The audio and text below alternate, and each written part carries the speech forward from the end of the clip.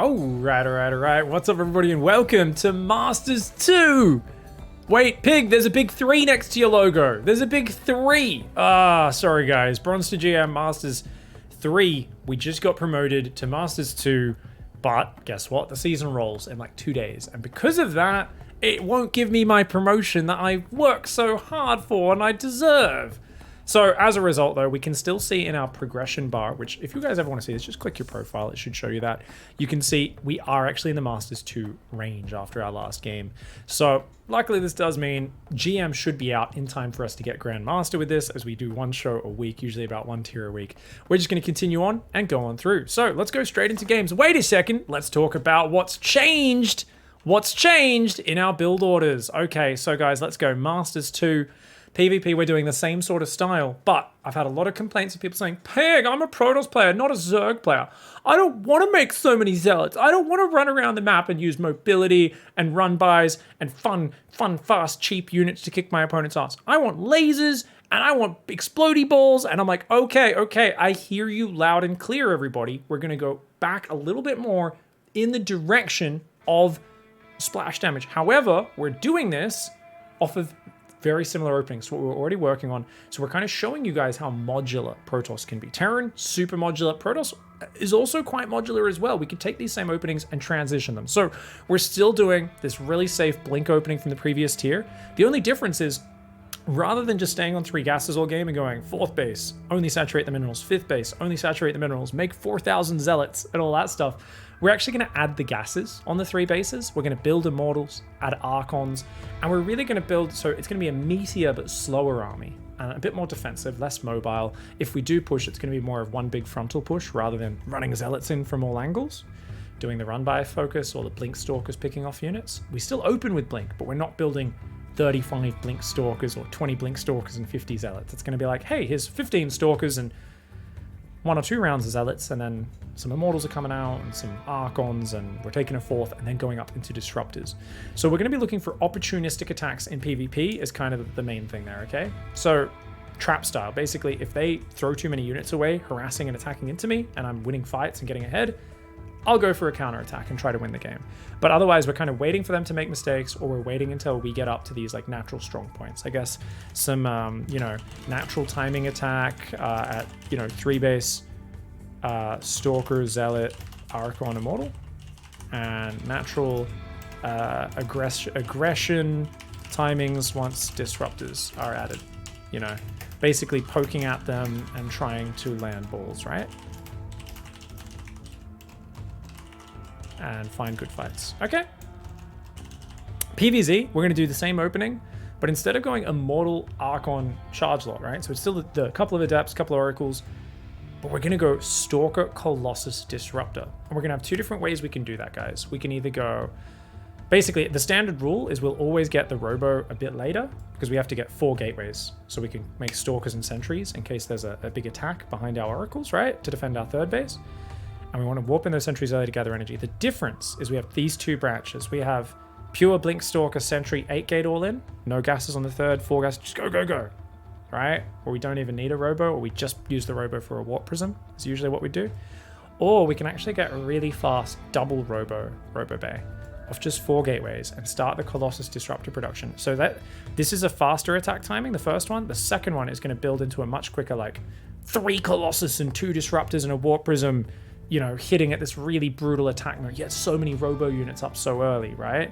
So we're kind of going to see the 2 different Stalkers, more of a keeps you safe, immediate, make lots of Stalker Sentry play, or a go kill them immediately.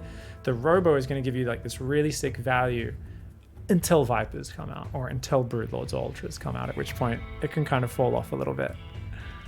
Next, PvT. And that's going to be a big shift in the opening. So the other 2 matchups are staying the same in the opening, but in Masters 2, we've had a lot of requests for Phoenix Colossus. I'm not playing full Phoenix Colossus because I do find it to be a very turtley style in that, I'm not just massing Phoenix and Colossus and going carriers or sit in my corner of the map ball game. You guys know that's not my style. I don't think it should be you guys' style. If you play well in the early game and you defend well and you get ahead, go bloody kill your opponent. So we're going to go up to 5 Phoenix, Colossus, and we're going to potentially look for maybe a big Chargelet Archon Colossus Phoenix timing attack, which can be super deadly because you can actually like go with that attack. Your Phoenix can pick up all their Widow Mines or disable all their siege tanks while your Zealot Archon Colossus. It's a really powerful attack if you defend well in the early game. And we've got some notes on how to adjust first 3 racks. And of course, what we do with our first Phoenix, flying across the map to see what build our opponent's doing. One of the big things that we're usually focusing on. Oh my god! Wow. Literal alive game, guys. I literally hadn't even finished clicking the button and I'm already in game. Let's go! Guys, we've got PVZ.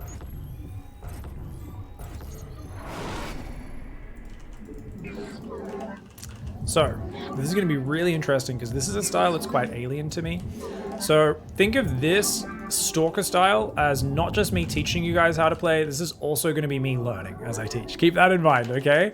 I'm going to make some mistakes. I'm going to learn some things as I go because I just don't have that deep understanding that I would have for, like, you know, I've played Storm, I've played Immortal Archon timings, I've played all sorts of Zealot, Immortal, Templar-based styles so many times, right, for so many years. I've screwed around with Stalker Colossus, but I've never, like, perfected a style. I've never made it my main style where I got really expert at it or anything like that. Oh, another detail, guys. I want to start pylon blocking. People have been like, dude, why don't you pylon block? It's so good. All the pros players do it. Now, there's periods in the meta where all the pros do it. There's periods where none of them do it. It just goes in and out of fashion. Is it disruptive? Yes. If you're going to chrono 2 adepts and pressure, is it good? Usually, yeah. It's usually pretty worth it.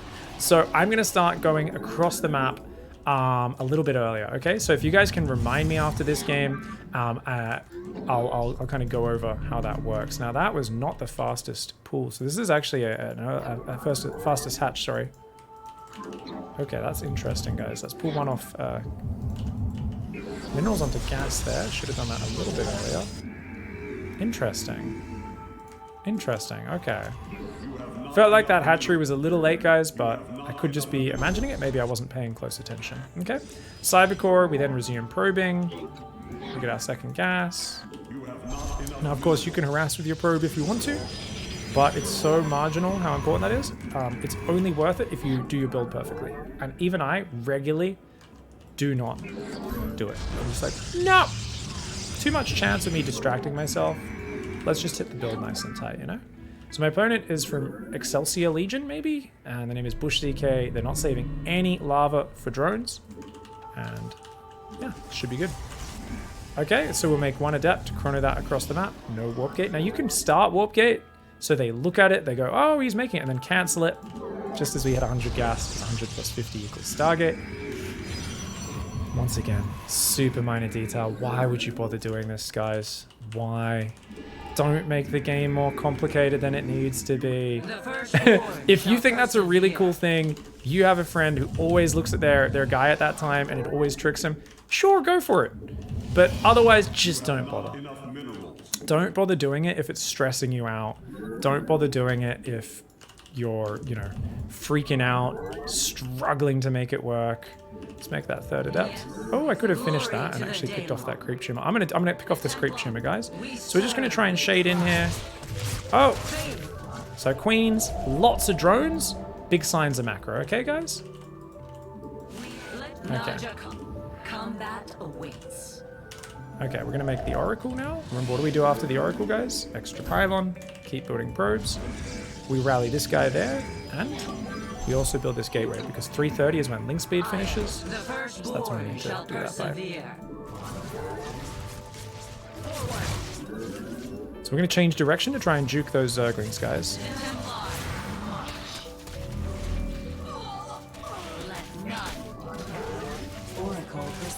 Well done. Okay, guys, you guys know that if you lose those, you have to keep the Oracle at home. You guys know this is my rule. We do this every single time. I'm gonna build that pylon there, even though it's a little exposed. Yeah.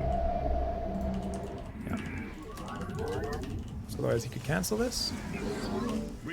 Double gas and then robo, remember? Our pylon is under attack.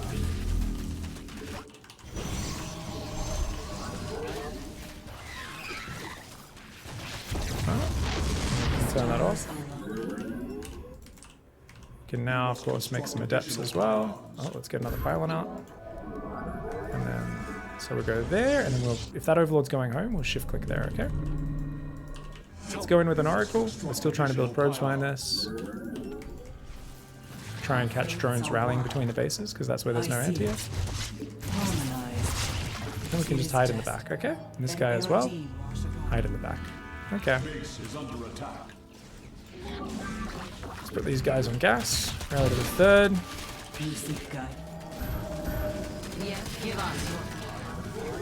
Whoops, we just F2'd, guys. That third is dead. Where shall we march?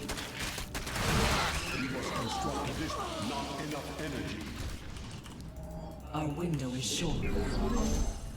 An arrow deep. The threads of... We're gonna make a Void Ray now, guys. Phoenix is gonna kill those guys. Try and rebuild that. Keep doing your build. Twilight Forge. Get the gateways. Phoenix can pull back. And we're just gonna send that around the edges, see if it kills some stuff. You seek guidance? Stasis trap can go there. These guys can go there. I still haven't built more pylons, which is a huge mistake, isn't it? At this point, guys, that's a big mistake. He could run in here, because I'm still not walled off. Oh no, that's really bad. Oh no. Alright, let's move my oracle forward.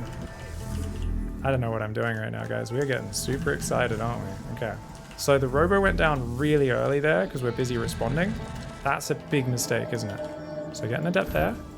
We're gonna keep these adepts here. Glory. Keep this guy back. My man.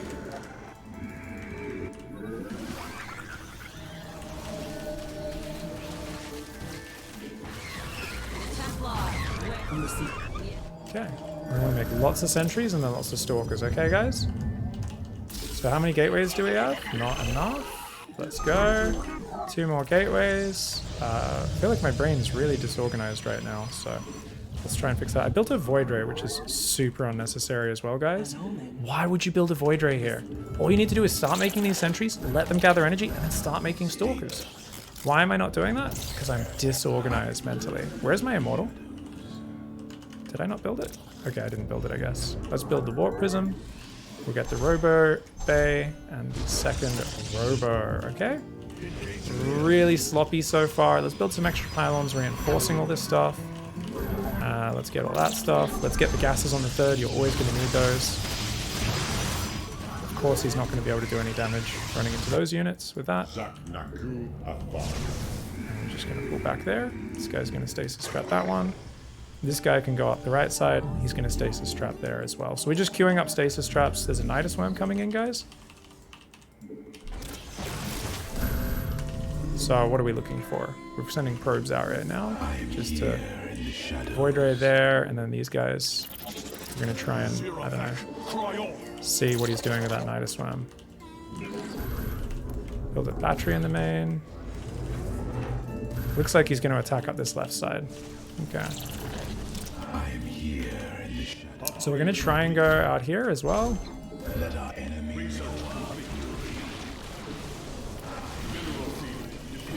We can trap these roaches so they can't escape.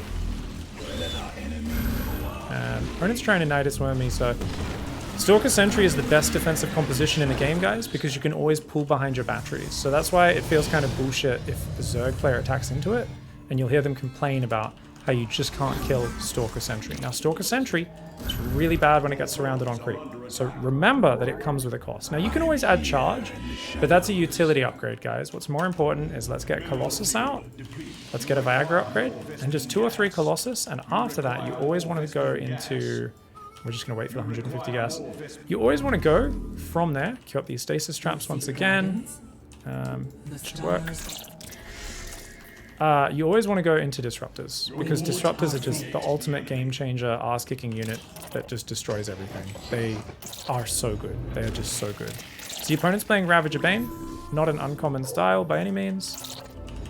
And we just want to keep chronoing our upgrades. We can get a cannon and a battery over there.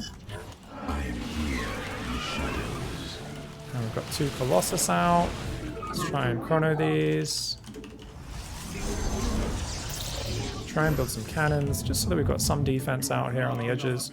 Especially because Baneling run-bys become very common as the game goes on, right? Oh my god. Right. Chrono boost the disruptors. Consciousness. Okay. Base is under attack. You require mineral.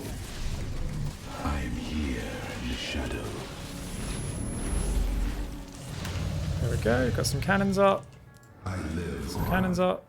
Okay. Alright, we're feeling good, guys. So why are we waiting right now? The reason is we need those disruptors. Now we've got some disruptors, and now we want to push forward. Now, where do you want to push? As always, I think it's a good idea to go and warp in or send Zealot run-bys on the opposite side. Because this is such a frontal pushing style, we're going to push this side of the map. Observer is right-clicked on a Colossus to follow it. We can still be a dickhead with our oracles, because he's never really dealt with it, so I figure this could work out The enemy has pretty discovered well. us. We meet our fate. Upgrade complete.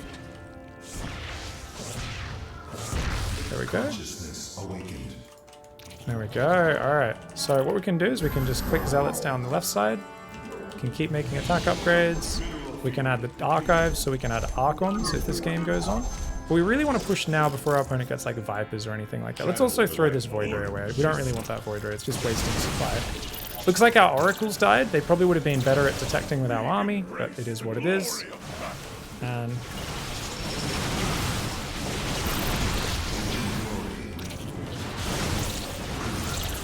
so notice we're just kind of throwing some balls out.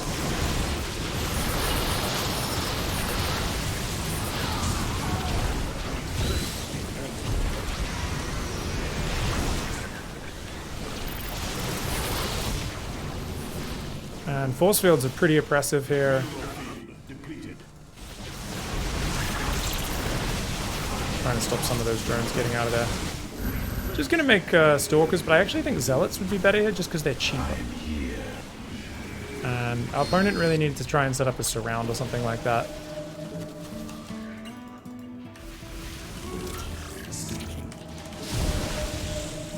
You can see he doesn't really have the numbers.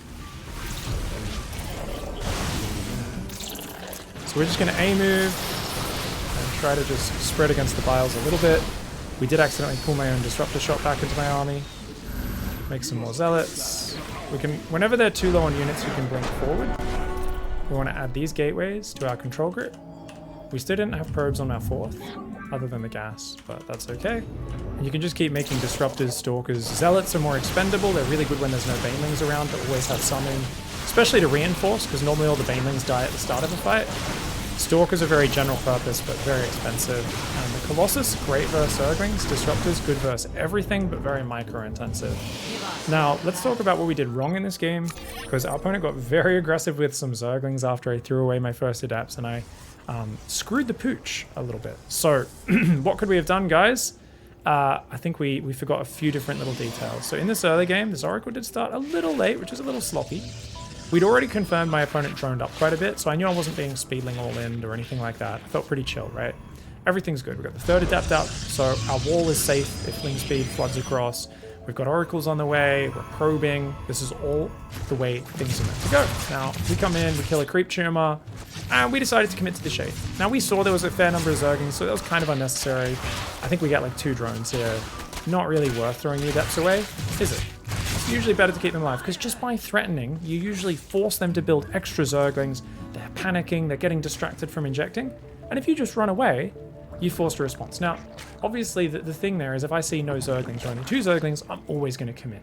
If I only see 1 Queen, I'm always going to commit. If my Adepts aren't already on yellow hit point when I start shading, probably a better choice to commit. But you just want to look at those tiny details and tally them up and get a feeling. It's like an approximation for this is a yes situation, this is a no situation, right? And I think that was just on the border of that's a no situation, didn't need to commit there. You're not always, sometimes they hide the Zerglings and they come in, surround your Adepts, it happens. but you just want to try and build your knowledge in this area. So we kept the Oracle at home to get the third, which was great. But guys, we didn't build an extra pylon, right? We're relying on this pylon. And this actually, I made a mistake here, which was I was very slow to turn my Oracle. 1, 2, could have turned that Oracle in a bit quicker. Now, if I quickly just warp into Adepts here right now, that would have been awesome if they finished warping in. Because this pylon barely dies, I'm now supply blocked. And not only am I supply blocked, but I take a frigging long time to build more pylons. So if I just warped into Adepts even here, if I warped them in here, they would have finished warping in, even though they would have been oversupply at that point, because I started warping in. So first things first, I should have built a bunch of extra pylons after losing that pylon. 2, 3 pylons. Because then I'm kind of like, I'll build one and then the Nexus will give me supply. But what happens, I get greedy, I send both Oracles to harass across the map, and because I don't have a pylon up here, and I haven't been able to warp in, I don't have any Adepts, I have 0 insurance. So as a result, sending both Oracles across is just greedy. I should have kept an Oracle at the third, I should have built more pylons, and what's the build, guys? The Robo is not as important. Remember, we're stuck in our old Masters 3 mindset here. We went for the Robo, we're meant to go Twilight Forge, 3rd and 4th Gateway, and the double gas, okay? Now, if we go the double gas with the Twilight Forge, basically the Twilight Forge takes the place of the Robo, that's totally fine. We can do it that way. 3rd, 4th gas, Twilight Forge, 3rd, 4th Gateway, and then we warp in 4-gate Sentry on the 3rd while adding 2nd Robo. And Robo Bay is probably the main style I'm going to be doing before going up to 8 gateways, but that would have been huge. Because what happens, guys, is I'm so reliant on this Nexus, and I'm like, oh yeah, we should build a pylon here. Bam! Zerglings come in, cancel it. Now, my opponent's build was not great. My opponent's only on 31 drones. Their economy is really, really weak.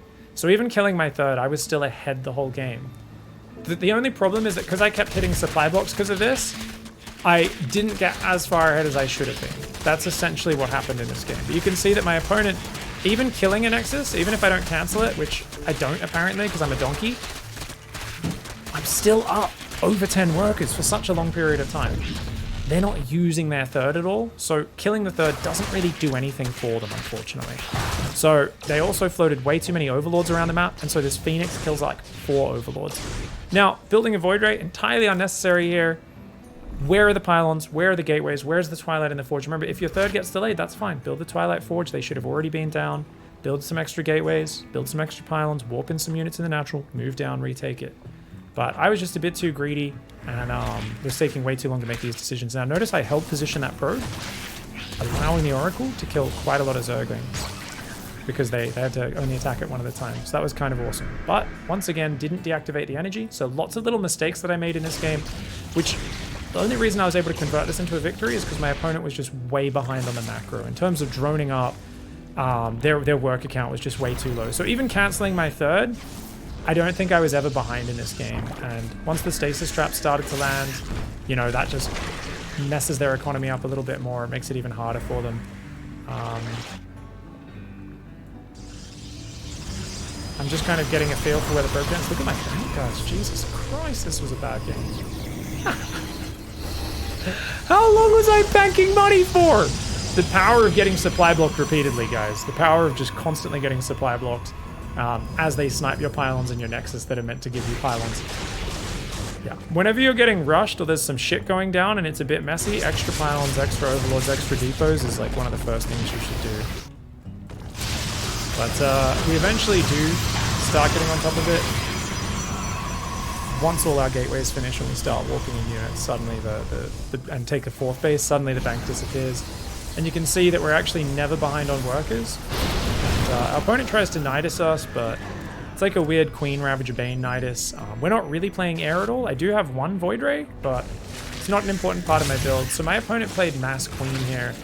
I think just because so many people play Skytoss at the moment, a lot of the Zerg's game plans are just by default. They're like, this is how I beat Skytoss. When of course, I'm not even playing Skytoss. I think there's just so many Void Ray spammers who just go Void Rays into carriers every game. Zergs are just kind of stuck in one mode of playing a little bit. So we get a win. It wasn't a clean game, but at least we kind of looked at, okay, let's remember Twilight and Forge instead of that Robo. Get up to the 4 gateways right after that as quick as possible. It's going to be a lot smoother from there. Theo says, I really like a half wall on 2k atmospheres. I'd use an extra gate and a forge to block the short run by path. So basically he's saying on that side of the expansion where banelings could roll in. Great idea. The reason I didn't, of course, is because it was so delayed and my pylons were late and I just kind of didn't think to. I think it's also because I've been doing so many 2-base timings that I haven't really been committing to. I've been going up to my gateways and my infrastructure before I even really secure the third properly. So it's all been built in my main. So there's kind of like an almost subconscious habit there where definitely walling off the side of your third from Bane busts, it makes it way harder. It gives you way more time to respond because the banelings have to go around the gateways to the other side of your mineral line. You can crush a big army, but Zerg can remax with a counter to that army. If you build a balanced composition, it's going to be hard, and they would need a vast income for them to build like a proper counter army as well. Like to just remax a whole army, that's pretty late game. Jared Ong, thank you for the 1-year resub.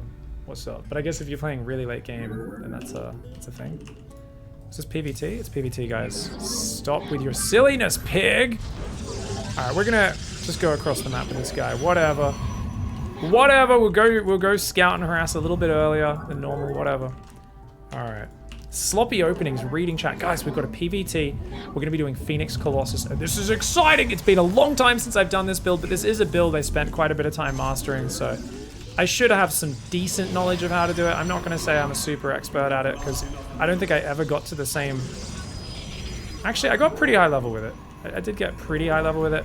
I think it's just I really struggled with a few of the top Terrans on the NA ladder who I could just never really beat with it, whereas I can beat them with my Zealot styles.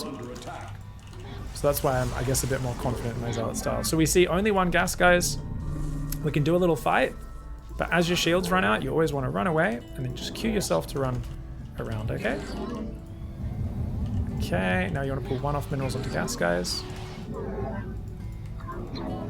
Now, I don't want to block that expansion until a little bit later, okay? Okay, you go there.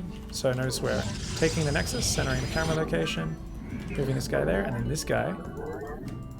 We're going to queue him to block that, and because he doesn't know I'm still there, he maybe thinks I left. He's only got 1 SCV down here. So this is a big mistake from my opponent. And notice I queue that path up, and I go home to macro. And we see a Marine, which means we don't need to worry about a Reaper. It's really good for us, guys. So we get out of there after being a dickhead. You guys know I like to build that pylon in the main. A lot of people prefer the low ground. It's totally fine if you prefer to do that, guys. I alternate. If there's like a really Hellion heavy meta, I often start putting the pylon down there so I can actually wall off. It's really, it just comes down to something that I shift back and forwards between. And if you prefer one, you feel safer with it, do it. No warp gate, guys, because we're going Phoenix. I'm going to do that. Now, why am I putting it there? Because now I've walled off the top for Reapers. I've walled off there for Reapers. And for units, Hellions running around. Of course, is that really important? No, because we know he didn't build a Reaper. Now, I guess he could build a Reaper after the Marine, but that's okay. So we're going to chrono another Adept. It's not really important to do that because we know there's not a Reaper, but normally if you're worried about a Reaper, you just chrono it. So we're just kind of showing you guys the default version of the build. But if you think about it, if you spotted a Marine first, you don't need to chrono it. Instead, you could chrono either the probes or the Phoenix. Now, guys, after one Phoenix, we're going to build a pylon on the natural and then a robo, okay? We are of one mind. So he's built 2 Marines. Interesting. Okay. So I'll hang out there. We'll go Phoenix, guys, and then we go pylon, like I said, and then robo. Oh my god! Well played. Where shall we march? All right, this guy's going to go across the map. Really well done. I wasn't expecting that. Let's build one more Adept here. Now, often I just sit on 2 Adepts for the whole early game, guys. Teleport successful. And your first Phoenix, you rally straight across the map to check what's up, okay? And there's always a delay on your second Phoenix because you built that robo. That's just how it goes. Now you want to build another pylon before it's too late. And then we're going to go double gas here at about 13, 14 workers on the natural, okay? This is a 3-Rex, isn't it? Yes, it is. Okay, guys, let's get a shield battery up. And okay, gonna try and make the Phoenix as quickly as possible. Now, you don't want to make a robo base straight away. I have met the enemy. Research complete. So notice I just pulled the probes, and that's because that was just a handful of units. Now I'm making zealots. You might be wondering, why are you making zealots? You don't have charge? The trick here, guys, is anything is okay, as long as I get it. We're gonna go Robo Bay as well. So he shouldn't be able to push me for a little bit. Trying to get up 3 gateways, which is standard. You always go 3 gateways before third base. You can do it greedier. We'll send a probe to the third as well, but we're not going to be able to take it for a while. So guys, we've got the Phoenix here, which are going to look for some pickups. If they can just grab a Marine. Oh, he's got lots of Marines in the main, so we don't want to take too much damage. We can now make an Observer while we're waiting for the Robo Bay to finish, and like I said, just Adepts and Zealots. These are really low gas units, because you're very starved for gas with this build. Now obviously, if we can get up a shield battery here, that'd be huge. It's a big if. Let's try and grab these rallying units again. Oh, he's actually got like 7 Marines there, which is not enough, I think, to take him down, but definitely something can cause us a little bit of second guessing ourselves. So we're going to try to, I don't know, should we go? I really want to pick off fighting units, so that's kind of why I'm doing this. Colossus and Viagra immediately, okay guys? We're going to make 1 sentry as well, just so we have Guardian Shield and more Zealots, okay? Alright, we're going to try and dive in here, see if we can grab more rallying units, or actually, you know what?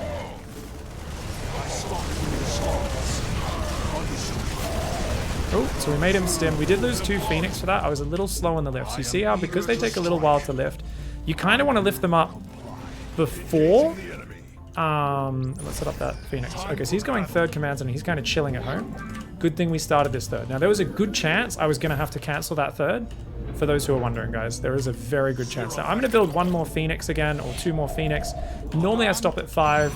Because I've lost 2, I figure, hey, let's do it. Let's get the Colossus. And what do we do next? Twilight Forge, and then 5 more gateways, which, of course, we're not up to yet. We're going to put a battery here. So we've got this way. We have a battery in every base, guys. We're going to keep probing. Oh, hello. Let's unsiege the Observer and try to follow him there. And let's see. Let's make some more Zealots. Yeah. Let's try and... Actually, we'll move the Observer back. Let's try and just track him with the Phoenix, shall we? And we want a 3rd Colossus as well. Where is this guy? Is he coming into the main?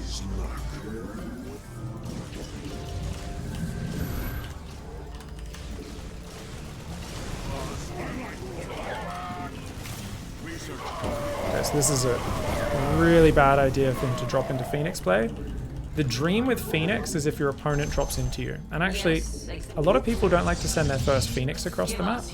And the reason for that is they would want to bait their opponent into dropping or attacking into them, kind of like what we just saw. Because it's like, hey, if they don't know I have Phoenix, they might commit to a Widowmine drop or a Hellion drop. And there's no escape. Once you commit versus Phoenix, you are committed. The only way out is to punch the Protoss player in the head. Now, we could just go win the game, guys, because we can pick up all those things, but I'm just going to build all the pieces like we normally do and go for the preset timing attack. Now, if I was under fear of a 2-base all-in, I wouldn't take these gases. I'd stop at 60 probes. Instead, guys, I am going up to 67 probes. There we go. All right, so we've got the Warp Prism on the way. We're making more sentries. We will make Blink after charge, so we can transition if our Phoenix die into a, more standard style. And we can make Observers. Why are we making Observers? Because he's already got the armory, okay? So this is going to come forward. We're going to move up there. And as our Templar Archives is done, look at our bank, guys. Let's make some more pylons, by the way. And you can always stand a guy out at your 4th base. Just be ready to take it in case. But 1, 2, 3, 4, 5, 6. 3 Archons and some Zealots warping in. And this army is just so killer. Now he's got a sensor tower up. He sees what I'm doing. But he cannot stop what I'm doing. So first things first, in this scenario, guys, control click your Colossus and try to bait him in. Now notice he stims, but he stims to run away.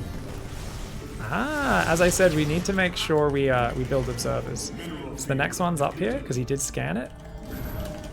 Let's take a 4. Did we get an upgrade? Let's get +1 armor. Try and make some more gateways as well. Just making Zealots because they're very easy, no morphing required. Looks like I did lose my sentry to his drop before, I didn't realize that. Now, if you do want to just commit to a big attack, I'm trying to use the Phoenix range because he's got a good Viking count, guys. And now he's building tanks as well. We're actually just going to go for it. So if you do that, pick up the tanks, the Widow Mines if you can. And I should have had a Guardian Shield in here. Now, in these big fights, guys, make sure you focus fire the Colossus on the clumped up fire, the Marines and the SCVs being the priority. Okay? Now notice the Phoenix are doing alright versus the Vikings. And we're just going to pull over to the left side. Our opponent was trying to play Mega Macro there. Really Mega Macro. So, what were we missing, guys? Blink needed to queue up. And what would we go next? Well, second Robo, because then we can build Disruptors, right? So we can add Disruptors and a second Forge. So I added the extra gateways just because I was floating money, right? That wasn't really... It's not like it's the highest priority, but I was like, hey, I'm floating money. I guess I might as well build a few more gateways, go up to like 11, 12 gates. That was intuitive. I think more important is get the second Forge, get the second Robo, and on your fourth base, take the gases. And even if you're just sitting on 67, 66, at most 75 probes, you don't need much more than that. It's a very powerful army. This army is very strong, but if he gets enough Vikings to overwhelm the Phoenix and then the Vikings, this army's suddenly not so strong, right? So we wanted to kind of fight right then. There's this natural strong point where we obviously killed his drop, which makes it even easier to make that decision, right? You've got Archons. They don't have ghosts yet. Archons are just the sickest tanks if they don't have ghosts, right? But if you stay on that army for too long, it expires. And this is something you guys might have seen SOS play before he retired. And one of the most frustrating things in his gameplay, and in how Maru would play against him, because Maru, his Achilles heel was always SOS. Like, Maru, I don't know if he showed that he was an idiot against SOS, or he just criminally undervalued him. But every time Maru would play SOS, he'd be like, okay, you're just making Zealots and Archons. I should like split off small squads of bio and just get jumped on by this hypermobile army that wants to fight. Whereas it's like, Maru, do what you do best. It's a shit tier army that's going to expire. Just literally mass expand slowly and turtle and just always EMP the Zealots and the Archons. Always keep your army together so you can't get picked off in small squads and you'll win. And that's kind of the weakness of this, right? Is if they do sit behind a wall, if they get enough bio together, they'll kill it. Yet Maru would consistently throw matches versus SOS, and a few other Terrans would, where he'd just be like, I have 46 Zealots 18 minutes into the game, and a bunch of Archons and some Stalkers, and you're like, this is not a good long-term army.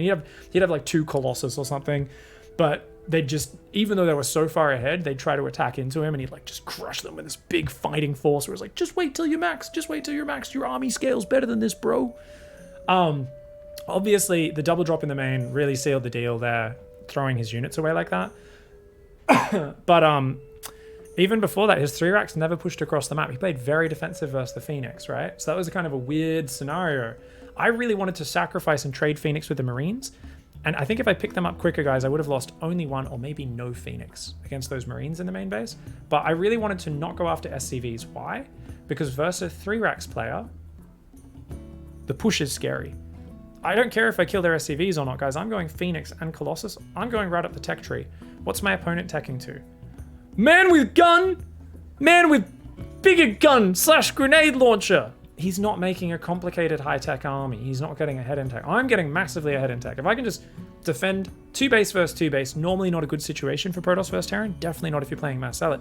But I'm playing Phoenix Colossus. Very high-tier units. It's totally okay to play 2 base versus 2 base here. The important thing is trade with the Marines with my Phoenix, pick those off rather than SCVs because I need to weaken that push. Otherwise, it's a very scary push he could do right before my Colossus is out. And yeah, I'll have a few Zealots and a battery overcharge and a few Phoenix, and you got to fight all together at the battery. But if I can pick a few Marines off beforehand, it's just a little bit more confident boosting. It makes it a bit easier for you. All right, guys, we're up against Bo Jenkins from Formless Bad Sloths. Very good Terran player, and we're going to once again be doing this Phoenix Colossus style, guys.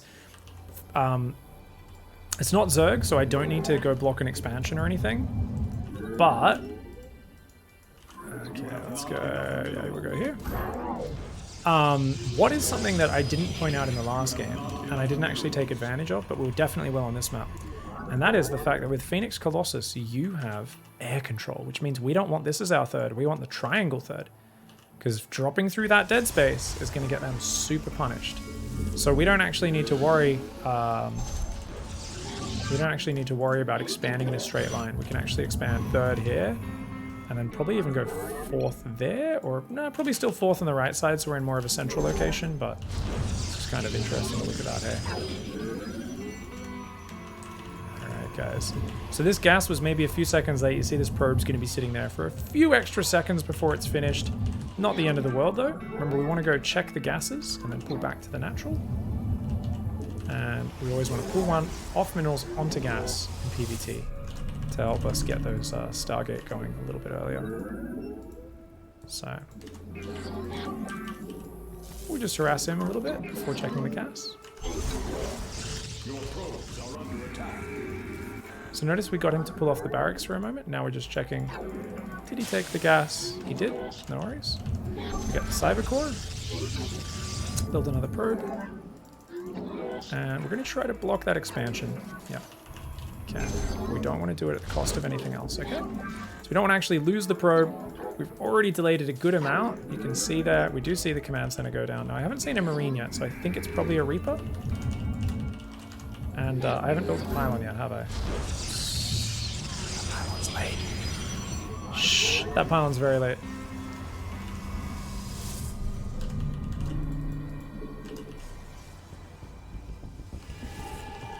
You must construct additional. Chronoed that a little bit early. Should have waited for the pylon to finish. Not the end of the world, though. So I'm going to try and tuck this Stargate in the back just so it's a little harder to scout. Remember, we want to hide this probe. And this adept. Okay, we'll pull this guy back just for a moment. And wait for that adept to be out. Because like I said, guys, here we go. Second adept as well. We don't know if it's a Reaper or not. I think it's a Reaper. So we're shading forwards while seeing if a Reaper's jumping in. Not higher. Shall combat. Your probes are under attack. Yes, Executor. Fate. Where shall we march? Give us glory to the Daemon. We are one mind. Give us your Oi! Die! Whew. Alright guys, we built a Phoenix, we then built a Pylon, and then a Robo. Piece of shit. That was really bad micro by me, guys. That was so uncoordinated. If there's a Hellion coming, it'd be bad to not have a guy at home. So just send one Adept across, just to scout. And does it even matter? Probably not. There we go, get the next one. Let's build another Pylon, because building lots of Phoenix chews up a lot of supply, guys. Okay, so we've got... My hotkeys were all jumbled, so we're just fixing that up quickly. Okay, there we go. Where I don't think we really need the Adept, because the Phoenix will see everything anyway, right? Oh, hello. Guys, check it. We're going to see a medevac come out in a moment, so we're just going to sit over that starport and see if we can get some damage done. Let's get the 2 gases, and then over there. We want to go second and third gateway as well. It's only like 1-2 Marines, so damage here is actually quite valuable, guys. Research complete. We're going to just see if we can spot where that medevac goes and be very annoying. Engaging the enemy. Telemark successful. Okay, I got the medevac and I kept my Phoenixes alive. This was unnecessary. Don't get me wrong, guys. We did not need to do that. But I chose to just because I figured it would be super like demotivating for him if we did it. Now, is that a good reason to do it? We're in Masters 2. I mean, it's good because it paid off. If it didn't pay off, I'd look like an idiot, wouldn't I?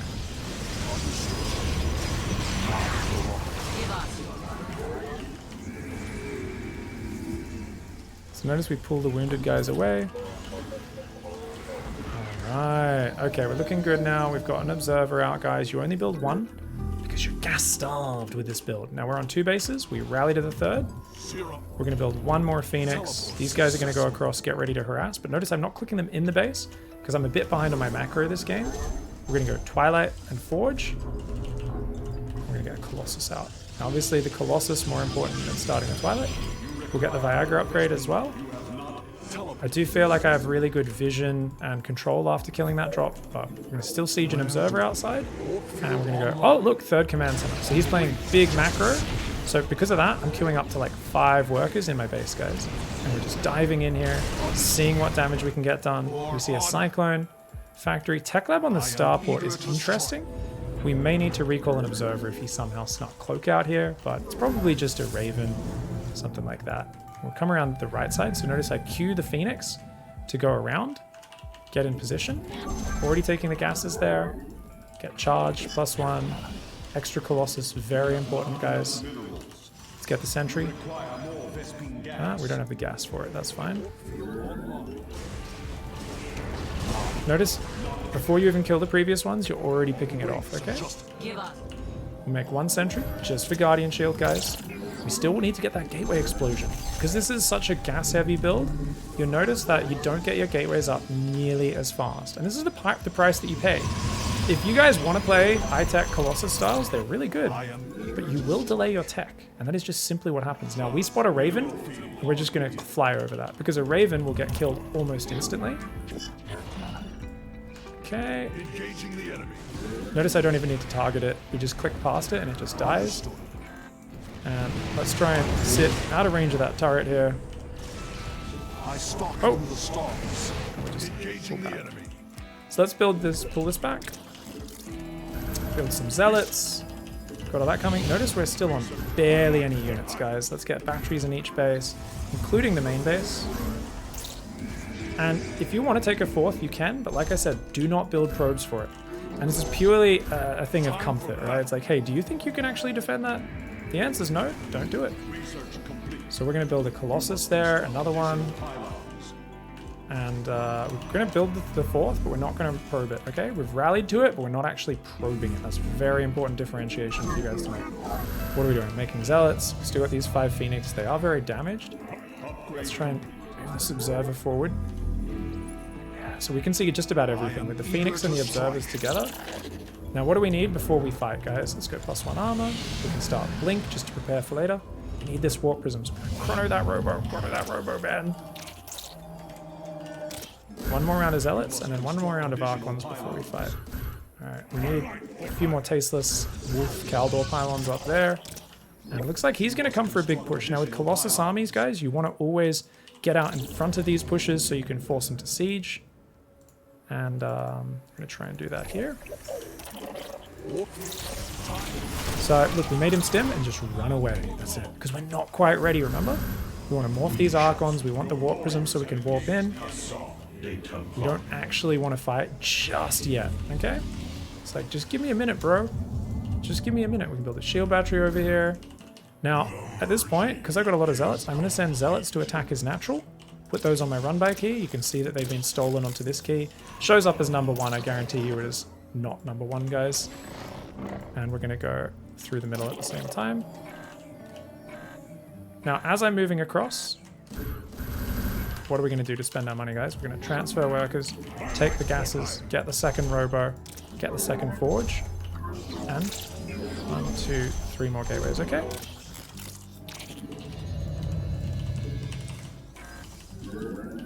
We've got Zealots attacking the left while the main army attacks the right. Don't really care about these Zealots, we're just seeing what they can do. Whoa! So his army's kind of coming from behind here. Okay. Phoenix got left behind, as did these units. We're going to quickly try and do that.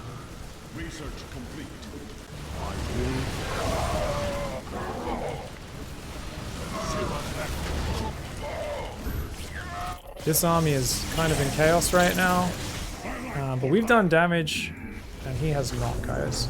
So we're going to F2, add to the army group, get the Phoenix on a separate group, steal them, hold the probe key down across 4 next side, which is going to build 20 probes in about 5 seconds. And this is the point in the game where if PvT gets messy, take a 5th base. I know it sounds silly, you're like, what? But I'm going to die. What? You can't just do this. This is what makes Terran players mad.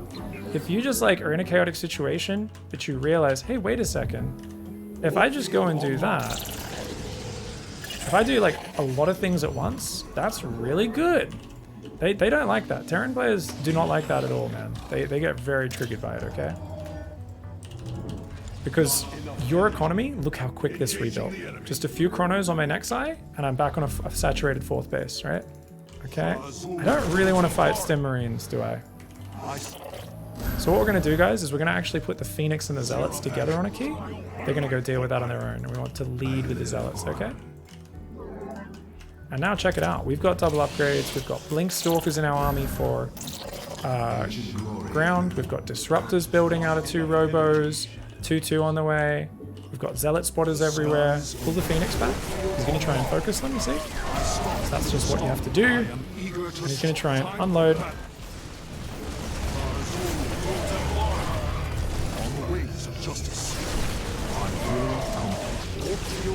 So we're going to send Zealots in the left. And then these Phoenix are purely on defense duty at this point, guys. They're just watching the edges for drops, okay? So we're going to go for a big attack on the front now. We've got a whole bunch of stuff. I don't know where my Warp Prism went. I think it flew through and died. Now, if you ever attack a planetary with Zealots, A-moving is a bad idea. But if there's no bio nearby, it's actually a really good idea if you shift-click on the SCVs. Because Zealots are just so tanky, they take so long to die, that it's basically always nice to do that. So we're making more Stalkers because I have almost no anti-air here, guys. And we're just going to look for the big ball, right? So we're just pulling the Zealots back. That was a bit of a dangerous box because I could have misclicked on the ball. So don't do what I just did if you guys aren't hyper accurate. And we're pulling away from that choke point. So we're once again just shaving off units, seeing what we can do. And I don't really have a lot of Stalkers, as I said. So let's try and get more. That'll allow us to kill bases. We can get these guys over on this 5th base. And you guys know I always put a camera location on my newest unsaturated base, so it's there. So I can quickly just go to my natural, box probes, transfer. Go to my 3rd, box probes, transfer. Makes it really easy for that, okay? Alright, so we're still gonna, I think I'm just gonna try and bust him up the middle, because I still think I should be able to kill him. Yep. Okay, let's just go for it, guys. I think I should have the numbers, I'm not sure if I will or not. We're trying to get the balls.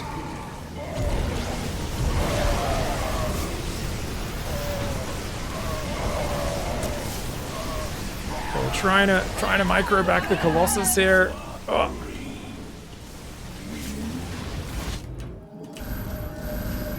More Zealots, more Stalkers. Okay. So what do we do next? You go 3-3. And you can see that this sort of style is naturally going to end up with us in more macro games. So what's something we would want to add if we didn't have such an aggressive stance all game? Cannon zoning out the edge. Okay, that's what this is, right? Cannon zoning out that left edge. And then also a cannon or 2 here. This base I don't care about because that's kind of where I'm dominating, right? Like, I don't really care about that area because I'm dominating that side of the map, right? So we got these guys. All right, we've got an Immortal out. What are we building? We're building a Disruptor and another Disruptor. Can rebuild a Colossus as well. Would be a good idea. Put some Zealots out. We embrace the glory of battle. Consciousness. Alright, we're going to try and use battery overcharge here.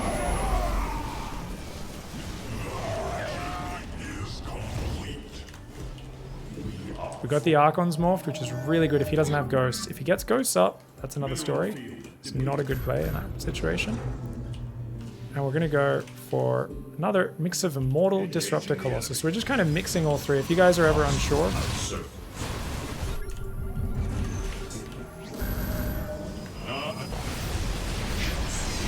Oh shit. I'm just going to F2 this now, because I don't think he should be able to fight me out here.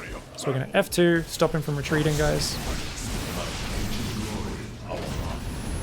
Okay, looks like the Viking might get taken down. Hard to say.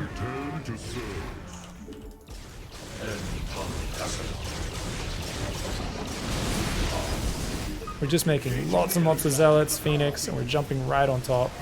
Well, not making Phoenix, but running them forward with the F2.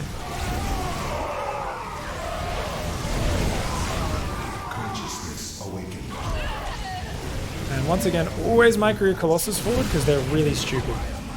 Colossus are the dumbest unit in the game, guys. Their range is too long. Same reason why Thors are really dumb. You need to purposely target them and stuff.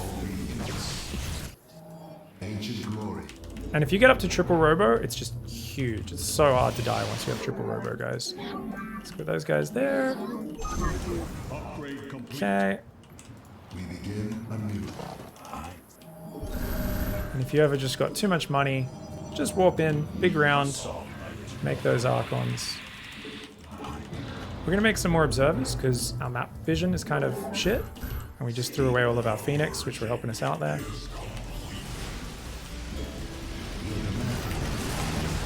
So what we're doing is I've realized I'm flanking him, right? So I'm like, hey, you kind of need to come back to defend, not the other way around. So if I keep pushing in there, I can zone him out with the balls, right?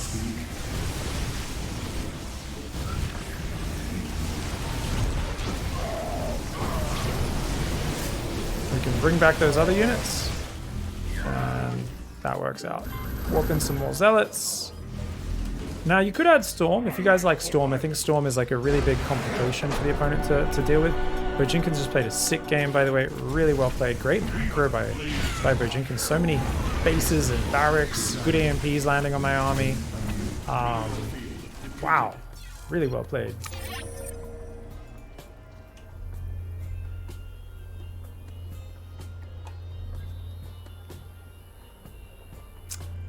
When did we get Colossus range? Right after the first Colossus. This is kind of crazy. Like I said, it's been a while since I've done this build, so some of it is still getting ironed out. And that's why we need to go over these replays and explain to you guys exactly, hey, what did we do right? What did we do wrong? Now remember, it's always Robo after the first Phoenix, and that often delays the second Phoenix slightly, right?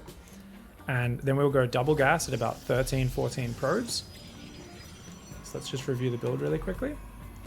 About 13 probes on the natural. I think I took it about 15 this game, which is obviously not much later. Probes only take 12 seconds to build.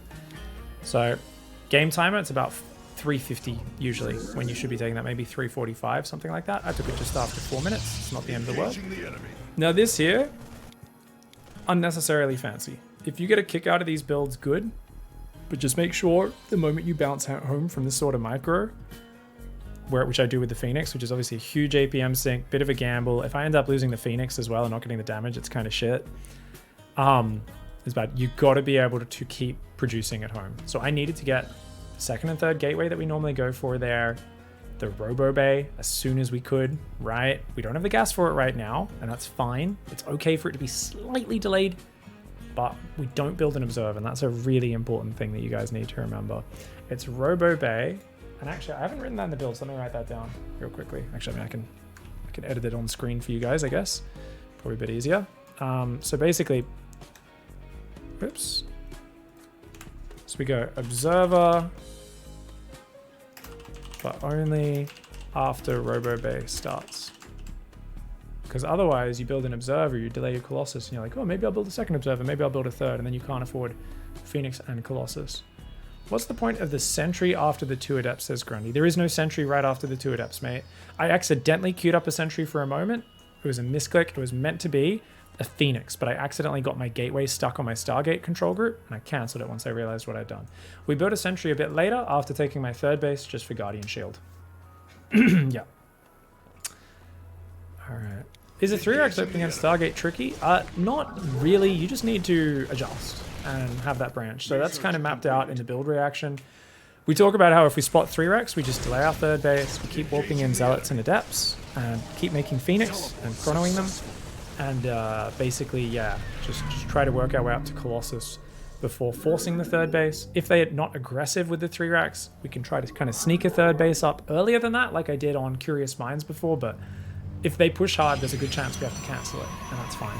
That's why we don't build like 4 pylons there or something. It's like, oh, we canceled the Nexus and lost a pylon. Not the end of the world. Is there a beginner Skytoss build? I got bored of Archon Immortal, says Kudash. So what you want to do is you want to take your... I don't know if you have a scrotum. Maybe if you have like a tit, a scrotum. Basically take some saggy part of your body, whatever that is, and just drag it back and forth across the keyboard. And as long as you're, occasionally building some Stargate units and some cannons, it'll probably work pretty well up to a pretty decent level. I'm philosophically, in my heart of hearts, opposed to teaching people how to just make SkyToss because it's really boring in my mind.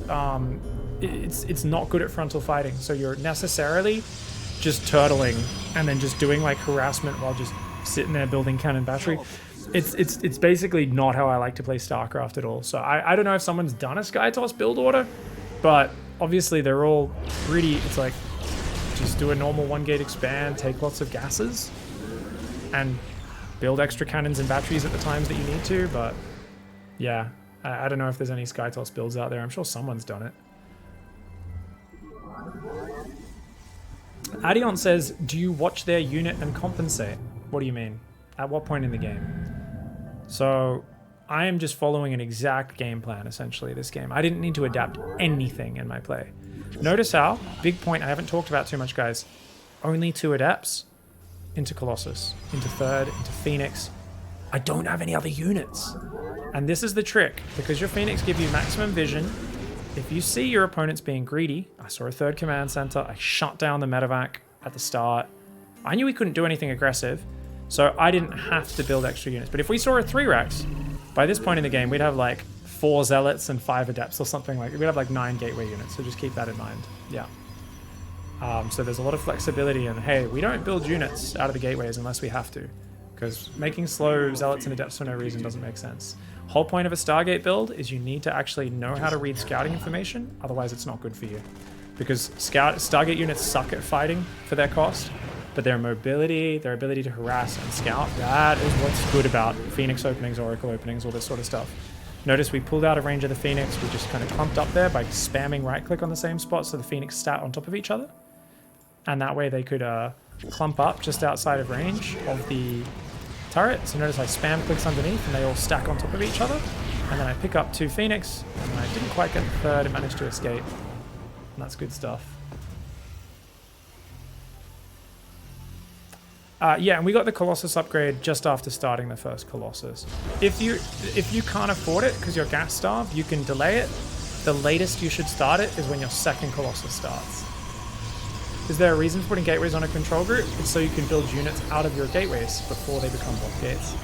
So it's for cheesy situations, it's for situations where warp gate gets cancelled, proxies, all sorts of scenarios, so that you're using the same button. So you don't have to use a different control group for your gateways in the early game and then for your warp gates later. And a lot of people don't bother with it. It's not the highest priority change for anybody. I'm not like, oh my god, I can't believe you're doing this. You're going to stay Silver League forever. But it's also something where default having your buildings control group for you is not something that any old RTS player is really used to. So we're like, fuck you, game. Don't control group things for me. I'll control group them myself. Thank you very much. Do you have a rule of thumb on I'm ahead, pull back, and get more ahead versus I'm ahead, time to go kill the guy, says KYC? Well, I mean, that's just the Artosis rule, KYC. So the Artosis rule is a very simple rule. If you look at my Understanding the Game State Pig Daily video from many years ago, I go into very big detail about if you understand the basic metrics of StarCraft, you can make logical, intelligent decisions, right? Most people never get to that point. They're just like, yeah, Colossus, lasers, Marines, good unit. People can get really technical with their like high-level meta from what they've heard pro gamers talk about. They usually jump up to that from watching commentary, watching pro streams without really having the fundamental knowledge, right? Of compare your work account, who's got more economy, compare your tech, who's got the higher tech army, who's got more upgrades. If you kind of weigh all those up, there's like an ongoing scales across different things, right? So,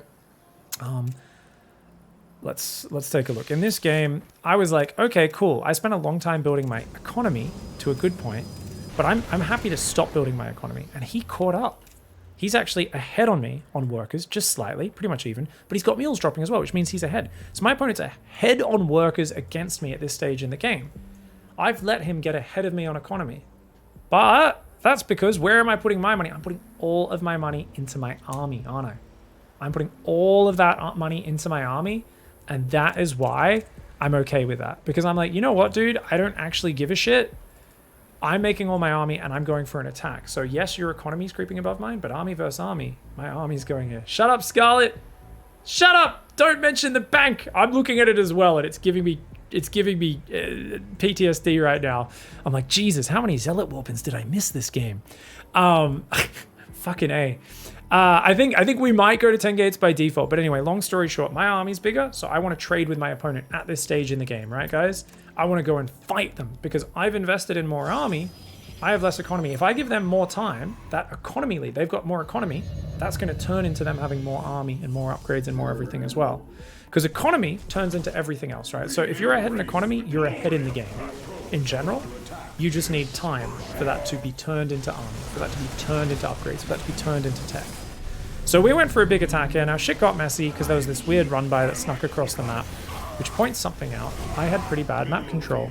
Now, obviously the Phoenix are good for map control, but what are a few things we could add in here?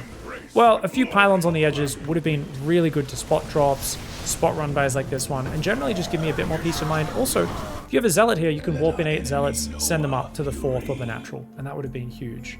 So that would have been really good. Now, obviously, notice we did do battery overcharge and healed the Nexus. That's a set play, guys. Whenever you've got a base that's kind of getting sniped a little bit, overcharge, heal the Nexus, it'll buy you a bunch of time keeping that Nexus alive. Just remember to do those two. Activate overcharge, heal the Nexus. Really good way, especially if they're focus firing the Nexus and they don't realize for a few seconds.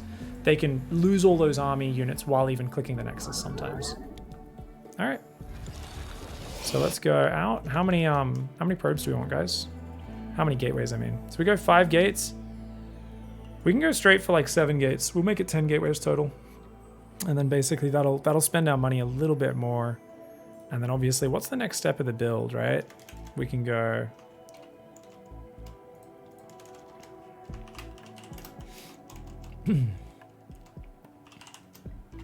Well, normally it would be...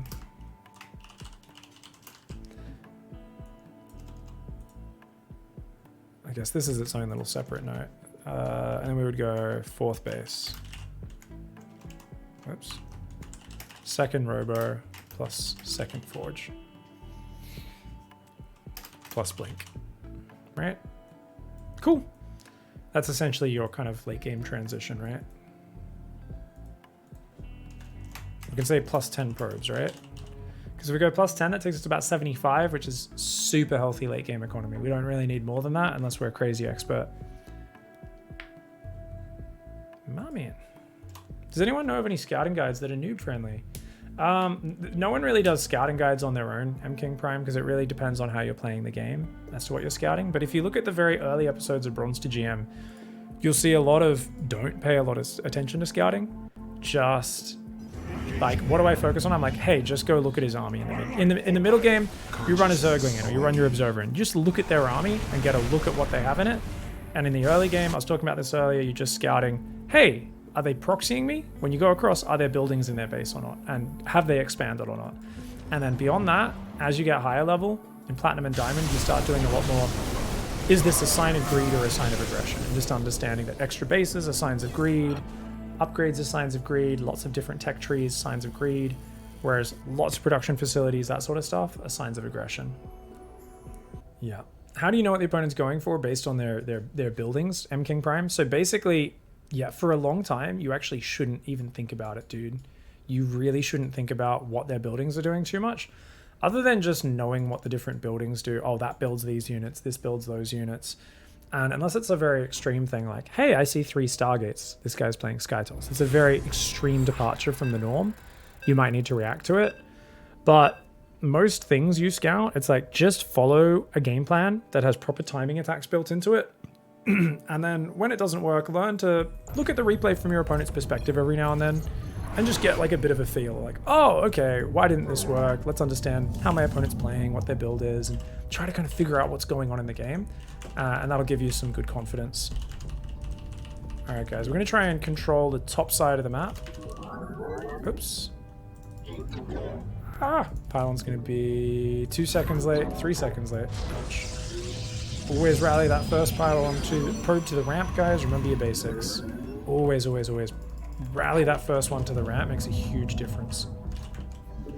I've been going Nexus after the 21st probe. Yeah, you pause on 20. You go 20 Nexus, and then 20 Cybercore. A lot of people are messing up their opening really badly for no good reason.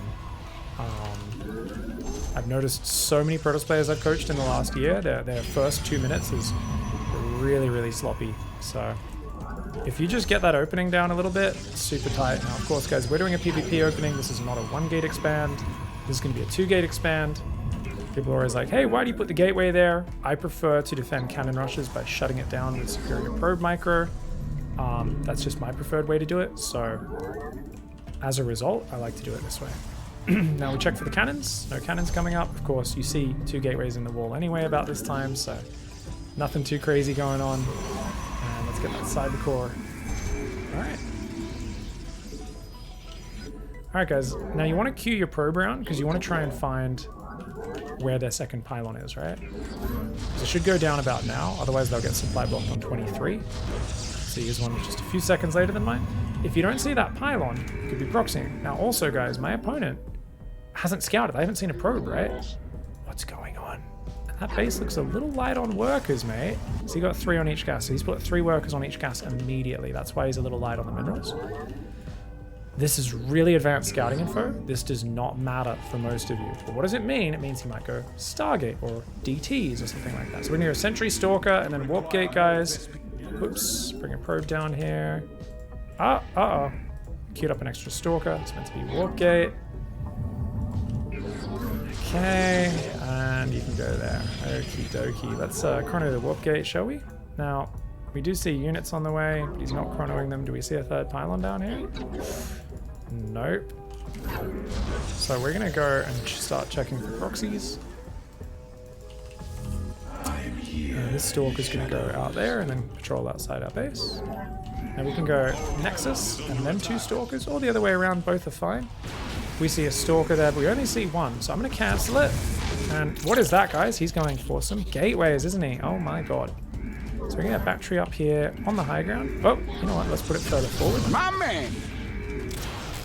Okay, now he's already chronoing a Stalker, so I don't want to risk taking that down, guys. And what we're gonna do is we're gonna build a Robo here, okay? Okay, so we've got units here. Shield battery might barely be able to reach from the high ground. I'm not quite sure. I'm going to keep chronoing the Warp Gate just so I can try to get that out. I am here in the shadows. Oh, really? You could see me from there? That sentry was just a little bit low, I guess. I am here in the shadows. Okay. No, we're going to have Warp Gate ready in a moment. So we should be good. Now, I'm going to keep probing because I'm a crazy person, guys. But remember, I said, hey, why has he got so much gas? And then I was also like, hey, wait a second. What's going on here? Now, notice we're going to have overcharge in a moment, guys. And we've got an Immortal on the way. Now, he's trying to focus fire my Stalker. We're gonna have to pull back to the ramp, guys.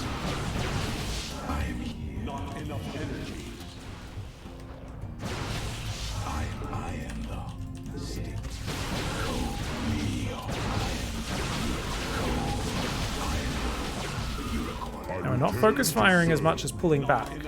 When I pull back, I stop him from being able to one-shot these Stalkers, guys. That's the whole trick here, okay? So notice, he's going to try and focus the Immortal. Whatever he targets, that's what I'm pulling back. That's what all this micro is, for those who are wondering. All this micro is me pulling back the unit that he's focus firing. Now, I'm reprobing right now because I've got an Immortal, I've got a shield battery. I could have built another one. I don't think I need it, guys. Maybe I do! Wow, this is crazy, guys. This guy's really bringing in some tempo, isn't he? Where's that Immortal, bro? Alright, we're building another Immortal, another one coming out. Do we have battery overcharge? Alright, I need to save energy for that. That battery overcharge will be my saving grace here.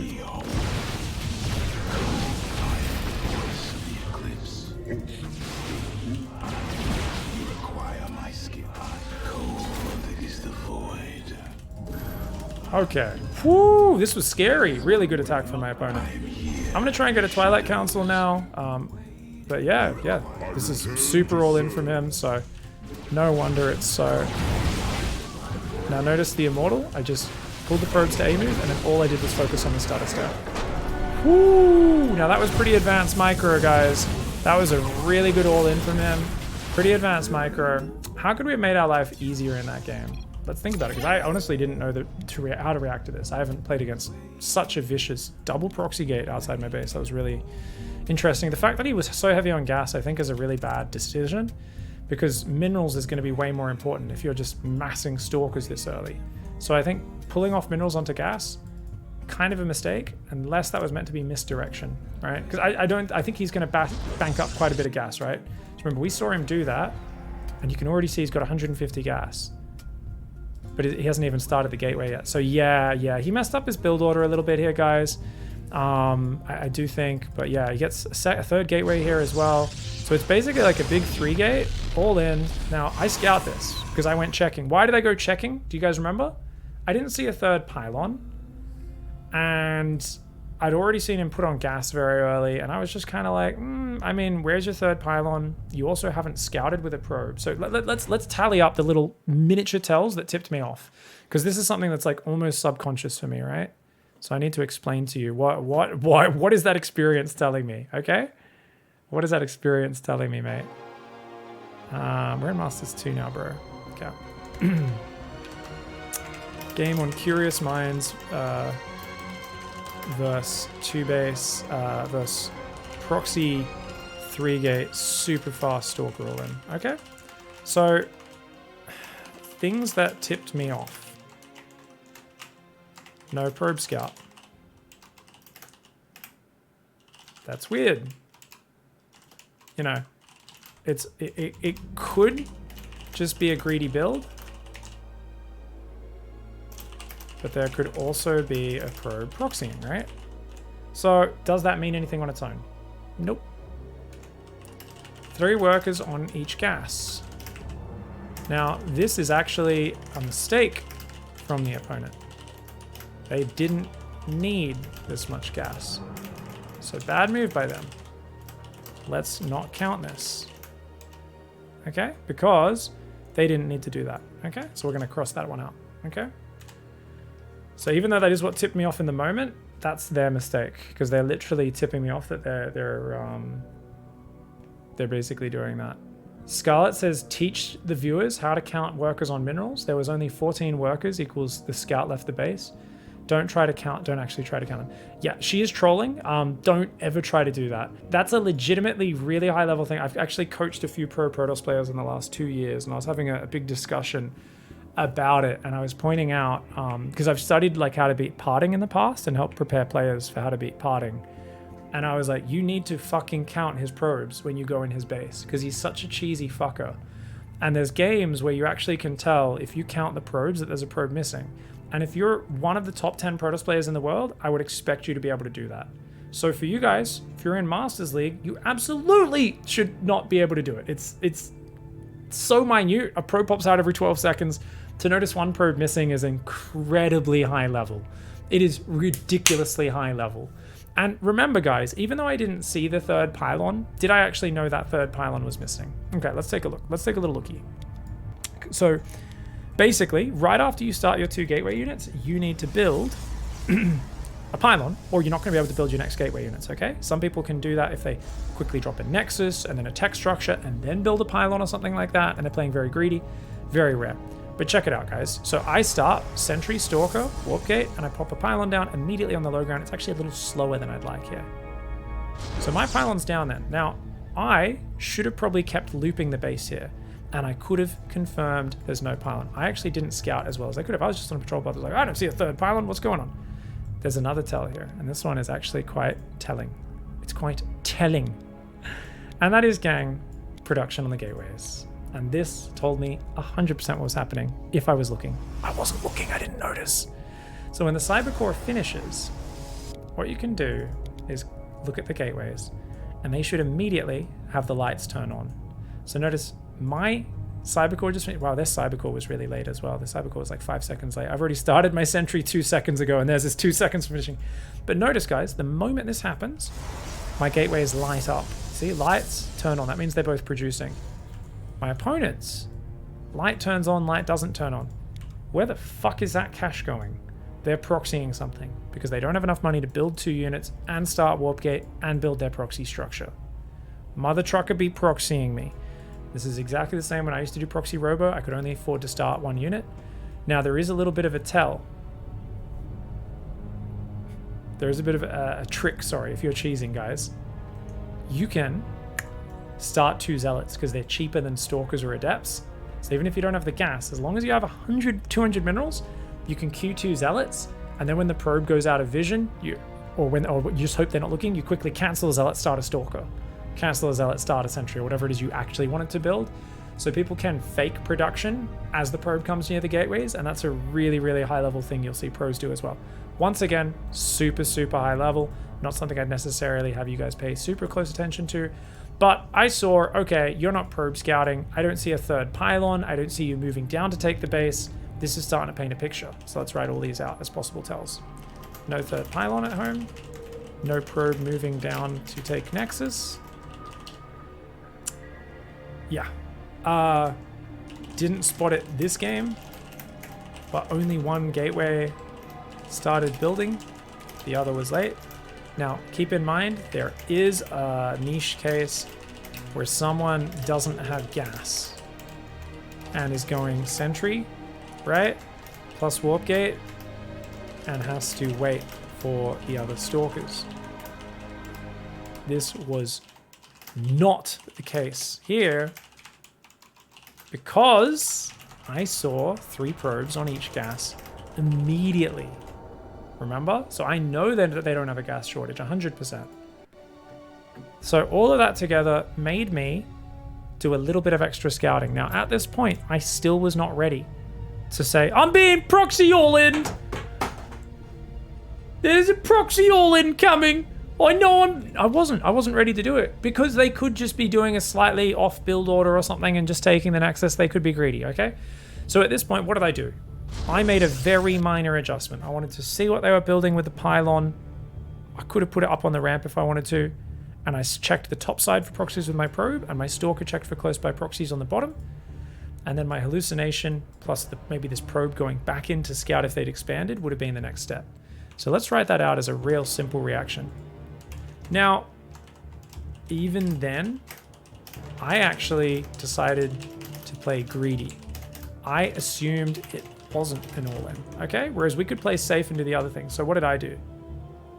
Safe reaction equals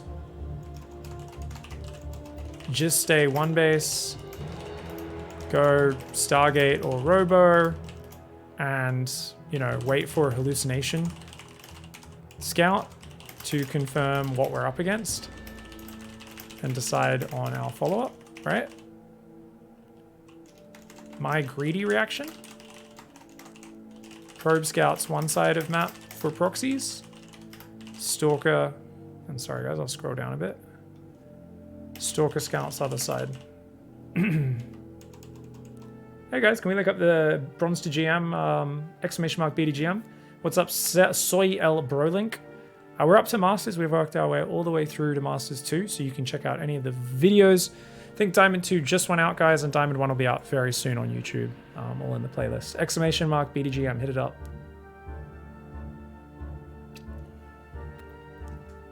My greedy reaction.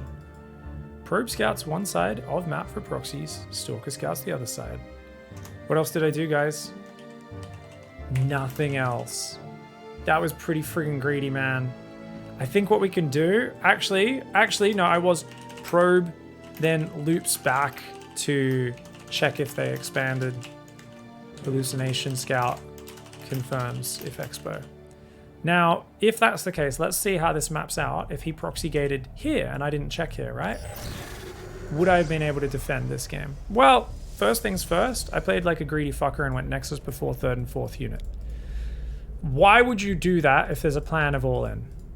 I normally go 3rd and 4th gateway unit, then the Nexus. Occasionally, I do it this greedy or the faster Nexus, but to do it here, when I've already seen some signs of dodgy shit going down, this is objectively a super dangerous and bad play, guys. Because if I go those 2 units, upon seeing this, I then could have queued up a 5th and 6th gateway unit before Warp Gate finishes, and then warp in 7 and 8 unit. If I had 8 Stalkers instead of 6 Stalkers, or 5 Stalkers in a Sentry, 7 Stalkers in a Sentry, that would have made a huge difference here. So this is a really, really big issue, mate. Tempests are a really advanced unit. If your opponent's turtling and making just air units, just take like 5 bases wind up, build a bigger economy than you used to, and go for a bunch of forges. Go for a whole bunch of forges. Like get 2 forges and just make mass blink stalker is probably a much easier way to do it. Just stalkers and zealots to deal with the ground, but Tempests are very good at picking away at stuff from afar, but maybe not the best. So check this out. The thing is, yeah, if I had already had 2 more units popping out, I could have killed one of these stalkers straight away, guys, just by being safer with my build order. Right? So if I just built 2 more units, that would have meant this couldn't come in, and it would only be when warp gate finishes, which is admittedly very quick, that he was warping in 4, it's actually a 4 gate. Oof. And he would go 4 stalker warp in on top of the 3 stalkers that are already out. Now obviously I think I took a good trade here anyway, right? I lost a stalker for a stalker, it wasn't too bad. As I do some extra damage. And I definitely could have built an extra shield battery here, for sure. So I think that tells us as long as we build the 3rd and 4th unit before the Nexus, we are just generically safe. I was a bit greedy this time, okay? Alright guys, what's the big problem here? The big problem is you guys are going to shit the bed with your micro. I can't pull back the unit fast enough. Yes, you can. You can. Trust me, guys. You can do this, okay? First things first, I could have had more units, which means I wouldn't have needed to be as tight on the micro. I definitely kind of got myself out of trouble with micro. First things first, spread your units out. Don't sit them like this. Because if they're like this, and you try to pull the unit back from here, it's blocked by the other stalkers. Spread them out in a line so they all fire at the same time, and you can easily pull them back without them being obstructed, okay? These stalkers are a little bit derpy with how they're placed.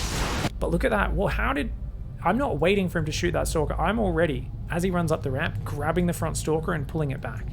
So even if you've got a delay on it, guys, you can always go, okay, cool, and he's probably going to change targets to one of these guys. He doesn't. He gets stubborn. He keeps going after that same stalker. He barely manages to get it there. But you can see that costs him a stalker and another stalker. So he loses 2 for 1. If I didn't pull back, he would have killed that stalker. It would have been a 1 for 1 trade. But he actually does really well there. And you can see, of course, battery overcharge is available in a moment. So, did I spend my energy? No, I spent my energy like an idiot, didn't I? So I couldn't battery overcharge here. And if you focus fire his stalkers, that's awesome. But yeah, and pull probes whenever you're looking to get outnumbered. But essentially, trying to just pull back these weak units, because if he can shoot all his stalkers at once, he can just one-shot them. And yeah, I chronoed the Immortal instead. I kept going a bit too far forward there, but you can see how we're just trying to get the maximum regen out of that battery. And with the Immortal coming down, we are good. They're almost always going to target the Immortal. So always just preemptively select the Immortal and start pulling it back. Already mentally prepared. He's going to try to focus the Immortal down, be ready to start a step it backwards when they're targeting it, and when they're not, start a step it forwards to make sure it gets in range. What's up?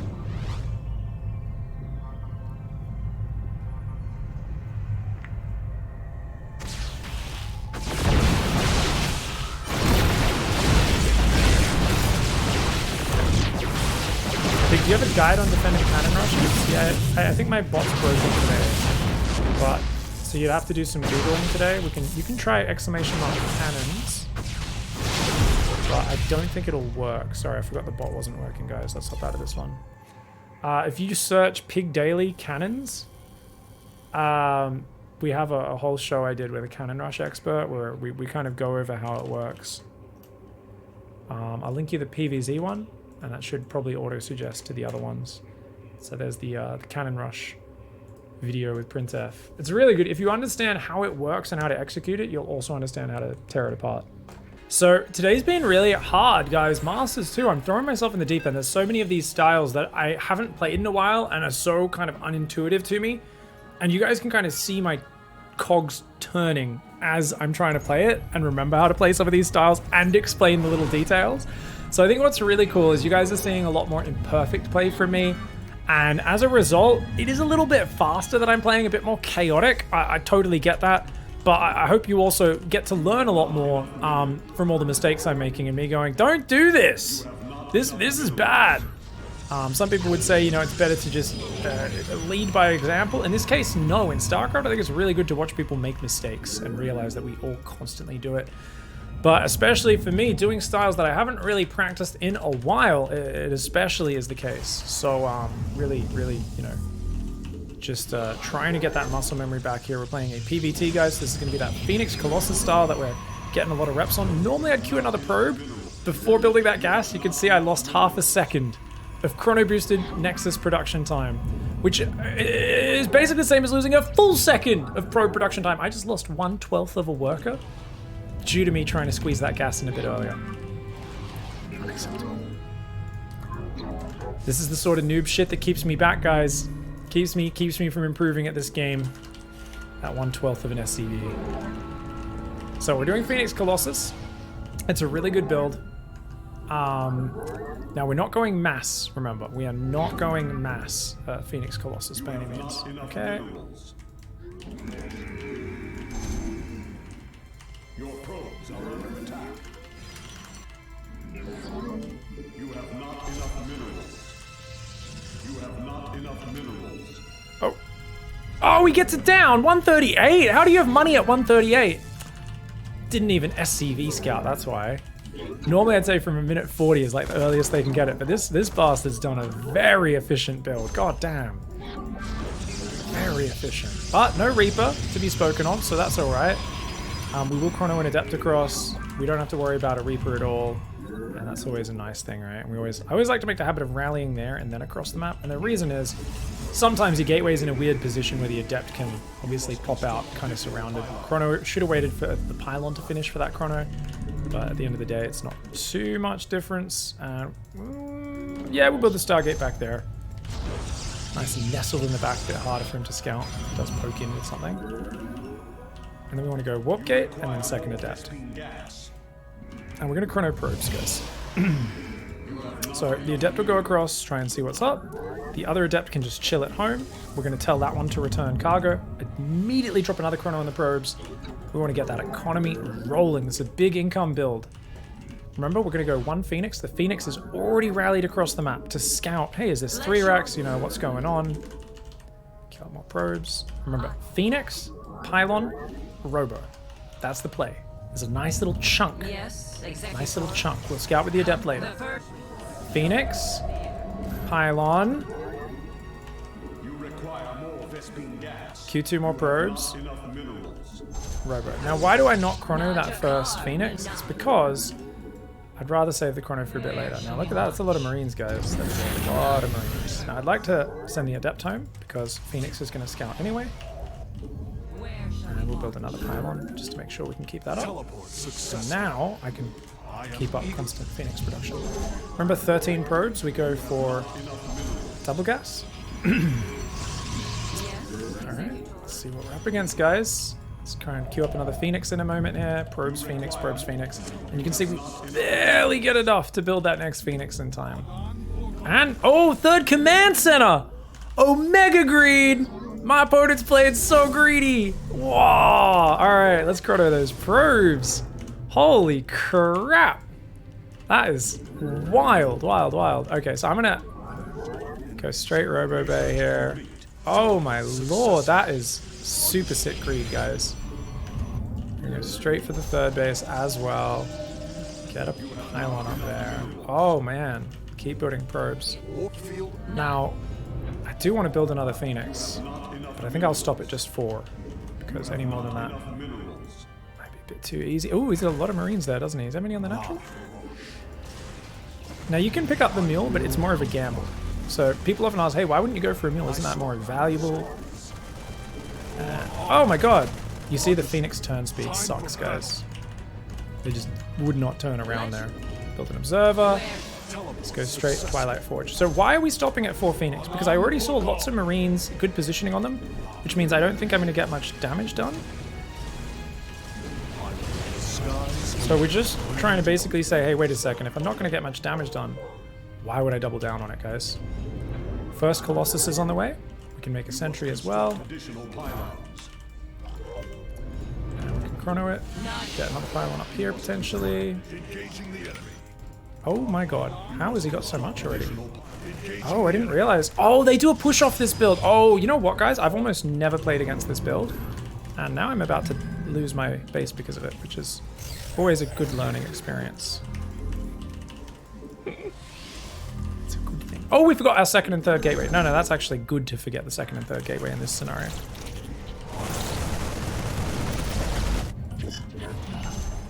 Okay. skies open. You must construct additional pylons. Engaging the enemy. I don't want to chase him too far because he could always surround me. If he goes home, alright, we'll send the Phoenix to harass. Now we're going for 2 bases at once. I understand. This seems greedy. It is. Okay, so this is a 3 racks afterwards. I actually didn't notice the 3rd barracks. I thought it was only 2 barracks, so I totally misread this game. And now I'm in what we call Doo-Doo Poo-Poo Town. Now, Doo-Doo Poo-Poo Town's not the worst place to be. It's pretty bad. But you can definitely get out of there. We're going to make a 3rd Colossus. And the question I have right now is... Okay, well... What can I pick up? His medevacs are really late, which means he doesn't really have an answer for Colossus, guys.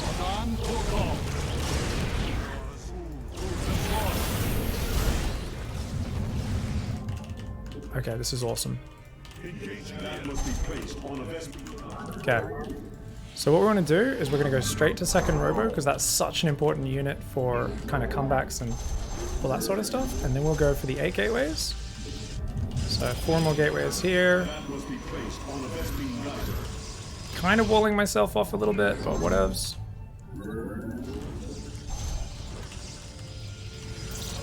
The skies await.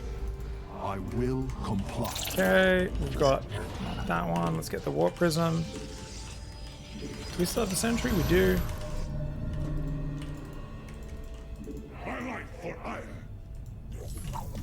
I am Gonna keep picking dudes up.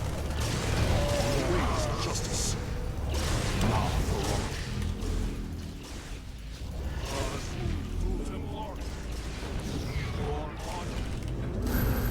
Engaging the enemy.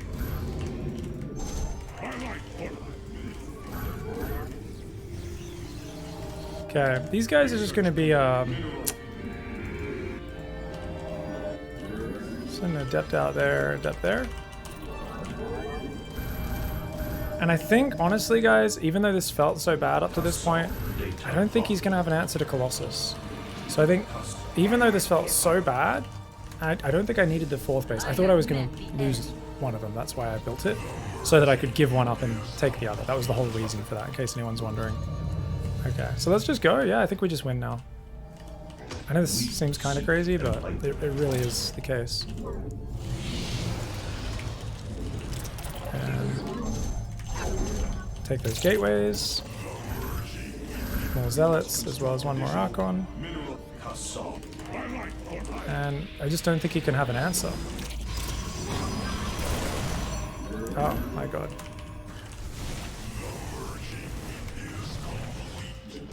Your probes are under attack.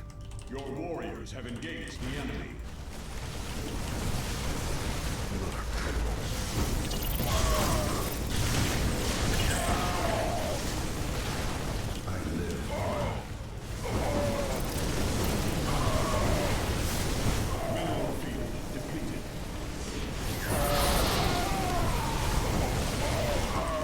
Oh my god. You must construct additional pylons.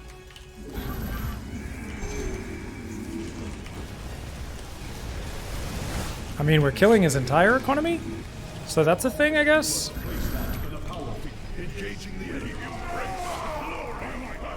We're making DTs, and now we need a 3rd Robo.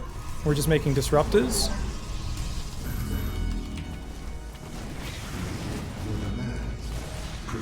Mineral field depleted.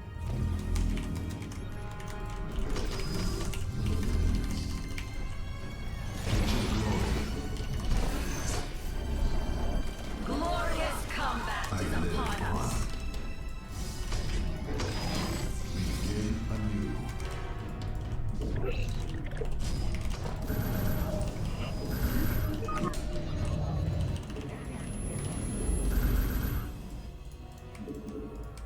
And we're just, what do we just do? We just shift deselected DTs into every base, guys. You have not enough mineral. Mineral field depleted. And that War Prism, just gonna run away. Its job was to buy time. Now we've kept him off our back long enough. We can go back into Colossus now. Oh, we never got a second forge. That's the one big piece of tech we've been missing this whole time. Ooh, that's a big problem. That is a big problem. We'll make Blink as well. Okay. I'll make some more probes here. Is upon the darkness.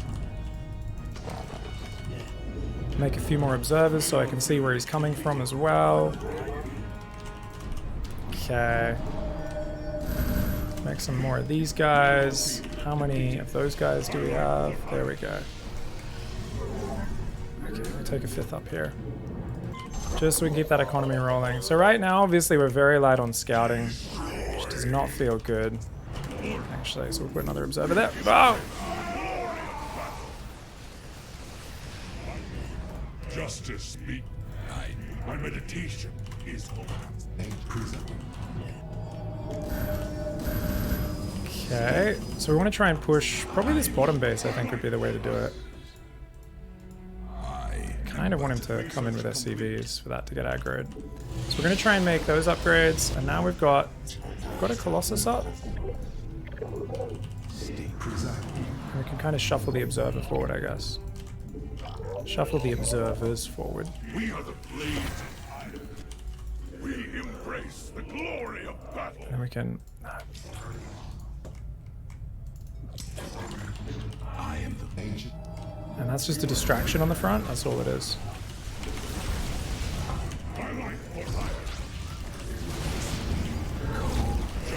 I just stole those zealots off so they don't pull back with my control groups. Okay. And what are we doing? We're shift clicking add-ons right now. And we're going to rotate around the other side. Keep upgrading, and we're going to try and kill the other base. Okay. And then this is going to warp in more zealots to hit this base once he moves out of position. Okay.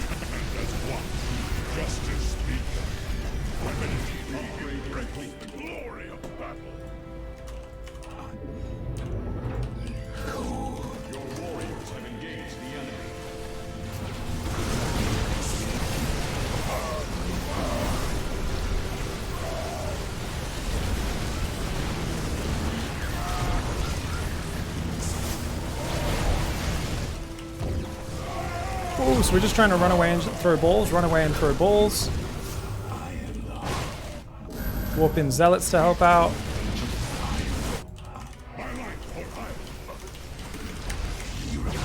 If we can take out some Vikings, that'd be super huge. TT's in there, zealots still in there. And remember, oh, I should have sent units into that base during this, because we killed the libs, didn't we?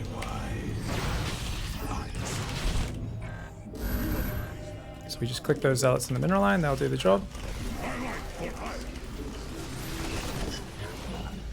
And pull out of the scan range. And then you just keep attacking with zealots. Woof! While you're rebuilding your core units, which you never should have exposed to getting surrounded if you weren't a donkey who gets too excited. But guys, of course, my specialty is being a donkey. So you got to embrace who you are sometimes and just kind of flow with the annoyance of realizing who you are as a person. And as long as you attack there, attack the middle, and warp in zealots in the main, you can even click one in the natural. What are we doing? We're queuing up problems. Big army there beats my army. That's fine.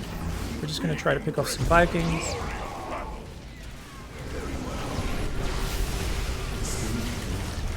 Use a Stalker.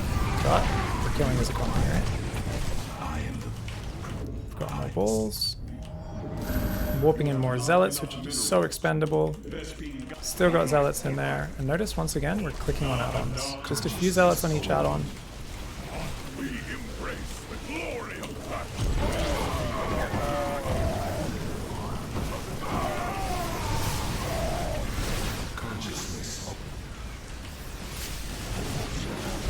Dude, shift click on the SCVs. You'll be careful with shift clicks. Because if they accidentally have an A move before the shift clicks. So, just shoving our way in there. Because we were on the offense, as long as we kept them on the back foot, we were fine. If we let them come across base undefended, base undefended, no spotters right on the edge, no spotters right on the edge. Why was I so frantic about clicking zealots and DTs in his base? Because if I let my opponent be the one who was like, hey, I'm dropping half my army here, killing some tech. Oh, a few guys run in here, kill the base. I can go from winning that game to losing that game in the blink of an eye. My upgrades suck balls. We're in a really dicey position. Great build order from my opponent. Totally caught me off guard. And we went too greedy. When you see someone being greedy, you can either go super all in or super greedy. I went super greedy. And what I didn't realize is just how quick they can hit the 3x marine timing. So like I said, I didn't even notice the third barracks. I was like, oh yeah, he's going like 2 barracks. Maybe there's a third barracks, but like, you know, it's going to take forever to turn into a push. I didn't appreciate they could still hit a push like 1 minute later with a shit ton of marines. And it's 20 marines and they're going to hit me at like 540. So despite squeezing a third command center in, he's at my third, 530 even, he's at my third, with 20 stim marines with shields. Fucking scary attack, guys. I don't have a Colossus out yet. If I had a Colossus and a battery, I'd be fine. By golly, what a scary attack. What a crazy, crazy build. There was both no SCV scout and no bunker. I think it's fine to play no bunker though. I mean, no bunker's not greedy if you go marine reactor, right? Especially on a map with a ramp. What's going to beat you? I guess if I proxy a second gateway, I could overwhelm them, right? That's true. But I don't know at that point they're going 3cc. So yeah, there's a few proxies, I guess, that definitely take advantage of no bunker, but that's such a small percentage of builds. I think it's fine. As long as the opponent immediately starts the reactor, immediately builds marines, I think they're good. So guys, let's check out, could I get my Colossus a little quicker? Now a lot of people be like, how do I play then? How do I play? All I'm going to do is say, hey, if I had a Colossus in time for that push, I could have defended my third with batteries, Guardian Shield, the Phoenix. Maybe I lose some valuable units, but if I defend my third there, I'm in a pretty good spot, right? So, yeah. Let's fast forward a little bit. Phoenix, then Robo. Now I know you can go Robo before the Phoenix, but... So we queue up a second Phoenix. Do I queue third Phoenix before Robo Bay? I think I do.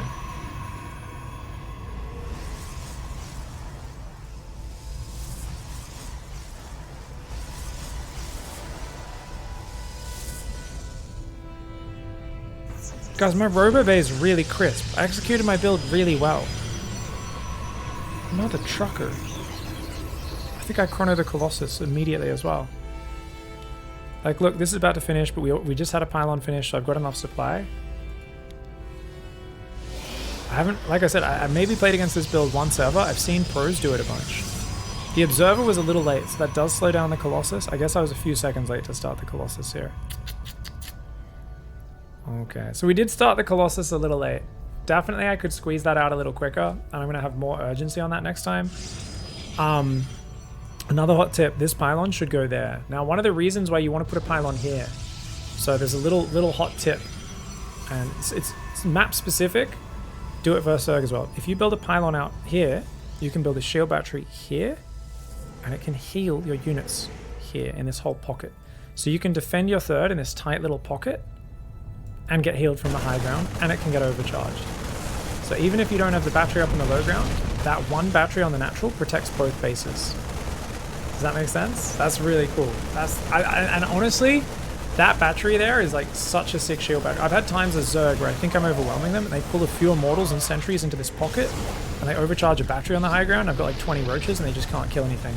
It's like a single force field's blocking me, and they're getting healed like crazy, and I'm like, oh man, that's insane. So my opponent definitely was greedy. You know, they cut some corners and stuff. I had to scramble from here. So notice I already, before that base died, I did something which I do with all races when I'm in the shit, guys. If I know I can't defend a push, but they're focusing on killing bases, and I'm like, look, I can't really fight them. I can pick at them maybe. I can maybe slowly defend it, but I can't defend it. Look, I already sent a probe over here the moment his army pushed forward because I realized I couldn't fight it. I pulled my probes off my base, I canceled the battery, and I rebuild a base there. Now, what did I forget to do, guys? Build extra pylons. I should have built extra pylons here, and that was huge. Now, I don't actually think...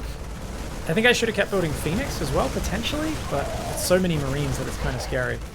Without a battery that covers the third, it's very tough. But if I have a battery there, my Phoenix fight with a Colossus, we could defend.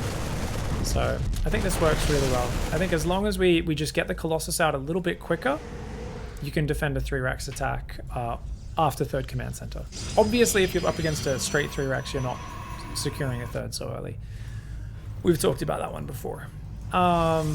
Man, what a crazy, crazy crisp attack that is. And then they're like, oh, by the way, I'm on 5 racks and taking a third now. No, the thing is their tech is so late. And like I said, they're not really able to deal with Colossus. So you can just hit them with Colossus Archon. I don't think they can deal with it. And that's why I was like, yeah, I think I can just kill him.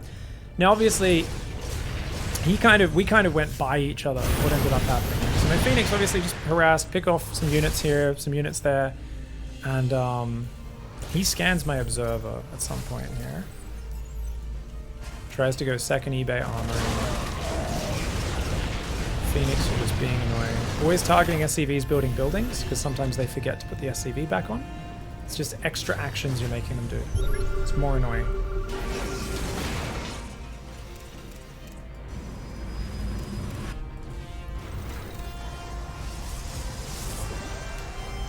What situations would you go heavier on the Phoenix? Never. We always go 5 Phoenix. I went 1 less this game because he was playing so greedy that I figured, oh, he's just going to turtle with these Marines defending and, you know, let's just go straight to the higher tech because that's what the game's going to be about. Now, did I go 7 gateways this game? I don't think I did. I think I still only went to 8 gateways initially, right? Yeah, we've got to remember to add 7 more gateways, not 5 more gateways. We've got to go up to 10 gate. Is really important. Yeah, this is where the game got weird because my army is much better than his army right now. Because I got 3 Colossus, 3 Archons, 14 Zealots, and all he has is Bio-Medevac, no Vikings. So even though he's got an extra upgrade and he's got like a good force, don't get me wrong, I actually think with Stutter Step and Guardian Shield, like the Colossus Archon just slays this army as long as my Zealots don't just charge off ahead. But we did kind of trade bases and I didn't have any Stalkers or anything to really kill the Orbital. Phoenix do fuck all damage to a command center. So that was a bit of a problem, right? He's taking a 4th on location, this greedy guy now. Look at that, he does really good Viking micro from the high ground. And then comes back with the bio from there. Now, the problem here, I really wish I focused those Vikings down a little bit quicker here. The Vikings managed to get 1 Colossus. Colossus do some pretty good damage there, but that Colossus is still in range of the Marauders, and my Colossus weren't targeted. Remember, my Colossus, if they were shooting these Marines, they disappeared just like that. Those Marines are so clumped right now. Like, honestly, guys, if I just shuffled, if I clicked there, shuffled the Colossus down to the left, click there, we could have killed so much. But this was kind of a stressful situation because the Vikings, we actually clear up the last Viking there. So, we do a crazy amount of damage to his SCVs. If I got these SCVs in the main mineral line as well, that would have been great. But yeah, the Colossus were all attacking the borders. 20 more Marines would have died so quickly. Is there a reason that you chose not to recall the Colossus? I was just taking the fight. I could have recalled there, but I could have actually killed so much of his stuff if I just targeted that. I mean, I have an amazing position where he's got to get up here to defend. Now, obviously, this missile turret actually causes me a bit of pain as well, doesn't it? Shit, I didn't even realize that missile turret was shooting him the whole time. Yeah, I mean, I could have recalled the Colossus, moved them up there. I think killing 20 Marines is probably more worth it here, because that means that it's going to take him even longer to clear everything up. We could do even more damage. Unfortunately, he was building this, and I did rush to the second Robo, but I probably should have rushed to the second Forge as well. It was a bit of a scrappy game. Things were kind of a little bit out of order. I think we did enough economic damage that obviously we're ahead, 70 probes versus 25, and I think there's an important point here where if you guys, this is often the way it goes, where you kill a lot of economy against Terran, but you lose your whole army. You eventually get surrounded. So I accidentally rallied the disruptors across the map, and at this point I was like, I really don't want to lose my disruptors right now. Let's just quickly recall those valuable units. And he gets 1 disruptor, I think. No, just a zealot. And I quickly am like, okay, let's just try and keep him distracted. And the moment the game got chaotic, by the way, you'll notice that when I saw his army was here and my army was there, what was my snap reaction? It's deeply in my muscle memory. Dark Shrine. Because when the game goes to shit, the person who has a Dark Shrine tends to do well. PvP, PvT, PvZ even. If you have a Dark Shrine, the game's in a bit of a shit show. The thing is, he's on a budget now. My opponent is on 34 SCVs. They can't afford anything, right? So my opponent can't afford anything. They can't afford to be building turrets at every base, leaving Widow Mines. So then these DTs click into each base. Now, I didn't realize there was turrets already in the main and the natural. I wasn't really paying attention. And I did not look at these DTs once. Why not? I could have killed even more if I microed all of them, right? The reason I didn't micro them is because I'm so far behind on everything I got to do. My 4th is just getting resaturated. I'm trying to reprobe it. I'm trying to add a second forge and get upgrades. I'm like, what robo units should I be rebuilding? Okay, I've got some disruptors now to survive. Let's add some Colossus, maybe some Immortals after that. You know, there's so much for me to do there. All I wanted to do was keep him busy, and then my Prism's still down there in the main. So really just trying to keep my opponent back, and then I'm trying to set up some Zealot run-bys, set up some Observers for map vision. And in this later game stage, you do want to add more Observers, because vision is so important. It's massive. Massive, massive, massive. Up 50 supply says he's behind. When did I ever say I was behind? I said I was behind an army, mate. Army! Unplug those ears, Ryerson! Unplug those ears, mate. I had like 10 Zealots, an Archon, and 2 balls, mate. The balls might be big, but they don't make up for not having an army. Mass Zealots walking in. So notice how I did the distraction attack on the front? And it's just try and pull his army, make him really nervous about responding to the Zealots, so the Zealots can do some good damage. And I split some of the Zealots to attack different targets, just so they don't all end up chasing one Marine or one SCV. And you can see we kill a lot of the add-ons. Thank you for the 100 biddy cheer, Gino! Practicing the opening Zerg Protoss Terran builds off the dailies. I'm almost as efficient as you. Only 5 seconds behind progress. Hey! Dude, improving so much. That's awesome. Yeah. Thanks for the Bezos box. Losing a Nexus is a huge deal. Pig had a tech advantage that he capitalized. Absolutely. Absolutely. It was the tech advantage that was massive. Because the thing is, even though his build seems imba because he gets so much bio, he didn't have anything to really deal with Colossus Archon. Yeah. Yeah. What situation would you... Yeah, I already answered that one. And, yeah, but honestly, I think a lot of people would be so slow to make their decisions. And I really want to hit this point home. Because so many people... Fucking Ryerson. So dumb. Thanks for the resub, El Guapo. What's up, dude? I think there's a really important thing, guys, which is being decisive. So what was my decisive thing?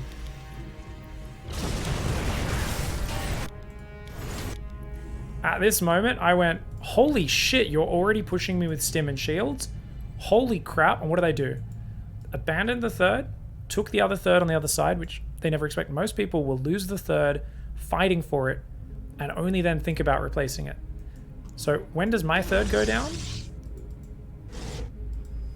My new third base goes down 545, 550, 550. Whereas otherwise, what would most people have done it? Most people would have taken it. After this, they go, oh, okay, grab a probe, put it down, 620, 630. 30, 40 seconds is like 2/3 of a Nexus, guys. That's a massive amount of time. Half or 2/3 of a Nexus build makes a big difference. And remember, I'm not saying, hey, let's defend both bases. I'm saying if he comes back in and kills one of them, I can give it up and move probes to the other base.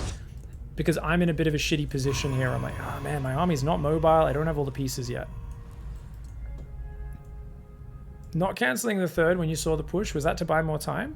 It was already finished. Yeah. Because by the time I actually realize what's happening, that's here. Third's finished. So I guess I could have snap cancelled it and cancelled that pylon in the battery. I guess I actually decided about here.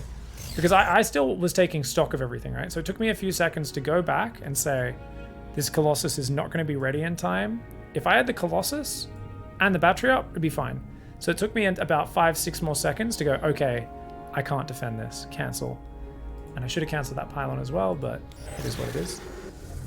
Yeah, you see, I made this decision just after that finished. That pylon finished, and I was like, ah, shit. Queue up the extra Colossus and just keep chronoing it because I know that's the most important thing. GG's. Really good game, though. Oh, we got Invux again. Hey, mate. Good luck, good luck. Did we play before? Did I play Invux before? Did we play today? I know I cast you the other day. Okay. Similar name. Diff Clan. Thought I would have noticed otherwise. Good luck, good luck. Yeah, I'm like, wait a second, I played someone very similar name. Maybe it wasn't that similar. Alright guys, we're playing Protoss versus Zerg versus Invux. Invux did very well in our viewer tournament the other week, actually, so we've run into each other on the ladder, and plays for SC Swarm, which is already intimidating because SC Swarm is a very powerful clan. When it comes to learning build orders, Beardy and the other guys that formed it initially put up so many resources, and they were like, you know what? They're like, yeah, you can go through all things Zerg, you could do this, but it's really hard to find all the Zerg resources in one spot. So they created this fantastic website and basically just did their best to try and gather it all in one spot and put a lot of build orders up. And every time I've cast SC Swarm in like the Chobo Team League finals or anything like that, I've noticed that they just always had such good plans, you know? They always had such good plans. They're like lots of pre-planned timing attacks and relatively simple builds. But I mean, that's good StarCraft, right? Yeah, you guys know from this Bronze to GM, that's absolutely my philosophy is like, yeah, we don't need to make things quite so complicated, right?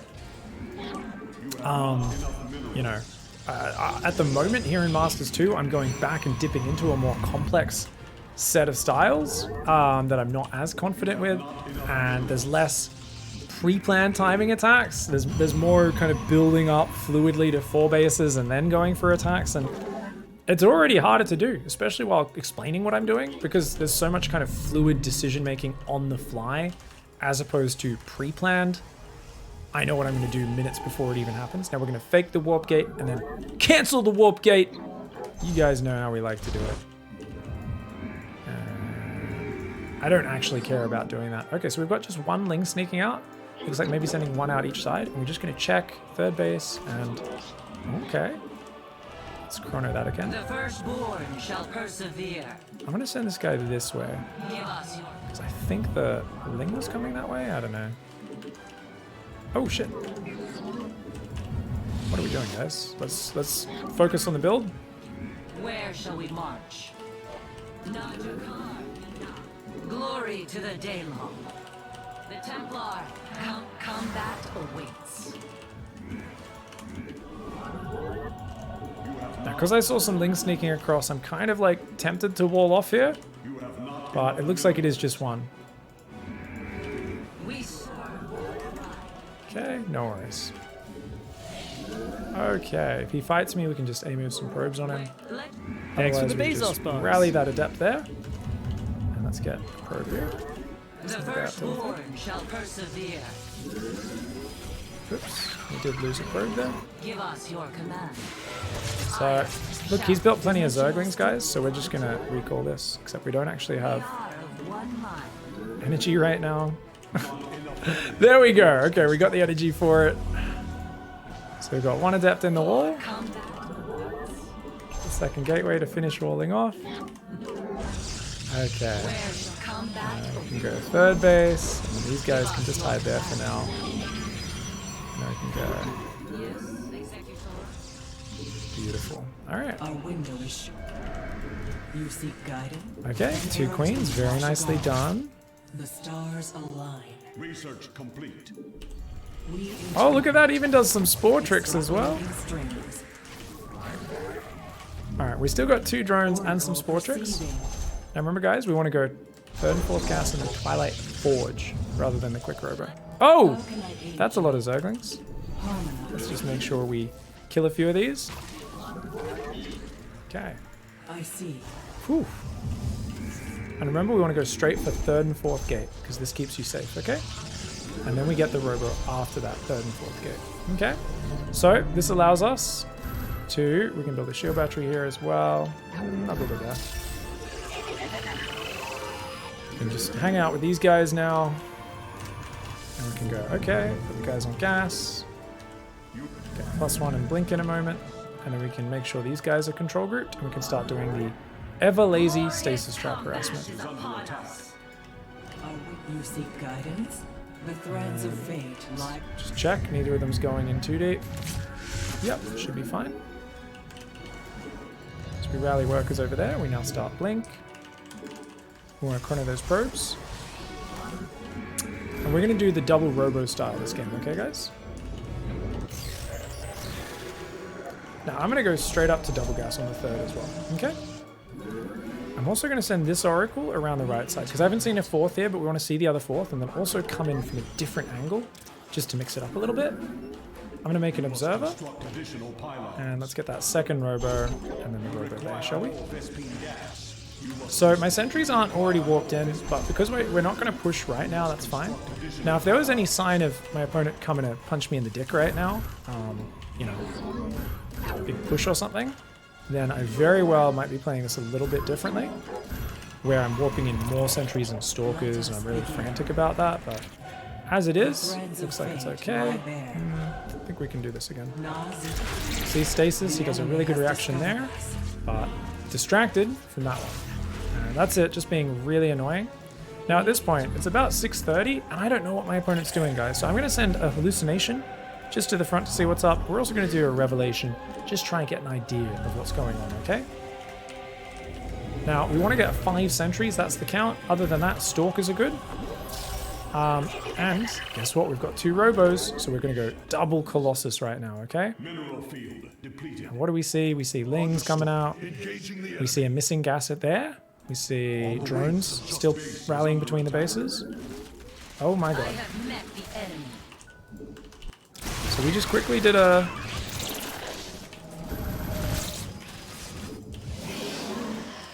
I'm here. Upgrade complete. Oh my god. I guess we were a little bit late to start scouting. And that was a few too many units as well. Yeah! And that's the problem with not scouting at all, guys. If you don't get that observer out across there to check what's going on.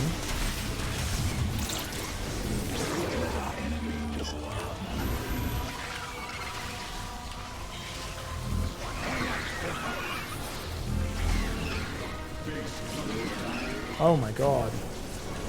So, I said if there's any signs of aggression, we should do X. Forgot to look for signs of aggression. We're dead, right? I think. I don't know. Did I lose my cyber core? I did, didn't I?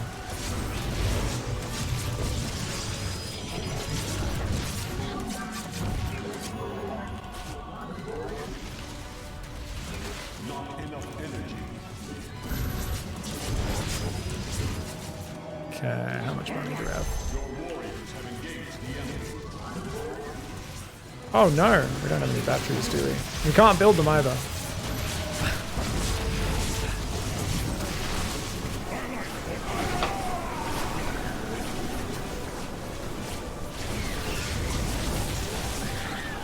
I mean, we're trying to use the probes as tanky boys, which they are.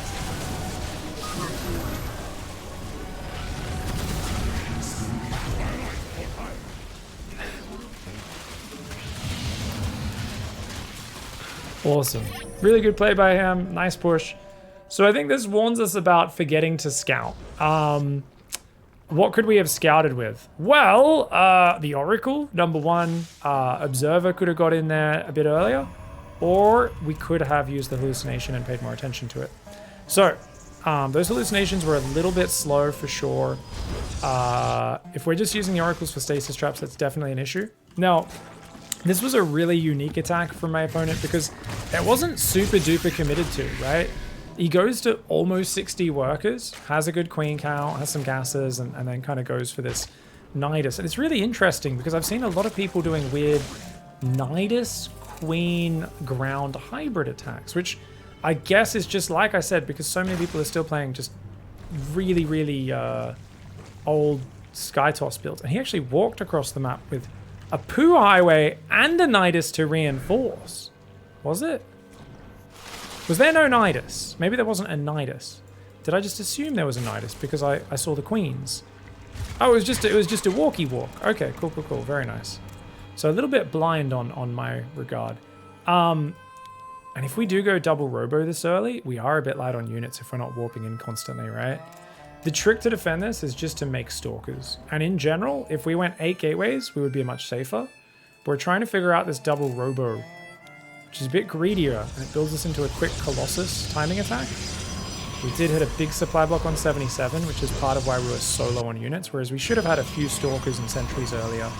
So definitely supply blocks kind of interacted a little bit with this game, but I think we see that, hey, one Oracle can keep stasis trapping. The other one, as a general rule, should just be patrolling in the middle of the map to see what's going on and spot move outs. And then you can use the hallucination to do a bit more scouting. So I think that'll just be a rule. Keep it really consistent and simple is probably what we want to do there. All right, so check this out, guys. PVZ. We have very few notes for this. Okie doke. Scouting. All right, obviously standard probe, standard. Actually, guys, we wanted to also be blocking people's bases as well. Base block. Base block. You know, hatch block. So basically, we want to send probe across immediately at the start, I guess. I think what we want to do is we want to do. Actually, we'll just do a 13 pylon. So this is a one-size-fits-all hatch block. So we're going to go 13 pylon in the opening. Grab a probe and send to natural earlier. This way, then go straight across map to block hatch. This way, it gets across earlier. Chrono a little earlier as you cut a probe before, but your pylon also finishes faster now. So you can chrono before you go to 16 supply. So that's a nice little thing that we can do at the start. Obviously standard probe scout, standard adept scout.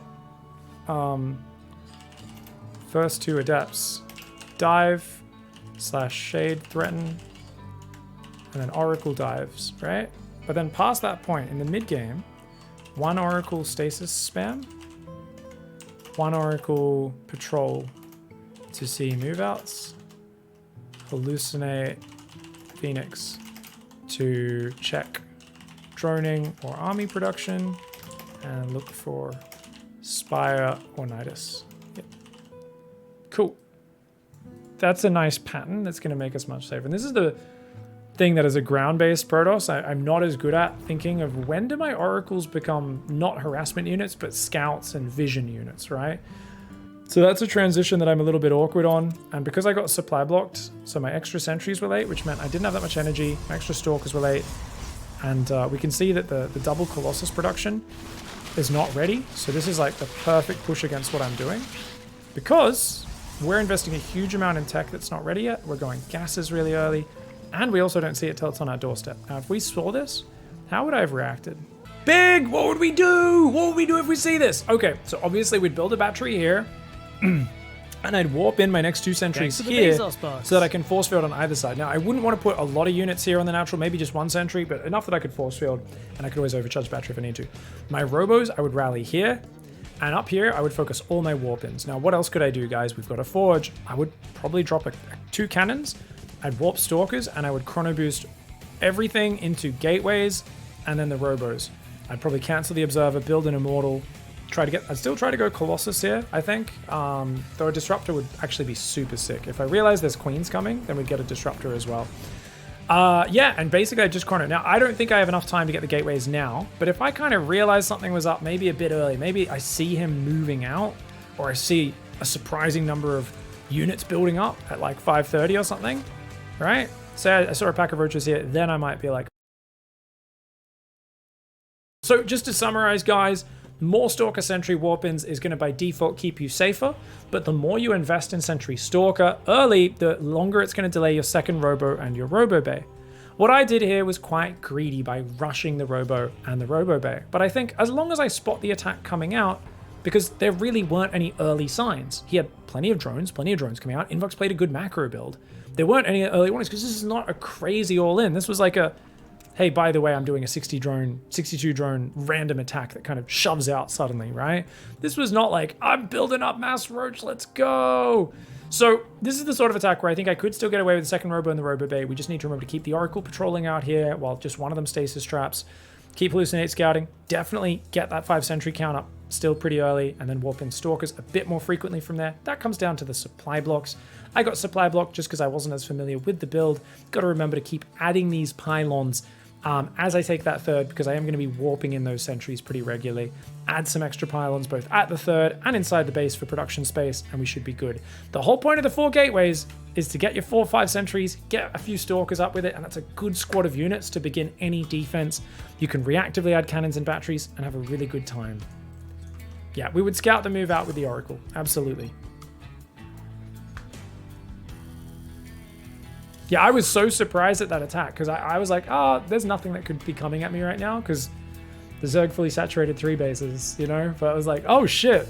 It was like, let's just move 5 Queens across the map, 6 Ravagers, and like 40 Zerglings. It was just like, it was one of these like hard to see ahead of time, opportunistic little strikes. Very cute attack that's actually not that committed. You're always getting supply blocked? Yeah, you might want to try to work on having a bit of a macro cycle, Mogrit, where it's like every 25 seconds, queue up 2 probes per nexus. So you're on 2 base, queue up 4 probes and build 2 pylons, something like that.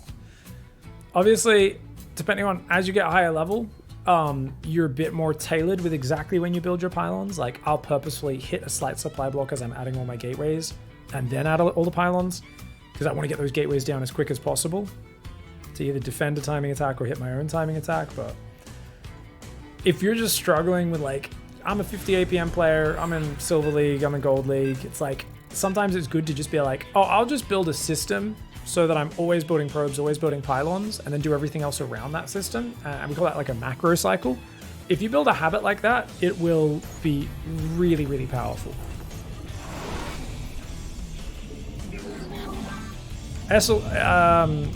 Sorry, not Esseltech. Iterald, are you gonna be playing lots of games now that you're free, or what's the plan? Spend more time with family, play Elden Ring for a week straight, play StarCraft ladder for a week straight. What's the go now that you finished your work project, mate? Thank you everybody for the love, by the way. I am going to be going straight for just a standard PvP opening here. Trying to work on that flow. Family coming to town. Good stuff. Look at this man, woman, lady, person. Look at this internet human who actually has good priorities. Let's spend time with family after grinding to work. What a way to do it. Hopefully it's the good sort of family visit, not the one that you have to grit your teeth through too much, but either way, I'm sure it'll be nice. Break from work. Let's go. Second chrono. Alright guys, so no cannon rush by the looks of it. 2 gates. 2 gates. You know what's funny, guys, is we're in Masters. We still haven't really dealt with the problem. Ooh, it's a bit of a late Cybercore, isn't it? Bit of a late Cybercore. So what's the problem? The problem is 1 gate expand, right? I know there's gonna be people saying, man, I'm so behind versus 1 gate expand. And so far we've just had a philosophy of I don't give a shit. And I think it's a pretty good philosophy in general. But I do think in Masters 1, maybe we'll discuss a little bit more of how to deal with it in an optimal way. Which is usually doing our own 1 gate expand, I guess. It's not my favorite because it is kind of hard to defend from 1 base cheeses. It gets so dicey, dude. Stalker sentry, warp gate. Okay. Probe, so going up to 25. I haven't seen a 3rd pylon yet, guys. So let's just check that low ground. I mean, that's where people normally get it, right? Did I build my pylon before my units? I think I did. Okay, he's going to go there. So we're going to go up over there. I'm going to put the Nexus down. This feels like just an economic build for my opponent. So I'm just going to put that Nexus down straight away. Oh, no, don't show the sentry. I don't want to show the sentry, just so he doesn't know for sure that I've gone for that. Then we build another sentry and another sentry. And we're going to build a shield battery. So, something I've toyed with is going Sentry Stalker in the next 2 rounds of units. You can notice I'm going double Sentry and just getting an earlier shield battery this time. And that's something which I think is really nice because the Sentries only really cost gas and the shield battery costs extra minerals. So it doesn't feel as bad to squeeze it in this scenario. Alright guys, we're sending the hallucination across the map. Gonna build that pylon there. And then we will send that probe home. And I think I'll make 2 stalkers here as well, just to be super safe. Because I don't really know what's going on. Now we see a Twilight, we see a slightly later expand. I mean, this looks pretty chill. The only thing I want to check for, guys, is Dark Templar, okay? So what I'm going to do is I'm going to check the entire top of the map.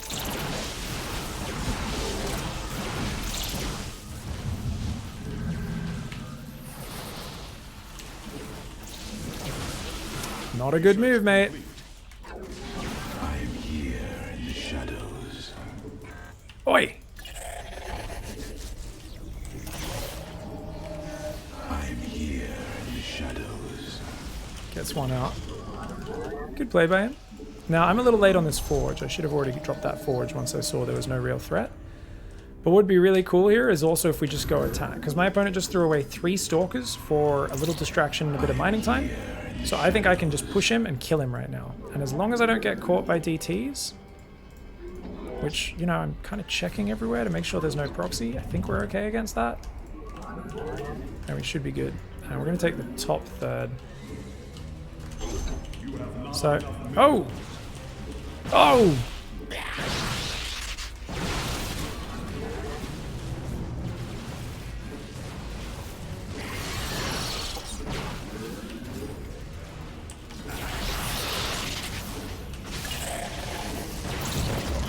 Okay.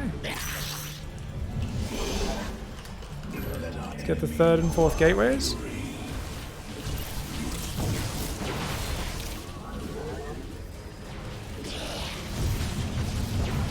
let's recall out. We'll lose 1 sentry. Hopefully this one survives. Is that me? I looked at I'm like, the stream's still clean. Yeah. Doing a 4 stalker push, he could have backed out of it. He could have backed out of it much earlier. If he pulled out instead of fighting into the battery, that would have been a good call. But my opponent attacking into the battery when the Nexus was about to finish and then Overcharge was going to kick in was really bad. I was a little slow to focus fire though.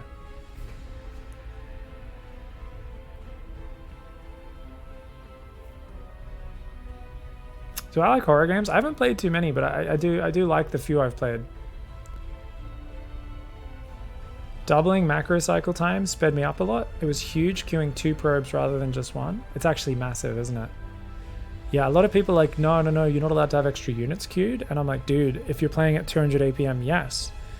But if you're playing at 50 APM, you should probably be queuing up 3 probes or 3 SCVs on each Nexus at a time. He's dead, of course, guys. Even if he kills another one of those sentries, what's he got? He's doing a proxy gate, 4-gate blink attack, but like he's on 25 probes and I'm going up to 4 gateways. I'm going to build a robo next in case there is a hidden DT shrine, which, by the way, I'm looking everywhere for proxies except right outside my base. I literally checked every effing corner on the top side. I checked everywhere. I checked this corner, everywhere except here. Oh my god. Obviously, it's a recent proxy. It's just going up now, but still. But yeah, I was adding gateways. I knew this attack was just like, I should have more stuff than you. Let's just kill some stuff, recall home if we get in trouble, kill some probes, whatever. Maybe scoop some units up. And when his stalkers stumbled out into me, I was so far ahead after that, right? So I was like, okay, get the 4 gateways. Then we had the robo, get +1, keep warping in stalkers. Like there is just, I got a 3rd on the way. I don't think he can stop that 3rd. Even with his blink being way quicker than mine. Like you can criticize me for my blink being late, but what was I focusing on? Getting sentries and stalkers up on time and having good hallucination scouting and good defense, safety battery. So this is actually something which I think I might change the build order in the write-up and specifically say, let's just do this every game. Stalker sentry into double sentry battery. I think that's a really nice, safe way of doing it. So let's write this out. Same in it being then 4th base. Okay, actually, you know what? It's kind of in Masters 3 is where I wrote this opening out. Sentry Stalker, then 2 Stalkers. So we're actually going to go 2 sentries plus battery. And the Nexus. And the Nexus will go down as well. So if the Nexus is before or after those, it doesn't really matter. Before or after the sentries, I don't think it matters, guys. So we're going Sentry Stalker. I go Nexus here. Then I go to 2 sentries. As long as, because the sentries are so much cheaper than Stalkers, we can afford them straight away. Either way. If I built the 2 sentries, the Nexus could still go down at the same time pretty much, right? Yeah, it doesn't change much. Cool. You gotta be awesome.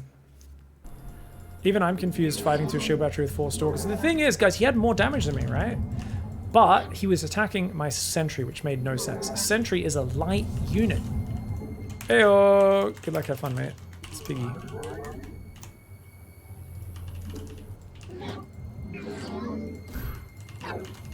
Oh shit, we were gonna go 13 pylon. Ah, I forgot to show you guys the 13 pylon. Maybe we're gonna save that for Masters 1. Ah! I keep forgetting because you guys know I don't normally do this in my own play in GM. It's not that it's bad. It's just I've just always kind of focused on doing my own thing instead. Well, Gateway is going to be late this game by a little bit. Now this doesn't change too much unless I'm getting 12 pulled, because normally you go Nexus before Cybercore anyway. So it doesn't change too much. Yep.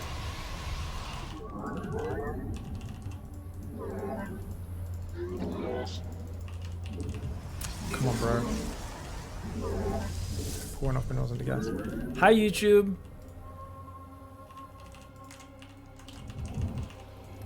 Where do we want to take the 3rd? Up there or here? I think we'll take this one. I think it's a bit more choked up for them to attack into. Okay, guys. Oof, we've queued up 1 extra probe, so I guess we're doing a 21 Nexus, 21 Cybercore. Sloppy build orders, guys! What am I doing with these sloppy build orders, man? It's alright, it's not the end of the world if you do them both once or fly late. It's just a little unnecessary, you know? Alright, 21 gas, restart probe, and then get the pylon up.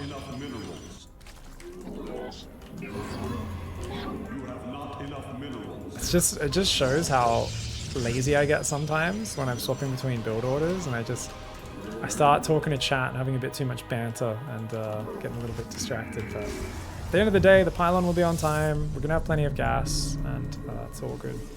Just pull the guy up onto gas into minerals there, just to make sure that's real nice. All right, we're just gonna go. He's got a very quick link speed, guys.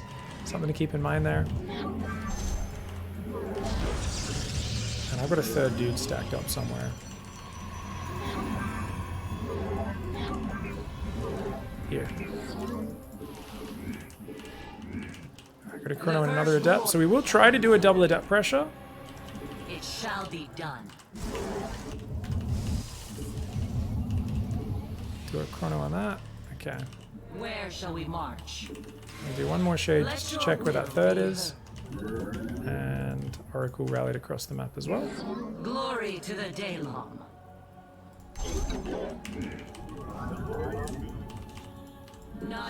Glorious combat is upon us. We just use this one as a scout. Lots of drones. Well played. Shall be yes, Najakar. Faith before these. Guys, that is a lot of Zerglings.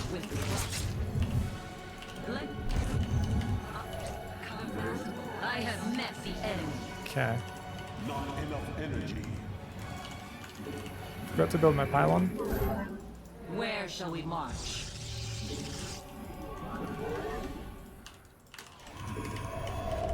Let your Oracle. You must construct this.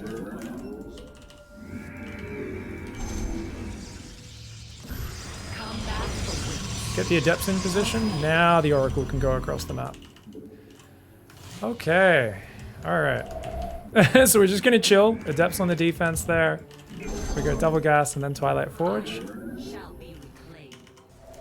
The threads of fate. The enemy has discovered us. Research complete. Oh, he's got spores. Really well defended here.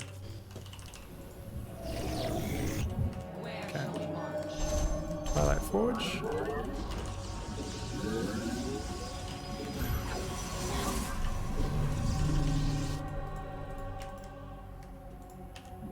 Oracle pursuit. Okay, and then this guy can come in. We're just going to start doing stasis trap harassment straight away. Give us your command. We meet our fate.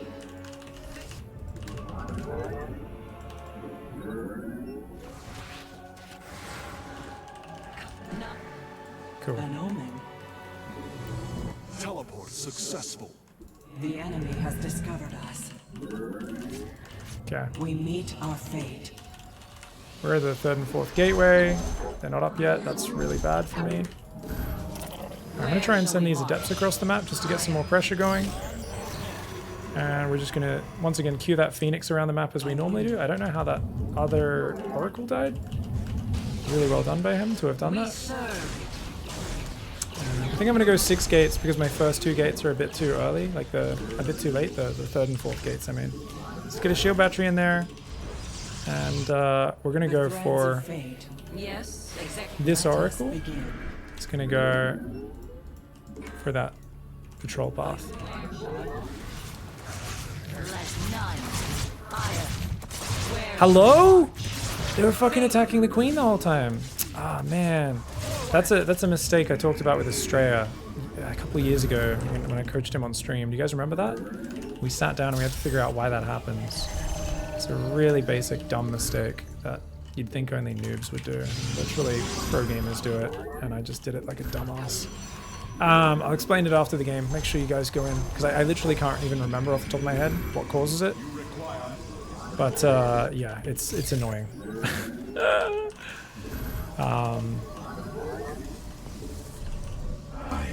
Essentially what's happened is you've given the adepts an A move command, and then you've let them continue that is the problem. Okay, let's build 1 immortal. And we've got 8 gateways now. Okay, so we've got double robo, 8 gateways on the way. Let's go forward. Let's check that we're not getting muted. Here in the shadows. The enemy has discovered us. I'm here in the shadows. I don't think he's actually pushing me necessarily, but maybe? Hydras. He's playing Hydras, guys. Turn to serve. Engaging the enemy. We've got 2 Colossus on the way. Remember, Viagra can wait. It's not as important as just straight up the units themselves. I'm going to take this 4th on the right side as well, so we can continue building that army, okay? Let's get Viagra now. I'm going to go +1 armor. I think a lot of people would disagree with that, but I'm just really gas starved, so it's alright. I can have the other upgrades later.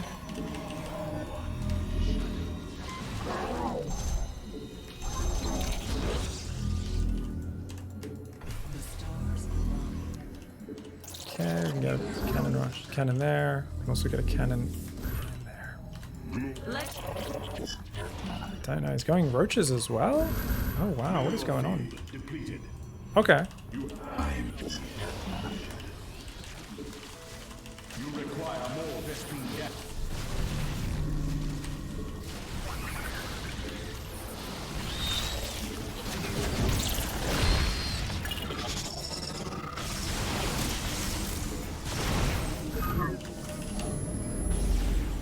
Mineral field. I'm here in the shadows. Consciousness awakened.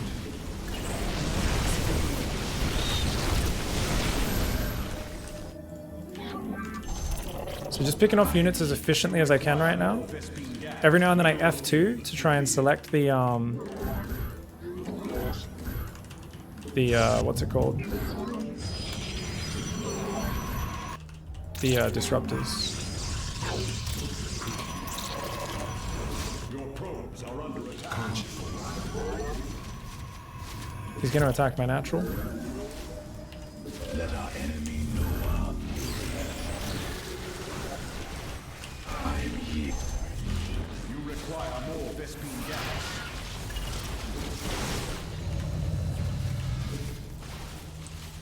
Let our enemy know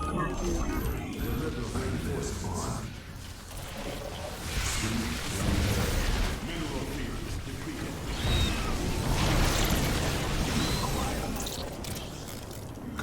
Stalkers on the left.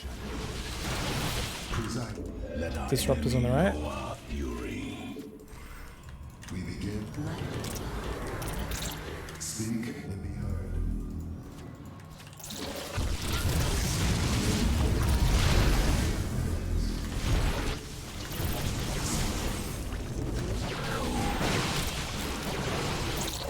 Very interesting play by him.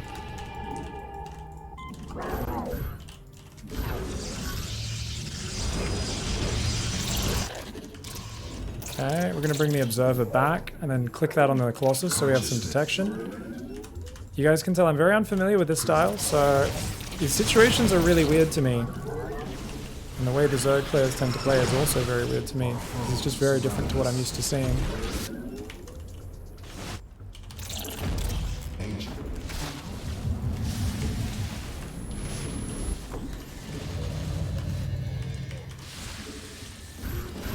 Let our enemy know our fury.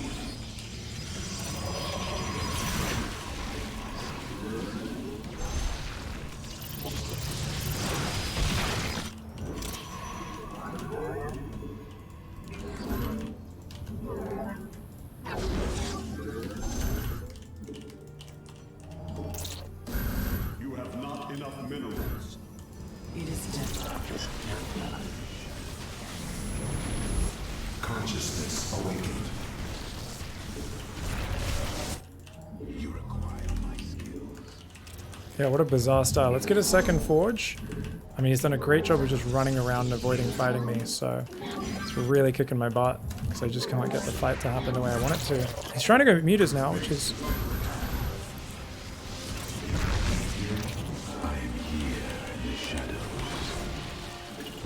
Okay. I don't think I have a Templar Archives, but those units suck versus Consciousness awakened. some of this stuff.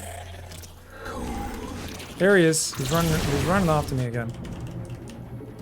Dirty little fucker. Okay, I'm gonna grab these stalkers, send them to that side. Everything else is gonna go up here.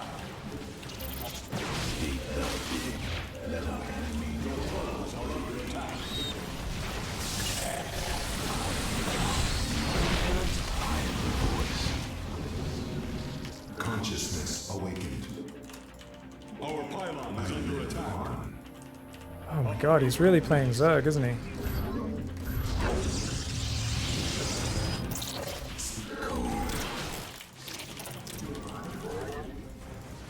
It is known.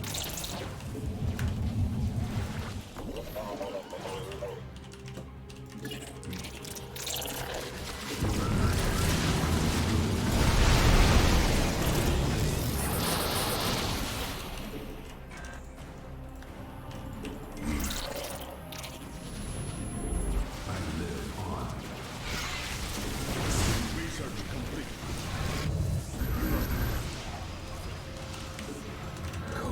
I am here in the shadows.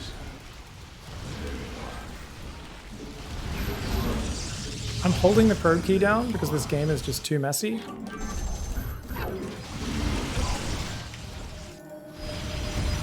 Okay.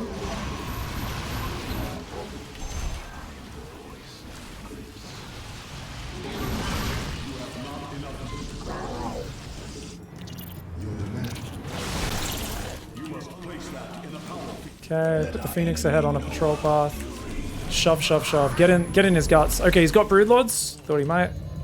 Mineral field depleted. Let's quickly get a fleet beacon, 2 more Stargates, and also get another Cyber Core. Presiding. I am the Acceptable command. We are at maximum supply.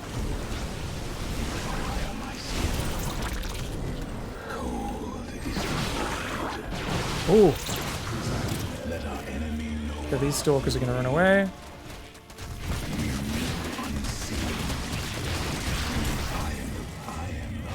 Mineral field depleted. These guys are going to... You require my skills. Mineral field depleted. Let our enemy know our Mineral field depleted.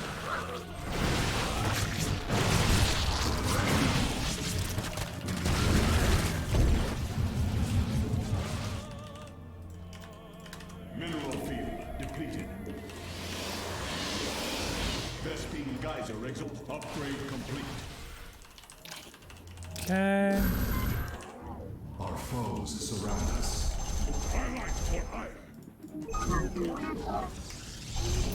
Mineral field depleted. Okay, that goes there. Mineral field. Stalker and Observer Squad goes there. Because he has Broodlords, guys, you don't ever fight Broodlords front on unless you're super confident you're going to beat them, okay?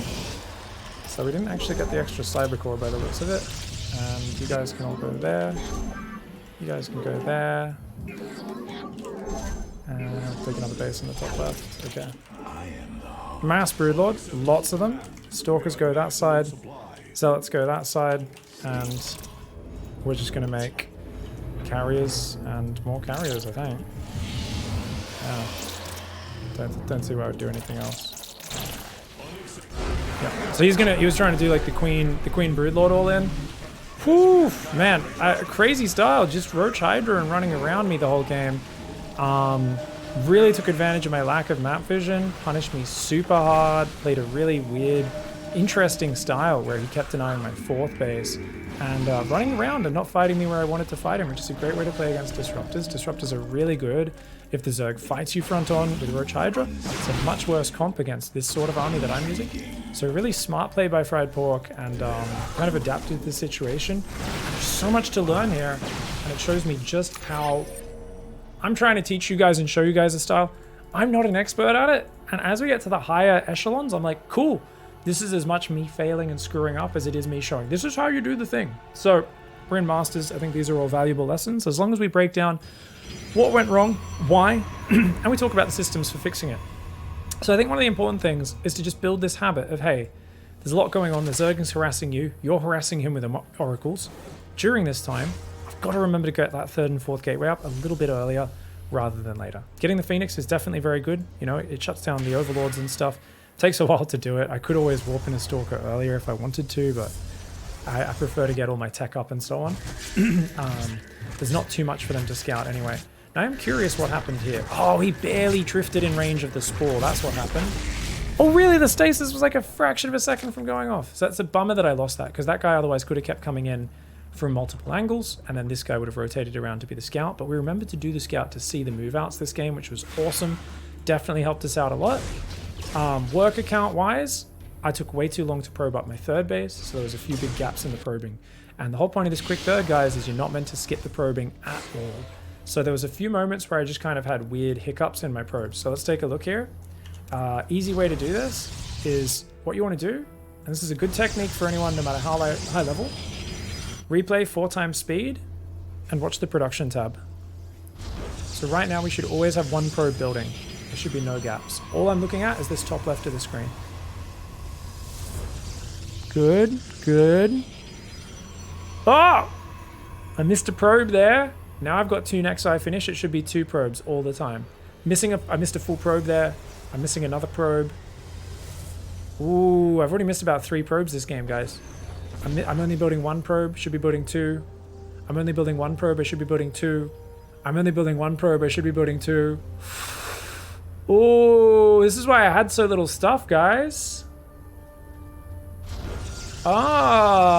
Whereas he had a really good build. Lots of gaps in the probe production. So I'm watching from about 2 minutes up to about 6-7 minutes. Still not building probes. Oh my god. This is 4 times speed, guys. In your actual game speed, this is so many probes that I was missing for no good reason. Sloppy. And this tends to happen when you're first learning a build, because you're kind of freezing up and going, oh, what do I do now? I gotta put my gateways down. I gotta do this. I gotta do these oracle harass. And you guys can tell I'm not as disciplined at remembering to do the macro cycles. So that's a big mistake by me. Where are those probes?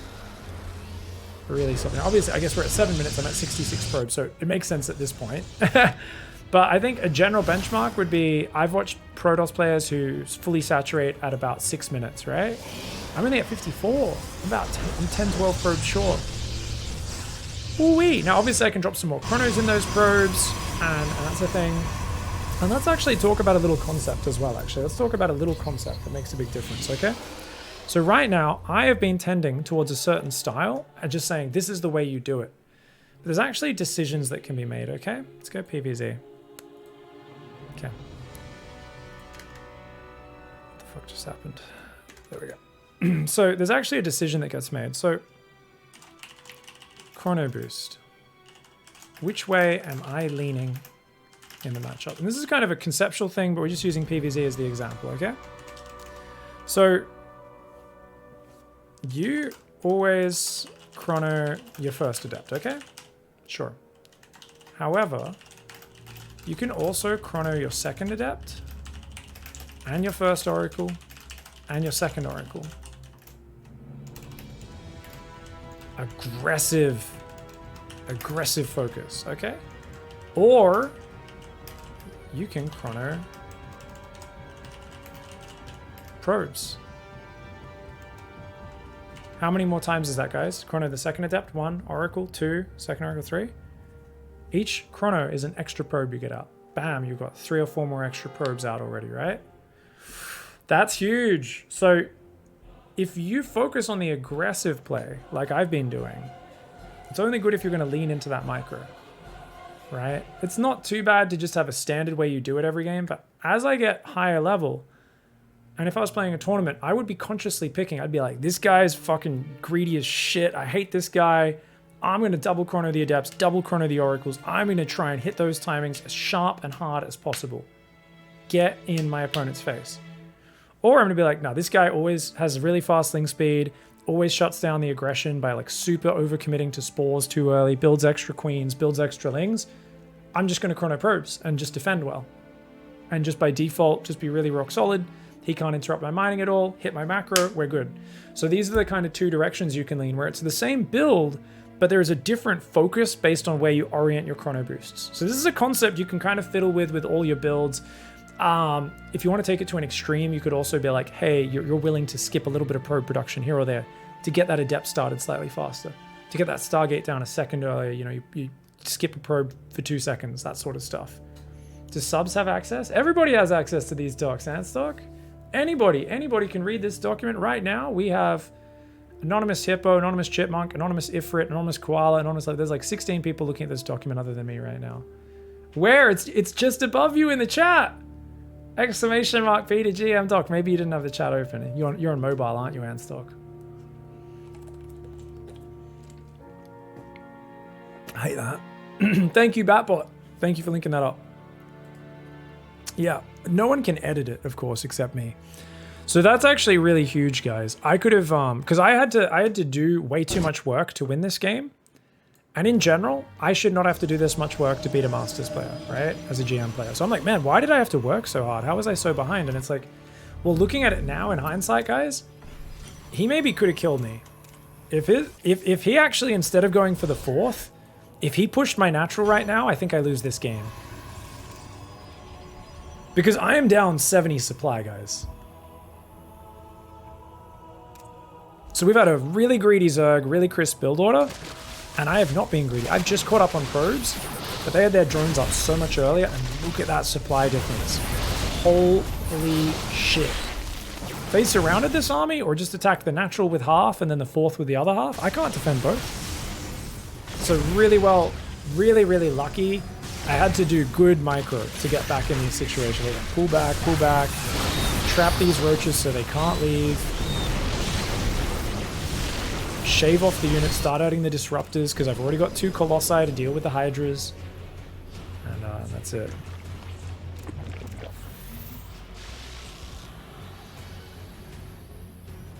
You can, of course, find the Google Docs linked in any of the YouTube videos for any section as well.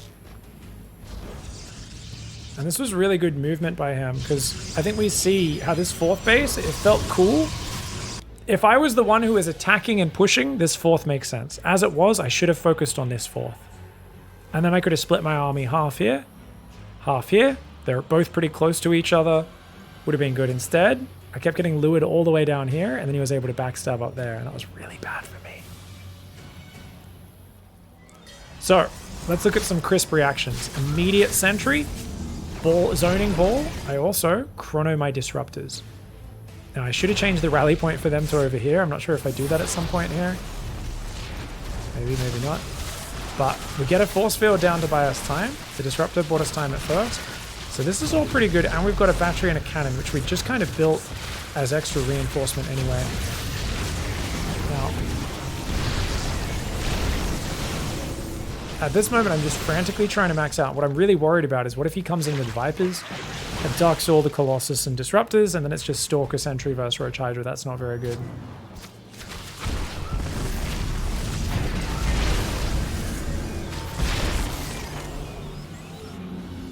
We've never seen you use the Tempest before. What is the reason why you are not using it in any of the build orders?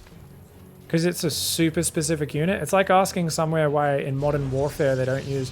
Why isn't your army made of ninjas with poison and shooting stars? And you're like, well, that's not a good army. It's, yeah. Actually, your name's Fruit Ninja, which just makes it even funnier.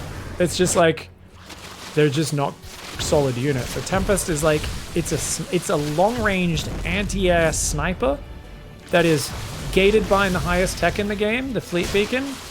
Is incredibly expensive and incredibly slow to build. So what are some purposes for Tempest? And I actually thought about building Tempest in this game to counter the Broodlords, but because I'd done so much economy damage to my opponent, I figured if I built carriers, they could kill both ground and air, and he wouldn't be able to deal with them. But otherwise, I was thinking about just going Tempest to snipe Broodlords from afar using Oracle Revelation, and then I could have done some cool shit where the Tempest shoot down and you just stay focused on ground army, but you've got the Tempest to pick from afar. Yeah, so I was trying to get the Templar Archives at some point to add Archons as my gas started to balloon up. This happens if you keep losing your minerals. But you can see that I just started building, like, I built a cannon battery on top of the ramp as well, yeah. I'm trying to, like, chase him off my left side of the map. But I was a little lucky because he didn't drone up crazy hard, and I think this round of mutas, he should have grouped them up. Because he rallied them into the base, it was a huge mistake. So if he flew in with all 13 mutas at once, pick off a few probes, fly into my main, that's really annoying. They'll keep me really busy, and then he could go for Broodlords, and you know, it'd be kind of hard for me. It's a little awkward though, because he's on Roach Hydra. He doesn't have any melee upgrades, and melee upgrades are what make Broodlords good units. Without that, it's not going to work very well. When I get older, will I become fried pork? Only if someone cooks me. Hoping to avoid that. Once again, I was scouring the map, and this time I caught him doing the run by, so that was a little bit better. And he doesn't really want to fight Cannon Battery, of course, so he tries to fly past the static. But yeah, playing elusive Zerg, making me hunt him down here. Very annoying to play against. But we kind of ended up coming in from all sides and slowly hunting him down. And he didn't have a crazy economy. I think if he had a 5th base gas mining already, maybe that would have been a little scarier. Could have made this Broodlord. And he's going Broodlord and Lurkers at the same time, so I think he went a bit too much stuff. I think in this scenario, guys, if you want an easy transition or like a bit of a simpler transition, simpler army, I would actually suggest that after +2 attack, he could have swapped into melee carapace upgrades and just gone Ultra Viper. And if he just uses a mixture of Blinding Clouds, Abducts, and just Ultras and Zerglings A-moving, Disruptors are kind of worthless versus that. Colossus are pretty shit versus that, and he could have killed me. Yeah. Yeah, like the Tempest, like, you could use it for some specific situations, Fruit Ninja. I mean, when do you think it would be good, right? So it's not like I'm purposefully trying to avoid it. I'm just like, well, I'm trying to teach you guys how to play solid StarCraft, so I don't really know, you know. It's like, hey, when do you want to use poison in the opponent's meal? And I'm like, shit, man, I don't know. That's just not really what I think of when I think of warfare, you know? Broodlords seem like a bad switch. They're not bad. But you need Fungal or something to lock me down, I think. Just a few Infestors in there to lock me down. I don't think you want Lurkers and Broodlords. Even though, obviously, the Lurkers protect the Broods from the Stalkers very well, it just becomes such an immobile army at that point that you're in trouble. And he also built a lot of Zerglings because he was heavy on minerals, but no melee upgrades. So he's really got the wrong upgrades here, unfortunately. He should have swapped into melee carapace. Florencio told me... Tempest was the best unit 5 years ago. I refuse to believe they changed anything since then. In the sewers they are. Hells yeah. Tempest is amazing. Tempest used to be one of my favorite units, but the skill level's gone up a lot, but it's kind of hard to use. It also doesn't have the same anti-ground range that it used to. Didn't it used to have like 18 range against everything? I feel like the Tempest used to have 18 range versus everything. I don't know what I'm doing. You played really well, Fried Fork. Your macro in the early game was really good. You just needed a plan in the mid game. You would have killed me with the Roach Hydra on the natural, mate. If you attacked my natural instead of my fourth, or split your army and did half-half with your first Roach Hydra poke, you'd macroed so well, you were winning through. That being said, I wouldn't really advise Roach Hydra.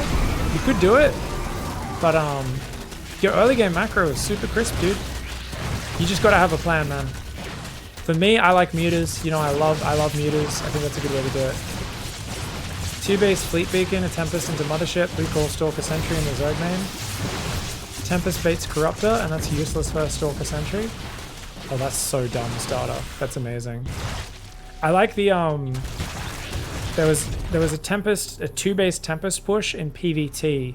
Classic beat Maru with it on Cyber Forest in 2018, I think 2019 is one of those years. So that was pretty hilarious. Maru was like,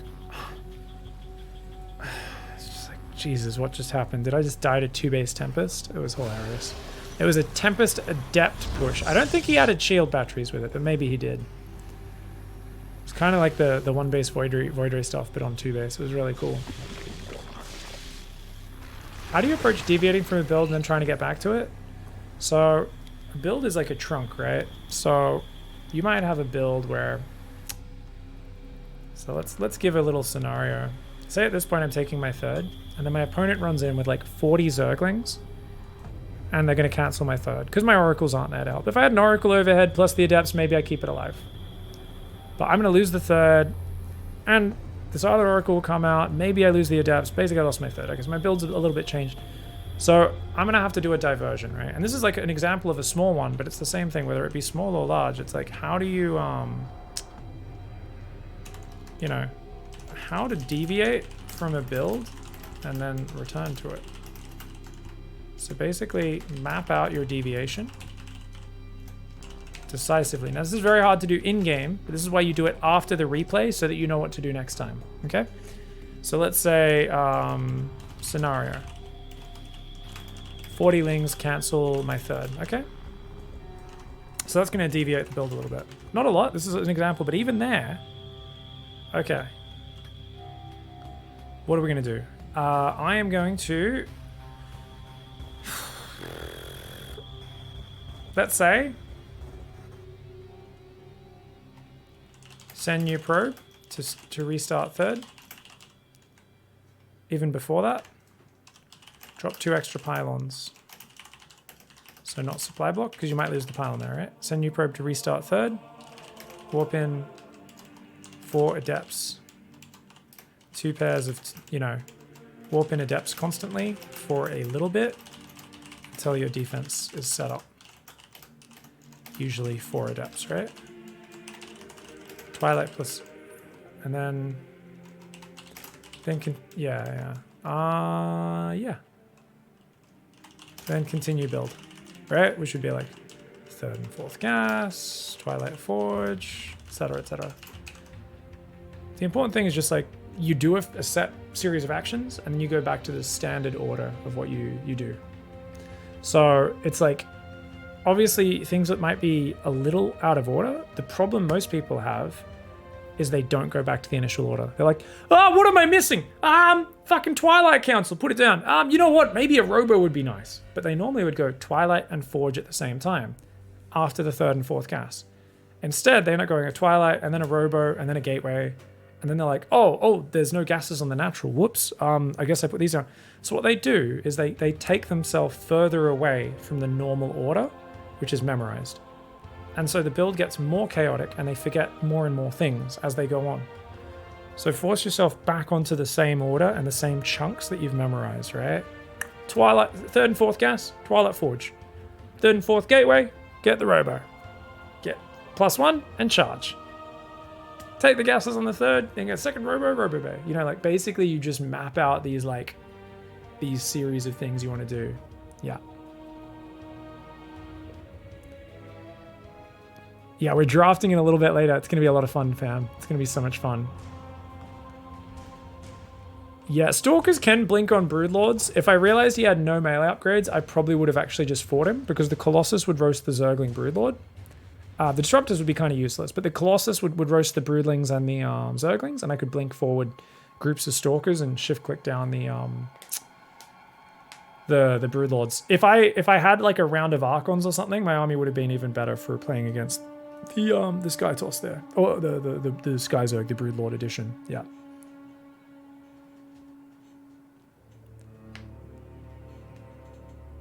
I have 3 Cybercores.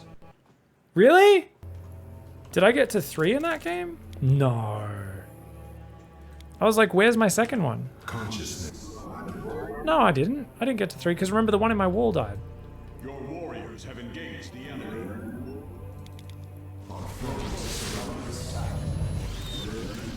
I built a second one because I wanted to go double air upgrades. But I don't think I got around to using it.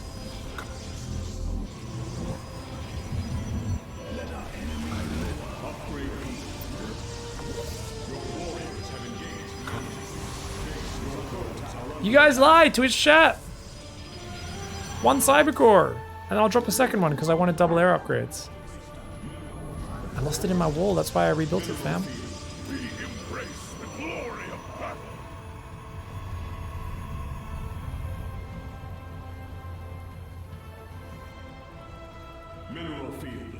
Considering how poorly Protoss are doing in the pro scene, I think it's quite bad taste especially to rant about Protoss players. Just look at Katowice or the GSL.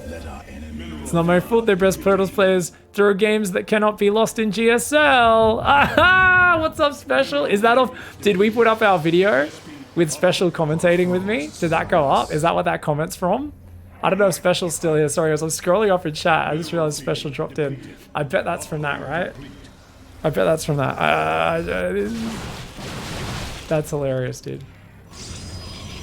Oh, I did build a third one. Because I couldn't see the second one. Too much stuff happening. I did build a third. Okay, you're right, Twitch chat. It's like in the last 45 seconds of the game. Okay, fair enough, fair enough. So yeah, anyway, the trick was, guys, I wanted to readjust my composition. Now, I could have saved some of the disruptors, but disruptors are just like worthless once Broodlords are out, unless there's a whole pack of Hydras and Roaches and stuff. Yeah, no, it was a good cast. It was a fun game. It was a good cast. There was just one little like, this is what I mean about Protoss players, pig. It was fucking great. It was fucking great. Because Geralt did a genius play and then fucked it up by not babysitting his stalker. He was just tunnel visioning on the front. That's why it was funny. Anyways, yeah. I think this is the right reason to GG here. He's like, oh Jesus, I can't push through this. So obviously, what was I doing, guys? I was trying to get carriers, but like I said, if I wanted to just remax on a ground army, I would have gone, well, I didn't know he was going Ling Bane, but I would have gone Colossus. I've got the Colossus still, so I actually added a few more. So I've got like 5 Colossus. I've still got 1 Disruptor, some Stalkers and stuff. I'd probably add just a few Archons in there, so I'd have just a Colossus Archon Ball, A-move units. Fuck yeah. Maybe I'd add Psystorm, probably don't need to. And I'd just add carriers to that. And basically, it's going to be like, look, if he gets enough Corruptors to kill the carriers, it's very expensive. And the Archons are going to kill them. There's like all these different kind of things going on, right? There's all these different little things going on that yeah, that are absolutely huge. So Stalkers doing their thing, man. Now for now, this is going to be a PvZ, guys, on Pride of Altaris, a map which I very rarely get to play on my main account. It gets vetoed a ton, so I'm going to be curious to see how this goes on. Now, first things first, guys, you do want to go for a 13 pylon because we want to start blocking our opponent's natural. Now, I sent that probe down just a little bit late, but we've been trying to get used to this. I keep forgetting, and let's see if this gets across the map in time to block that. And we can also chrono boost probes now, guys. So you might be wondering, why chrono boost the probes before the pylon's done? It's because with a 13 pylon, we've actually cut a probe. So it actually delays us getting supply blocked because we've skipped a probe to get that pylon going earlier, to get that probe scout across the map earlier. And if you guys want to consistently get your probe scout, your probe block on, then this is what you want to do. Now notice though, we don't actually see a drone here, right? So problem, what if we're being early pulled, or what if he's gone for the gold base? So I'm just going to go straight in to check what's up. We do see a pool here, and no gas though, so he may have snuck by me and got the hatchery up, but probably not. And there we go. Okay. All right, guys. So it is a pool first, but no gas, and he's going to go for a hatchery in the wall. What the fuck? Pig, how do I react to this? Guys, if you're ever asking how do I react to this when someone does something weird, you don't need to react. If your opponent does something weird and inefficient, you just continue with your build order. You don't need to worry about it. You just continue your build order. If you have a solid plan, then that's fine. Now he's just gonna have a bit more production than normal. And you can see he's pretty desperate to get this down, guys. So I'm gonna commit to that because I feel like this is really gonna annoy him. Okay? Pylon is under attack. Okay, so now we go that. And yep, we still want to get the second pylon as well here. Not enough minerals. Oh, he's already got lings out, does he? Oh, he killed that pylon. Oh, okay. Those lings were a little faster than I expected. I should have cancelled that. That's cool. So he's gone hatchery, and another hatchery, guys. And obviously we want to chrono that adept, which we chronoed a bit early because of this. And there we go. Oops. Hello. What's going on? Looks like I've been misclicking my probes a little bit. That's all right. So anyway, the adept's getting chrono boosted. Let's get the Stargate just to complete the wall off, and we'll build another adept straight away as well. And all Glory right. to the Daylong. Now, We are. yeah. I was like, Shall we march? I know he's gonna be there with some stuff. Let's get warp gate. That's kind of late. We serve with pride. Combat awaits. Forward. Victory. The firstborn shall persevere. All right, so we're going across the map. Now let's just build an extra pylon to make sure we don't get messed up here. Glorious combat is upon us. And oh my god, okay.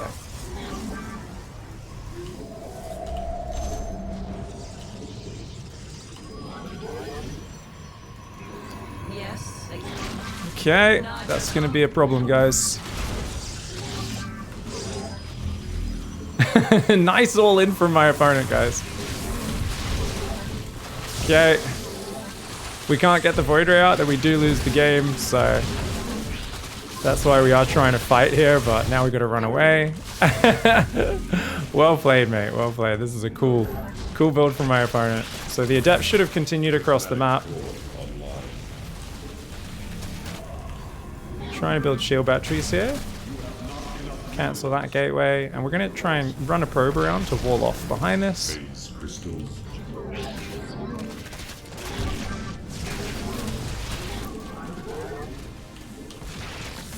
Base is under attack. Channel the light divided. Okay, so what we're gonna do is we're gonna keep probing to try and absorb the damage, okay? And what we're gonna do is we're gonna stack up in the corner, and then A move, stack, A move, and this way they're one-shotting the Zerglings, guys.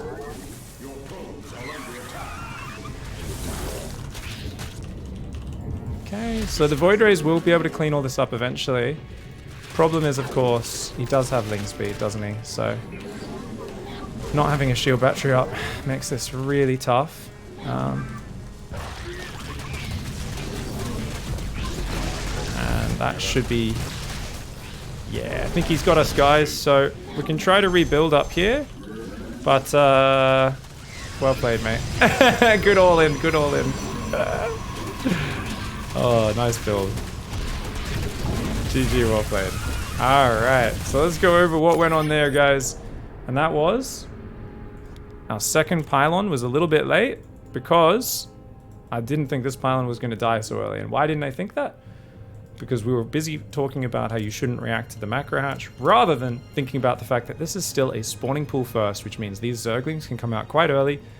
So the pylon, not a bad idea because he's clearly really wanting to get it. It's a good idea in general to fuck with your opponent. So that's not a bad move. However, we need to still immediately get our pylon down at home so we can continue building units. And in fact, what do we often do in this scenario? And you guys would have heard me talk about it throughout the series. Cybercore, then Nexus. Why do we do that? Because if they go pool first, they can get in with Zerglings. Even on a big map like that, where you can often get away without doing it, it's always a good policy. So where are we? Masters 2, PVZ. Okay. Game Pride of Altaris versus... What was that? 5 roach? 4 roaches? It was the macro hatch 4 roach slowling into speedling, all in, right? It was a huge surprise attack, really well played, okay? So,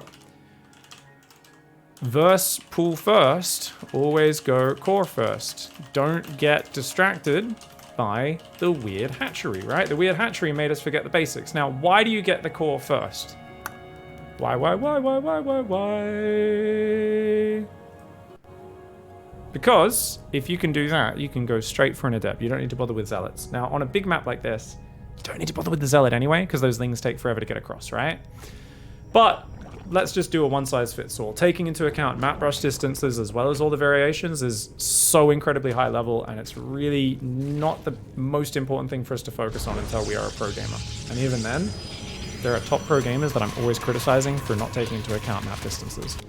So I lost 75 extra minerals here, guys. This buys time, actually, this pylon, so it's not the worst thing in the world. But remember, even if you're pylon blocking, you got to expect it to go down. And realistically, there's no reason why I needed to pylon block this.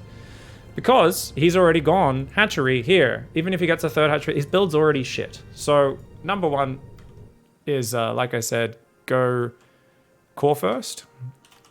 No need to pylon block an already inefficient build. The hatch going down actually will confirm that he can't attack us, right? For even longer, right? Because if he went for a third hatchery, that would even just give us a tell. Whereas if we just pull back with the weak probe and then we're like, hey, he didn't put the hatchery down, it tells us where's his money going. Oh, he's not actually going for the hatchery. So that would have been nice. Now, the idea is if you go core first, you can get an adept straight across the map, right?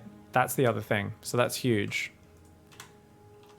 Then we could have chronoed both adepts and got first one across map way faster and seen roaches. Now, if we saw the roaches, that would have been good. Now, why would it have been good? Because, okay, we can actually put this here. Verse this build. So say we see it coming across the map. Wall off base with extra core or gateway, right? So a beefy structure. Now, why couldn't I do that this game? And why did this get me killed? Because this did get me killed, guys. That actually did get me killed. My pylon was what we call in a shit position. Now, the problem was, guys, I would have needed 2 gateways or cybercores to wall this off, right? Actually, could I have put it there? I feel like the gateway and the pylon are in line, but no, they're not. Are they? 1, 2, 3. So wait. There's only 1, 2. No, they are actually in line. Even though it looks like the pylon's lower, I'm pretty sure the pylon and the gateway are actually perfectly in line. So the thing is, I couldn't put a gateway there. If the pylon was 1 space lower, that would be okay. Essentially, if we just followed our normal rule of the pylon has its edges just touching, then you're usually going to have space to wall off a lot easier. You could put a pylon or battery between the gate. Yeah, so I could have put a pylon here, but that's a shit wall off because that's a 400 hit point structure. A pylon. Shield battery you would definitely not do. It only has 300 hit points. But even a pylon, even if you let that pylon finish, the roaches plus 2 zerglings hitting it in there, they're going to kill it in a few seconds. You want to put down a gateway or a cybercore, and if you can get that down even 20 seconds earlier, it gets up like 500 plus hit points. That is a huge amount of hit points, and it's growing at a very rapid rate. Did I just say rapid rate? A very rapid rate. It's going at a very rapid rate. How you doing too, Mermaid? What's up? Hey, how you doing? So you're raising some money for charity. What's up, yo? So there is like a whole flow-on effect here, guys. What was the first one? Number 1, this pylon was a few seconds late. Number 2, I pylon blocked for no reason. Number 3, wall off was shittily placed. Number 4, this next pylon was a few seconds late as well. We didn't cancel that one also. So the adepts were delayed. And we didn't go cybercore before Nexus. This was a conglomeration of many mistakes. So I think this is a really good game for everyone to remember, because how often do people die and they're like, oh, how do I stop that? That's impossible. You can't beat it. All in, it's so easy to do and impossible to stop. If I make 1 mistake, I'm dead. I made 6 mistakes. 6 mistakes. Super easy. Fix 1 or 2 of those and I win, guys. Just 1 or 2 of those mistakes wins this game, right? You can see my Stargate was also really late, right? Check this out, actually. Why was my Stargate so late, guys? I made Warp Gate without even thinking about it. And also, I'd misclicked probes onto my first gas, and now I misclicked them on my second gas as well. So we chrono the Adept, but even with that, we should be canceling Warp Gate and starting it right on 100 gas, which should be, Stargate should be going down right now on 2 minutes 30. And normally you'd build that inside the main base. Now, if you feel like walling off with it, that's fine. It pops closer to the action. Obviously, it's more vulnerable because it can get depowered, which is something we ran into here. Whereas if you have it up in the main, it's a little better. But yeah, we should have had that down on 230. We get it down on what, 240? Yeah, 235. Might not sound like a big deal. 5-second delay. So, heck yeah, GG's. Lots of things we can do there to make that into a solid hold. Riaz says you just don't react. Yeah, and yet me explaining how to not react to it got me distracted enough to still do a pylon block and not do core before Nexus, right? I still was like, oh, might as well pylon block. I haven't pylon blocked basically the entire series, and I'm like, we're gonna pylon block as we get closer to the top. We've got to start pylon blocking to disrupt opponents' build orders because that gains massive value at high level. And at low level as well. It just can be a bit more of a distraction. Was the pylon block of your own natural bronze to GM? No, that was just me laddering. That was just me laddering like a week or two before I started bronze to GM. Big, you need to see this crazy 2 BC opening. Is it off Hellion? Hellion 3cc Bakers? I know Raza got me the other day with a 2-star put BC opening. I hate you, Pig, because you toss bronze to GM. My ZVP suffers so much. Why? It should be easy, Kelly. It should be easy. These baboons just make zealots. You just gotta watch Zerg bronze to GM, mate. Just get that macro going, my friend. Oh, we sent the probe down a little late. I didn't realize we were playing as Zerg, guys. God damn it. So once again, the pylon is just slightly late here. Let's see if we can get across in time. And we can immediately chrono probes. You do technically want to wait about a second or two after the pylon goes down. And then you want to chrono, but you're going to see that this kind of times out pretty nicely. That pylon should finish just as this probe finishes. And you can see, yeah, beautiful. All right, go down there with this guy. All right. Someone else was asking, they're saying, how do I stop a ghost tank Hellbat push? I don't understand what supply or like what time you're getting hit. So guys, whenever you ask a question, a lot of people are always like, how do I beat Broodlords? But there's a big difference between like a 2-base Broodlord build, a 3-base Broodlord build, all that sort of stuff. So, yeah, I think that was a Zerg player asking that, but it's not really a good army. So, in terms of like if someone's rushing to that on 2 bases, but any standard composition will beat a rush like that. Generally, Roach Ravager is the best for defending mech and weird armies in the early to mid game. And if you want to go to the next level, like if it's a bit later, then you might change things up a little bit, but.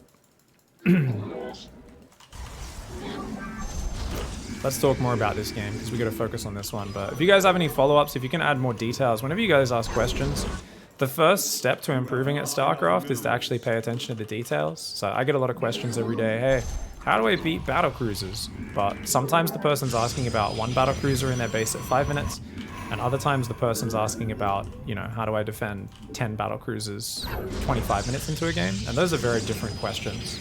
So timing matters, guys. What your opponent's economy is, how much they're committed to something, what your race is, and also if you give us some info on what you tried to do and why it didn't work, that also just gives us more information so we can really help you out. The first thing in StarCraft is to put your ego aside and just be like, look, I'm bad, I suck, I don't know what's going on. Let's ask questions. Be curious and ask the people who've been playing for years longer, which is all of these oldies who are playing StarCraft still. And yes, this is the best community in the world. Everyone remembers being a noob, so everyone's very happy to help. So we get a second adept and warp gate there. Probe comes home. Notice how I'm just chronoing probes a lot more, guys. So one of the big mistakes that we were making is not only was I not finding damage with my adept pressure previously, but I was also committing a lot of chrono boosts to it. So it was kind of like, I kind of needed to do a lot more damage than I was achieving. Let's see if we can run in there. Do a nice shade, and his queen's not watching, so Android's in trouble. Glory to the dead. And notice how we always try to hide in between the minerals. We're just going to do what we can. Build that one. Now this adept is just going to go home, because we're already, our first adept did so much damage on its own. Remember, we always wall off with the second gateway after the Oracle, and then we get another pylon as well. Just down here, lots of production space off that. We're doing one more chrono on probes! And at this point, you're like, what the hell, Pig? What is with your economy growth this game? Well, like I said, I just want to focus on a situation where it's not so much about, oh, I have to do damage at every moment of this game and that sort of stuff, you know? Let's try and focus on doing it I have met the enemy. a bit of a different way. Glory. Dimensional strings attuned.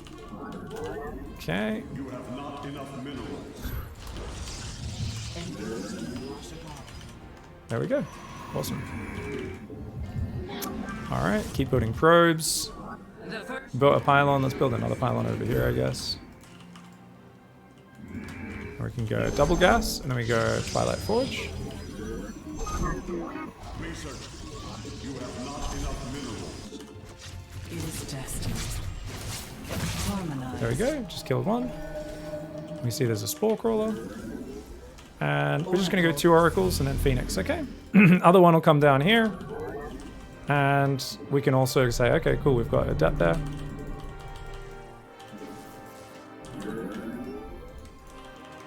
And we can send 2 Adepts across the map. Okay, keep building probes is really important, guys. glory to the Daemon.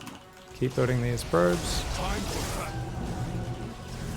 We can go Blinken +1 soon. We do need to get the 3rd and 4th gateways. So we should have got those very soon after those forges. This is a little late. And we'll send this down here. Our fates are one. So notice we've got 2 hotkeys. So let's micro this one in. The threads of fate lie bare. Now is time. And we get 3 drones. But we did go a little deep there, so we end up losing it. So this one, let's be a little more careful and not throw its life away. Yeah? Harmonized. We're just going to use that hold position micro. You guys know we love doing that hold position above the gas because it's so low on the micro. Right? Beautiful. Let's get +1, that. And let's also get the Robo.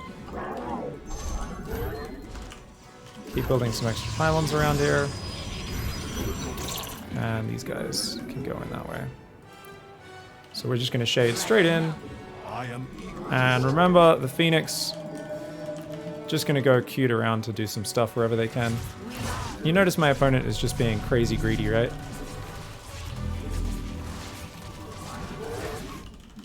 But we've got 3 bases up pretty early, 6 minutes.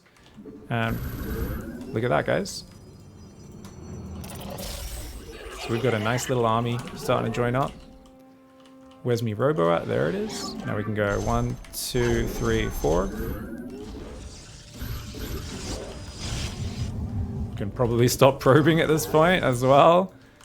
Try and take this 4th base if we can. Now this guy should have already moved around to be a scout on the front. See. Not the enemy has discovered us. Okay. I'm here.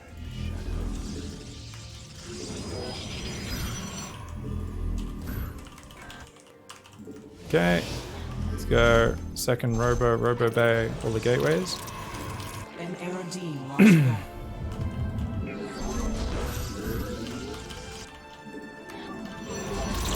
Okay. The threads of So notice he's just playing insanely greedy, and this is why timing attacks are good, guys.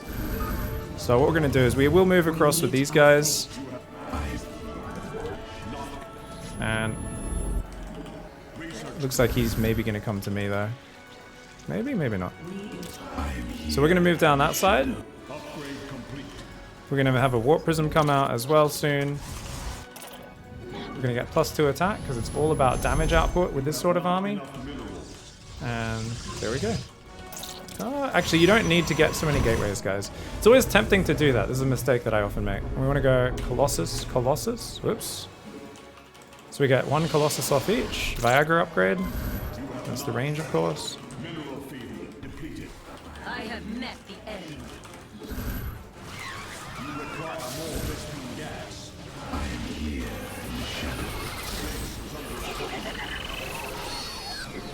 Not enough energy.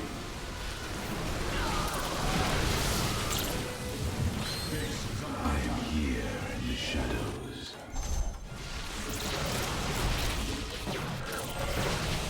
Let our enemy know our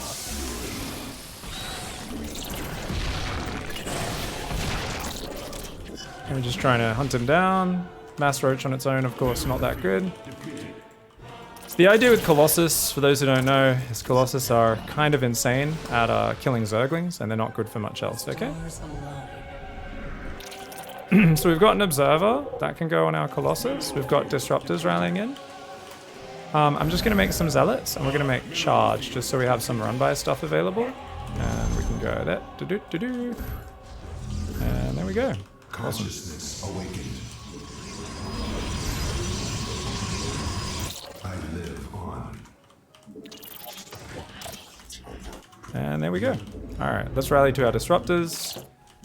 And the Charge will add in some really nice units for the later stage. Okay, cool. So you guys can tell I'm obviously not very adept with this style, but we're getting there. We're getting used to all the little pieces and how they stick together. We can get +1 armor after that. Even though most players would go +3 attack, I like armor just because it's cheap, it's quick to upgrade. You can also send hallucination out. An errand. Our window is short.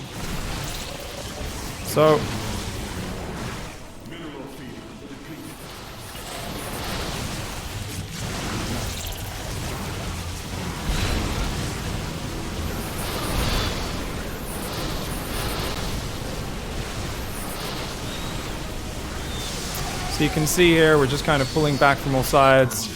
He does catch the rallying Disruptor, which is really nice for him. It's just about 4,000 roaches, which is kind of cool, but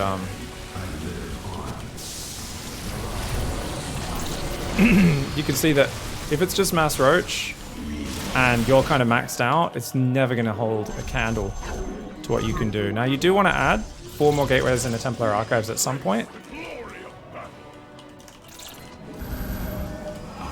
Let the Disruptors regen. We can pick off this creep spread. The creep spread's actually insane for my opponent, by the way.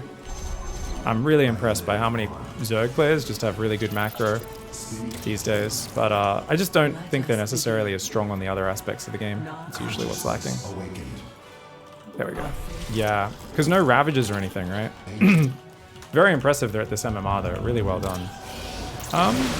Okay.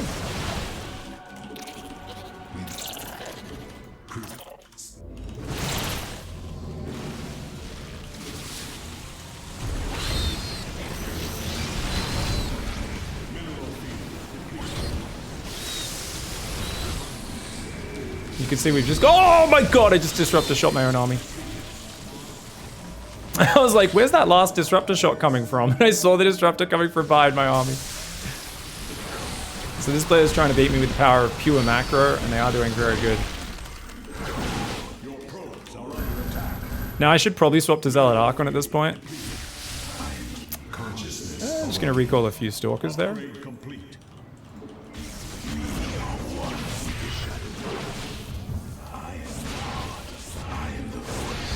Okay, these guys are just going to clean these roaches up.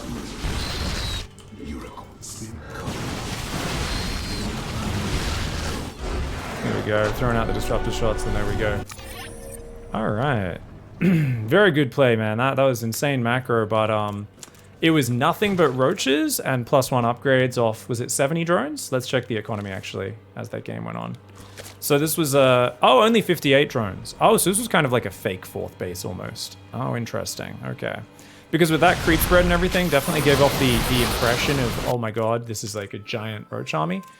But good creep spread, 43 roaches with roach speed and +1, hitting at about 8 minutes. The thing is, Stalker Sentry is immune to this sort of style of attack. As long as you don't mess up your positioning really bad, because you've got force fields and you can always pull back into shield batteries really easily, it's very hard for them to do anything about it. So definitely that's a big issue. So remember guys, we chrono boosted a lot harder and we didn't need to do much damage this time. Revenger is not a unit, OP I dig. It's a Ravager. This is an old school problem I have. Ooh, this is... same way Terran players don't build missile torrents. Revenge is not a word. You can get revenge on someone. That would be a thing. You wouldn't revenge someone. Also, you can ravage someone or something. You can't revenge something. It's ravish. Ravage. Ravage. Ravish. Ravage. Revenge. No revenging. Revenging is not a thing. No banglings. No revenges. No missile torrents. It's a turret. It's a turret. I still have a friend to this day who I'll be playing games with him. He's like, oh man, I need to build some more torrents. And I'm like, what? I'm like, what do you think is a torrent? I'm like, where does this come from? I've never understood. I'm like, it's not even a word like in the English language other than unless you're fucking, I mean, a torrent is, but like not for a defensive structure. I'm like, too much time on Pirate Bay. Anyways, long story short, guys, let's go back in this game and take a look. So there was a bit of a gap in the probes, I think about 420, 430. Let's take a look. So you can see my main's not building here. So we go Twilight Forge. I think I could delay the Twilight and the Forge a little bit there. And remember, it's more important for safety for me to get up my 3rd and 4th gateway and start warping in sentries than upgrading Blinken +1 is really not as important as that. So part of me almost wants to even just delay these 2 structures and just say, hey, just go 4 gateways. Because you're building a Phoenix, which is just to clean up Overlords, then you can get your sentry count up and start warping in Stalkers. These upgrades can come in a bit later, right? Why are we rushing these structures? Because the thing is, they don't help us defend. I mean, we could build cannons if we have to, but warping in Stalker sentries is much better. So I'm going to just put a little note here in my build that says, hey, you know what? You know what would be really nice? I think actually going 3rd and 4th gateway is better. Yeah, so I think if we always go 3rd and 4th gateway before Twilight and Forge, always 3rd and 4th gate. Like they're similar timed.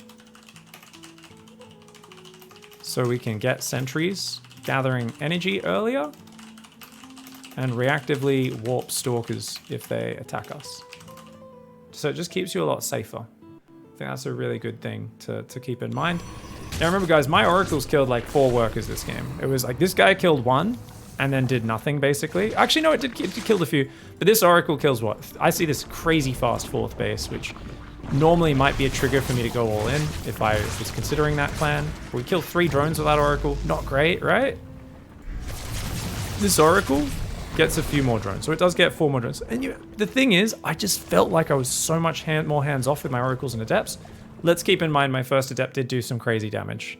So my opponent did screw up really bad, built these 6 Zerglings really late, and didn't notice what was going on. And part of this is because my opponent's Overlord positioning was a bit bad. This Overlord should have been out here. So first Overlord should have been there. The next Overlord should have tried to go up where this one was. Because of that, he gets no warning of the Adept coming in. So it's a classic rookie mistake. And he's also filling in, I say rookie mistake, but like GMs and pro gamers do it all the time, where he's trying to already put an Overlord out here to look for like Oracles and stuff. Whereas we all know, and you guys have heard me talk about it, here and here, like 1,000 times. You gotta see the Hellions and the Adepts and the Zerglings and the Banelings coming in ahead of time. So I got really lucky that the Zerg didn't do that. Big mistake. I get 2 drones, make it 3, make it 4. Oh my god. So I killed like 4 drones with my first Adept, and because of my chrono boosts, I'm at 33 versus 22 for a moment. 4 more drones just popped out, 2 there and 2 down here. But I was literally 33 versus 22. I was up 11 workers for a moment at 3 minutes 20. That's insane. And remember, I've been dumping a lot more chrono into my Nexi and just focusing on the build a little bit more. And this is so powerful.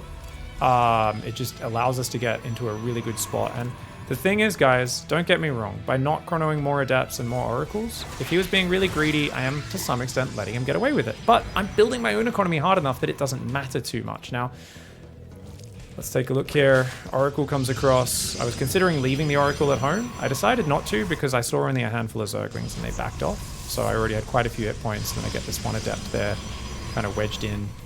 And then this Oracle, totally happy to stay at home if there's any sign of lots of lings. But now that Warp Gate's here, I'm going to be up to 3 Adepts here anyway, so it can defend itself. Phoenix clears up the Overlords. And remember guys, this Phoenix killing the Overlord is not that important as well. So we could very well delay this, get the Forge, the 3rd and 4th gateway, the Forge, the Twilight, and then build the Phoenix, right? It's not that important to get rid of the Overlord. Nothing I'm doing is especially secretive. Yeah. You didn't clear the Overlord that got all the info. You kill it only after the Twilight Forge. Yeah, we don't care. It's a Twilight Forge. It doesn't tell him anything, right? I guess it tells him we're not playing Sky Toss. So you could argue, okay, if we could have put the Twilight Forge down in our natural or, you know, somewhere else, but I don't want to warp in a Stalker. If you guys want, we could absolutely warp in a Stalker there, kill the Overlord, and, you know, try to hide our structures temporarily to, you know, absolutely a valid thing. because we're just focusing on trying to do a build order in a certain order, and you know, we don't really care too much about opponent scouting it, but absolutely, we're getting close to GM. We should be looking to deny information wherever and whenever we can. And look at this, these two adepts, we just warped in on our third base, and we go, cool. I thought I'd killed a few more drones than that.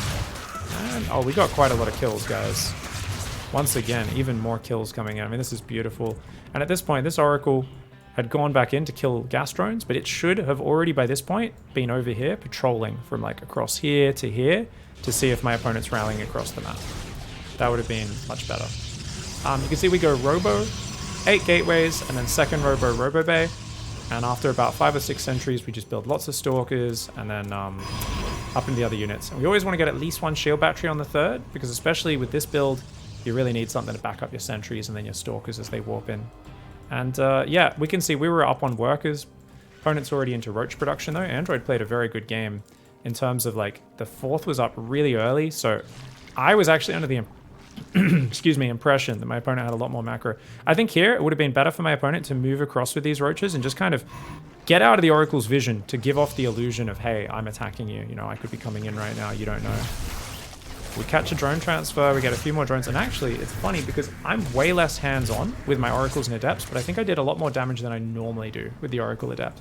Part of that might be because the Oracle Adept, normally I'm like, chrono, chrono, chrono, chrono, and they see the chronos, they see me coming across, and I'm so focused on the first time I go in, and they're so ready on it because there's been so many tells of me committing to it. So I think there's a good kind of piece of insight there is sometimes just being a bit more patient and a little bit more, I need to do damage, can also actually be a big boon to you, as long as you're hitting your macro really well, which obviously we were. And yeah, cool. Now, what about the 4th base? The 4th base was kind of just because I had a lot of money. I felt like my gateways were a little late. But notice here, what's the first thing we do, guys? We already had a cannon and a battery there, and a cannon and a battery here. Same thing, because we were kind of, I felt like my tech wasn't especially crisp. Just adding some stuff was good. And we warp in a sentry here as quickly as we could. We couldn't do it immediately because I only just hit 100 gas. But getting a sentry on your natural, whenever they're trying to lure you into the open, a lot of people just go out there, get surrounded, especially on bait maps where this is a bit further away. There's more space between the natural and the third. Here it's pretty easy. I'm pretty close by. But sometimes you do need to split your army and make sure you don't go too far from the shield batteries, especially if they're on heavy Zergling. And then you want to defend here with just like warp-ins of Stalker Sentry and just keep force fielding and stuff like that. So you can see this fight is going to end up being grossly cost inefficient for my opponent, right? It's going to kill a Gateway, a Cybercore, and like 1 Sentry. And Stalker Sentry is just like, roaches are just so bad against it, especially fighting near batteries and the defenses. And you can see that unit's lost tab. It tells a very frustrating story for the Zerg player. But you've got to remember that Stalker Sentry is very weak attacking on creep as well. So there's a real dichotomy to this style. It's so good defending where you're just pulling back into this expanding arc, this big concave, and the Zerg kind of pushing in surrounds themselves, and they just can't kill anything because of force fields and shield battery healing and all this sort of stuff. But when you do push them, it can get much harder for you to actually take them out. Now my opponent, people were saying, why didn't they make Ravagers? And I was just making fun of, well, there's no such thing as a Revanger. But realistically, why didn't they? You'd need to ask them. Obviously, I can't answer why my opponent didn't do a thing. But we look in the replay, they didn't have gas. Now, my opponent's clearly just said, hey, I'm going to play a style where I just make an immense amount of units. Now, my opponent could probably jump 500 MMR with a very simple tip, which is, guys, if you're ever going past 150 supply of Zerg with basic units, what do? Split your army into 2 halves, and this should be your default setup. So army 1 should be 34 of these roaches, army 2 34, and half should be sitting over here on the left and half on the right. But you can see my opponent also lacks a bit of map vision, so they should have either had roach spotters or Zergling spotters out here, and they should have also had overseers going through. But if they had that, it would have been much easier for them to sandwich my army, come in, whereas instead you can see my opponent is trying to go for like a bit of a base trade, which is actually a much better call. If they committed to the base trade, that would have been a much better chance for them to make this game messier and potentially win. But bad map awareness, and the army's all on 1 control group, which is a big problem. Now, the opponent does split it, but you can see it's still all on 1 control group. Oh my god, that was a giant disruptor, wasn't it? And you can see how good force fields are. Just a few Ravagers, both filing my army and breaking the force fields, absolutely would have been game-changing. If I threw that disruptor shot from there, oh my god, it would have killed like 16 roaches.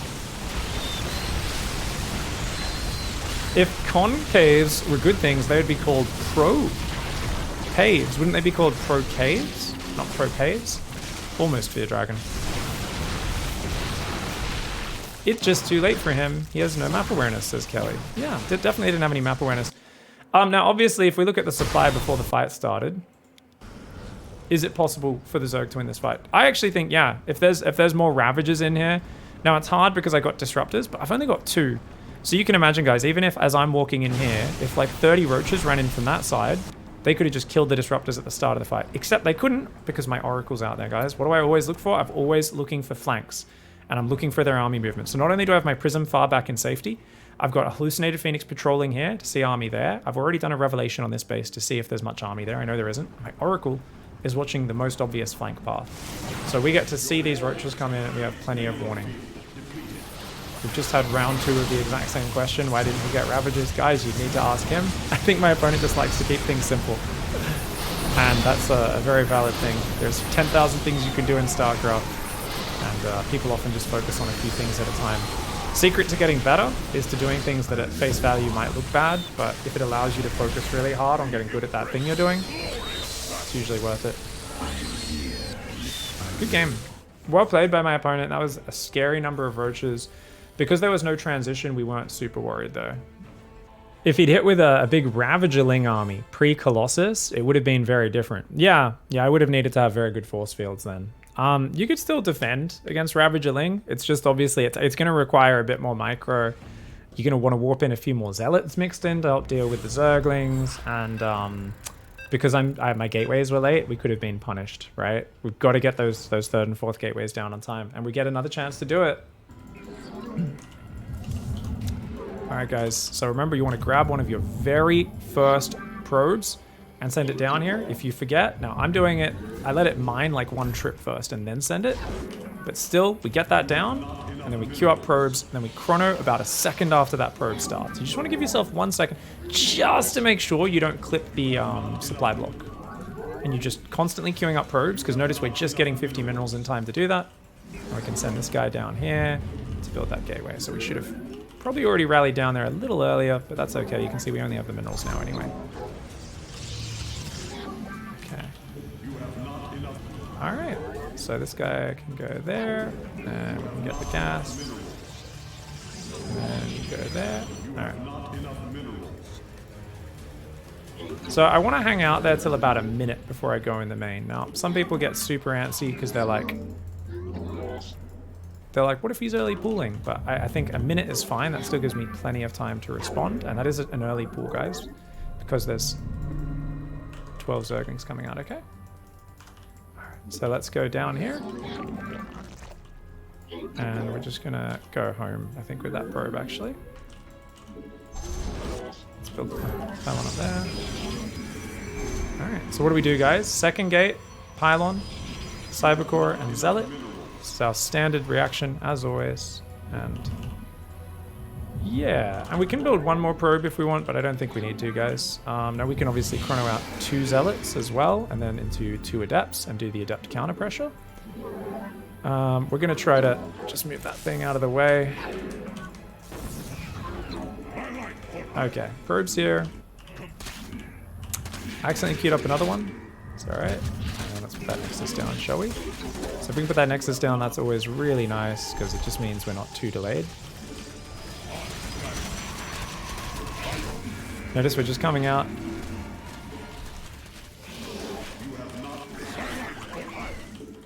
So notice we want to keep that gateway alive no matter what. We're going to put down that 3rd pylon, because otherwise we will be supply blocked. And now we can counterattack across the map. Now remember, my opponent didn't have gas. If they had gas, I'd be much more careful because Ling speed would kick in at 230.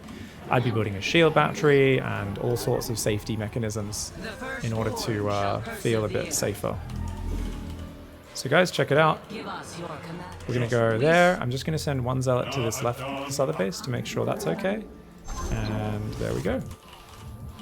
Now, I have nothing in my wall, so if he was doing a Speedling all-in, we'd have to like recall and do some fancy shit to make sure we don't mess up too bad, but it is what it is. Let's get warp gate and check it out, guys. All right. Combat. So we can do an adept pressure here. Let your will be. And that means the Zerglings aren't coming over. And we've got a Stargate. We've got just a Zealot we're building there.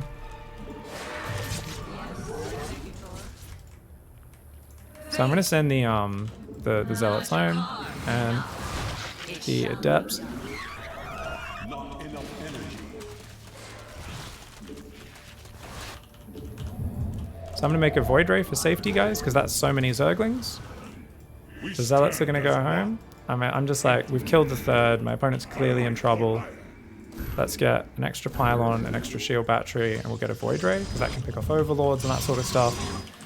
We just killed a lot of stuff. You know, we know our opponent's in the pooper right now. Now you might in this scenario wonder, well, what do you do in this situation? And oh fuck me, get inside, mates. All right, so what we're gonna do? Remember third and fourth gateway earlier. Now obviously the reason is we can't secure a third base right now, so we're gonna go all this stuff just a little bit earlier than normal. And we still want to get an Oracle, don't get me wrong. So we're still going to make an Oracle and send that one across the map. We've got the Void Ray out here. Let's get the third and fourth gas. We're still building probes.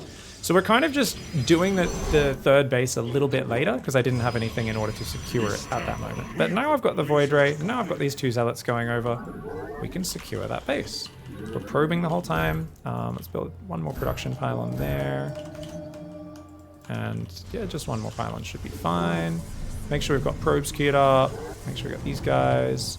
Awesome. All right. So we can now build our third base. We can also make a pylon like that. Our Zealots are there. And we're just going to send that Void Ray to go do a bit of hunting around, check what's up out there. And we can also warp in lots of sentries behind this. Okay, so they're all gathering energy. And yeah, we'll get one more pylon here. Has discovered us. Oracle, we can go in for to see if there's any drones around or whatever. It is destined. We already took a few hits, so definitely something to Threads of watch fate out for. lie bare. A wizard. And plenty of guys, so gotta be careful. We interpret. Not This Void Ray can run in the main, so we can see he's on a defensive focus. Now, how do I know that, guys? Very simple. We know because... There we go, so just click a drone and pull away. Because we just saw lots of queens, lots of drones going to this third. So even though we delayed the third base, you can see that basically it hasn't really messed up his plan or anything like that. Alright, so now we've got all the sentries we need for the rest of this game. We've got a robo, we want to go up to lots more gateways. We're going to come in one more time just for maybe a stasis trap, and then we're going to use that oracle for scouting, okay? Though right now the Void Ray is kind of taking that job. stars. And yeah, I think the Void Ray is doing a good enough job actually, so that should be all right. So we're gonna keep probing. We can obviously build the shield battery, keep building pylons here and there. We're gonna send a hallucinated Phoenix across as well. Build some stalkers. Make an observer. We want to get a robo bay and a second robo, which we'll build a bit closer to the front, just so that's reinforcing a bit closer into the battle. We're now probing up our third. So we're building the last 6 probes to finish saturating that. We're building infestation, evos. So it looks like a massive ground play from my opponent, doesn't it, guys? Okay. So this oracle's just going to hang out over here, and when we see drones transfer onto those minerals, that's when we'll come in to scout, okay?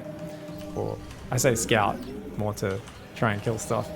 We're going to build an immortal while we're waiting. Immortals are never bad units to have, guys. And we'll build that 8th gateway, which apparently we forgot earlier. Awesome. So we can put one cannon there. If we want, we could put a cannon here in the natural. But I feel like my opponent's playing very defensive. So I'm just kind of skipping it this game. We're going to send in another hallucination.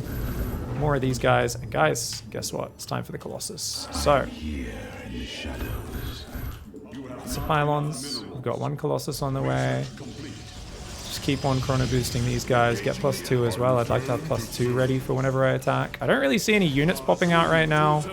And we see a hive. So my opponent's trying to play ultras or something like that, guys. So what are we going to do? we're going to push with 1 Colossus, 1 Prism, and we're just going to go and try to kill him. And that's because 8 gases, super greedy, right? So 8 gases, 4 bases. I haven't seen a single roach, so my opponent's not building any actual fighting units, just massing queens, lings, and banes, which is something you do if you want to play a completely illegitimate style, because he's saying, hey, I don't need to build any defensive units, which is, of course, absolutely ridiculous, and we're going to punish my opponent for it, okay? So we're going to take a 4th base behind this. And we're going to push on forward. Where's my Warp Prism? There it is. We will start charge behind this as well as trying to Chrono +2, though I don't think we'll get to it in time. And we're going to hit this big attack. All right, so what we're going to do, guys, is we're actually going to put some stasis traps down that we can always fall back on. And we're also going to put that hallucinated Phoenix out, and we're going for it. Now, obviously, Stalkers aren't great versus Zerglings, guys, so you might be wondering, what are you doing, mate? But the whole reason here is we have force fields.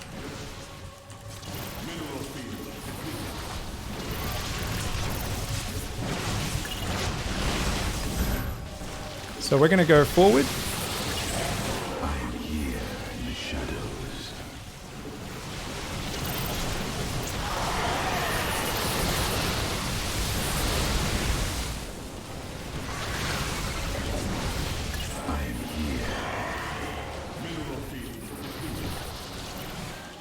And you'll notice that my opponent doesn't really have a response.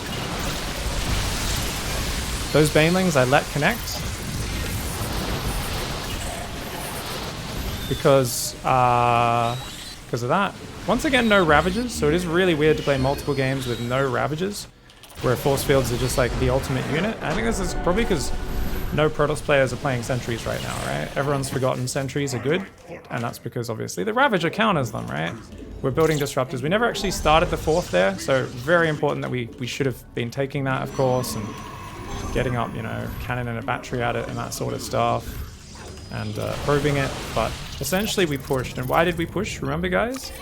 There's 2 things you're scouting for with Zerg, and this is kind of feeling oriented, but that is, number 1, are they building drones or units? And I scouted with Oracles, with Hallucinated Phoenix. I didn't see a single unit. Now, in hindsight, check it out. There were some roaches out. My opponent wasn't playing as greedy as I thought, but I saw an exceptionally quick hive that had started before the 8-minute mark, number 1. So what were my scouting tells? I saw that.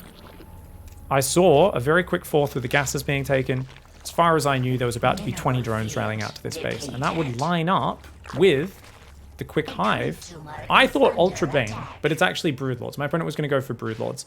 Now, my opponent built some Roaches, some Banelings, 1 upgrade. I actually thought it was probably 2 Evos that I saw down here earlier. I didn't think it was a Baneling nest, but I saw Infestation Pits, always a sign of high tech. I then see quick gases on the 4th. I then see a quick hive. I don't see a single Roach all early game. To me, this felt like, hey, my opponent's rushing up the tech tree. Now, in hindsight, I can look at it and say, actually, his drone count wasn't that much higher than mine. He just droned his 4th now. He did build plenty of Roaches, my opponent. The only real greedy thing here was the very quick hive and Greatest Player, which was insanely quick, right? That being said, committing to a sharp push is never a bad idea. Yes, I did it somewhat reactively here, whereas otherwise I probably would have waited a little bit longer. And the thing is, that might have got me killed because he's already got 8 Corruptors. If I give him another minute and a half, 90 seconds from now, he will have Broodlords morphed, and with enough Ravager Bane underneath it, I mean, if I blink into that, oh god, I'm going to have a bad time. Blinkstalkers can beat Broodlords, but of course, blinking into Roachling Bane, usually not a good idea. And that's why the ground army and the air army together is going to be very difficult for me to deal with. So, otherwise, I would have probably taken a 4th base, right? I would have taken a 4th. I would have waited for 2 Colossus, a Warp Prism, and then Disruptors to be rallying in, because that's how I like to do it. And 2 Colossus, lots of anti-Zergling, ranged power, you know, lots of splash damage coming in there, and all that sort of stuff, right?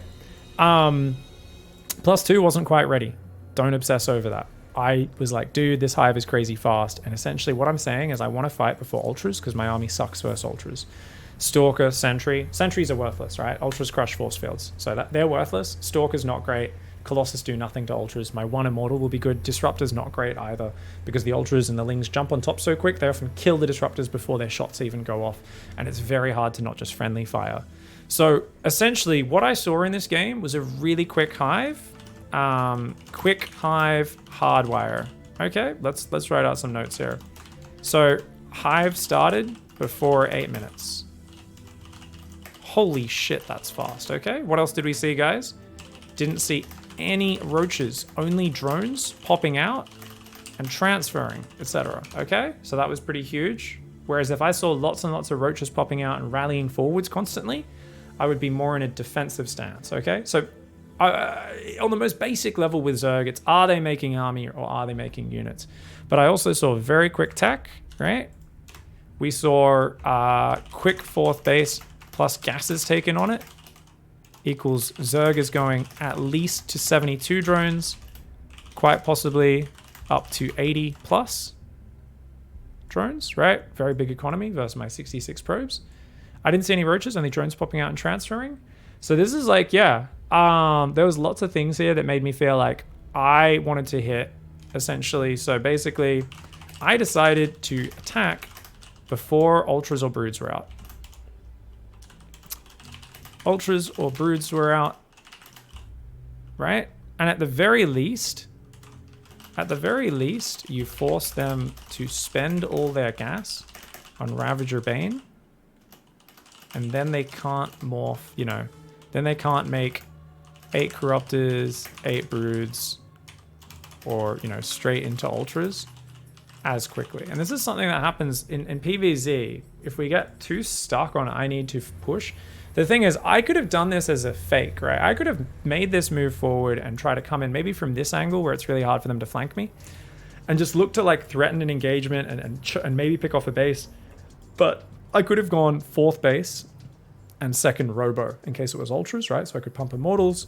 And how would I deal with Broodlords if I was playing to the Broodlord stage? I would build a hyper big economy, so super big. I would actually build a 2nd Forge. For me, I think Forge upgrades are really important for dealing with Broodlords if you want to play ground. Now, a lot of people would say just play Sky Toss, get Tempests to pick off the Broodlords. The problem with Tempests is if they have a pack of Corruptors, Corruptors are such an efficient hard counter to Tempests, so you're going to need to cover those Tempests with your ground units, and your Tempests are pretty useless if you're just A moving. You need to be using Revelation to reveal the Broodlords and then target fire them, pull back. It's a very complicated system involving you actually being a competent player who's not probably from Australia like myself, right?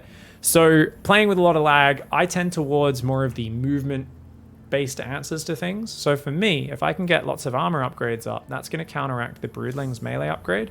Broodlings only do 4 damage and attack. So if you can get a few armor upgrades, and if you're even ahead on armor versus their melee upgrades, the Broodlords just don't do much damage. Stalkers kick their ass. Not only that, but you want to do multi-prong. As they make Broodlords, Infestors, Vipers, these sort of things, their army becomes very immobile. So what would naturally happen in that scenario is you swap roles. You say, hey, I'm the Zerg player now. I'm fast. I'm mobile. I'm hitting where you're not ready. You're the Protoss player who's making a stronger direct front-on army, but it's slower and it's immobile and it needs all the pieces together to work. So what you do is you kind of flip the roles around, and that's what I like to do when I'm playing against late-game Zerg. When the Zerg swaps to a really slow army of Broodlord, Infestor, that sort of stuff, double upgrades, I take a 4th, I take a 5th, I try to get up to like 85 probes, get like 16 gateways, and I try to get pylons on the edges. I'm running Zealot run-bys in all the time. And if you end up with, say, 3-2 Zealots fighting, say, +2 melee Zerglings, even if they have Adrenal, the Zerglings get their ass handed to them by the Zealots, especially if you add some Archons in there. You have like 2 Archons and 10 Zealots versus like 50 Zerglings. The 50 Zerglings get really screwed up unless they can get a really good surround. And you're going to see most people don't have many upgrades as Zerg, right? If they have a +1 melee, you have 2-2, something like that. Your units are just way better than those Broodlings. So it's this cool idea that I like to do is get the 2nd Forge, get a big economy up, and split my army up and try to scare them with one part, do lots of Zealot run-bys and do all that sort of stuff. But yeah, good game there, guys. Now we are at 4,800 MMR, which apparently, obviously it says we're in Masters 1. So what we're going to do, guys, is we're going to say that was the end of Masters 2. The league boundaries are a bit screwed up, and we're going to do 4,800 to 5k is going to be Masters 1. So that there, we managed to not block our opponent's expansion, but we did scout the 12 pool very early. We got a little bit more used to the 13 pool. We're going to continue all this stuff in Masters 1. I'll give you guys a review at the start of the next video on that. See you guys in Masters 1.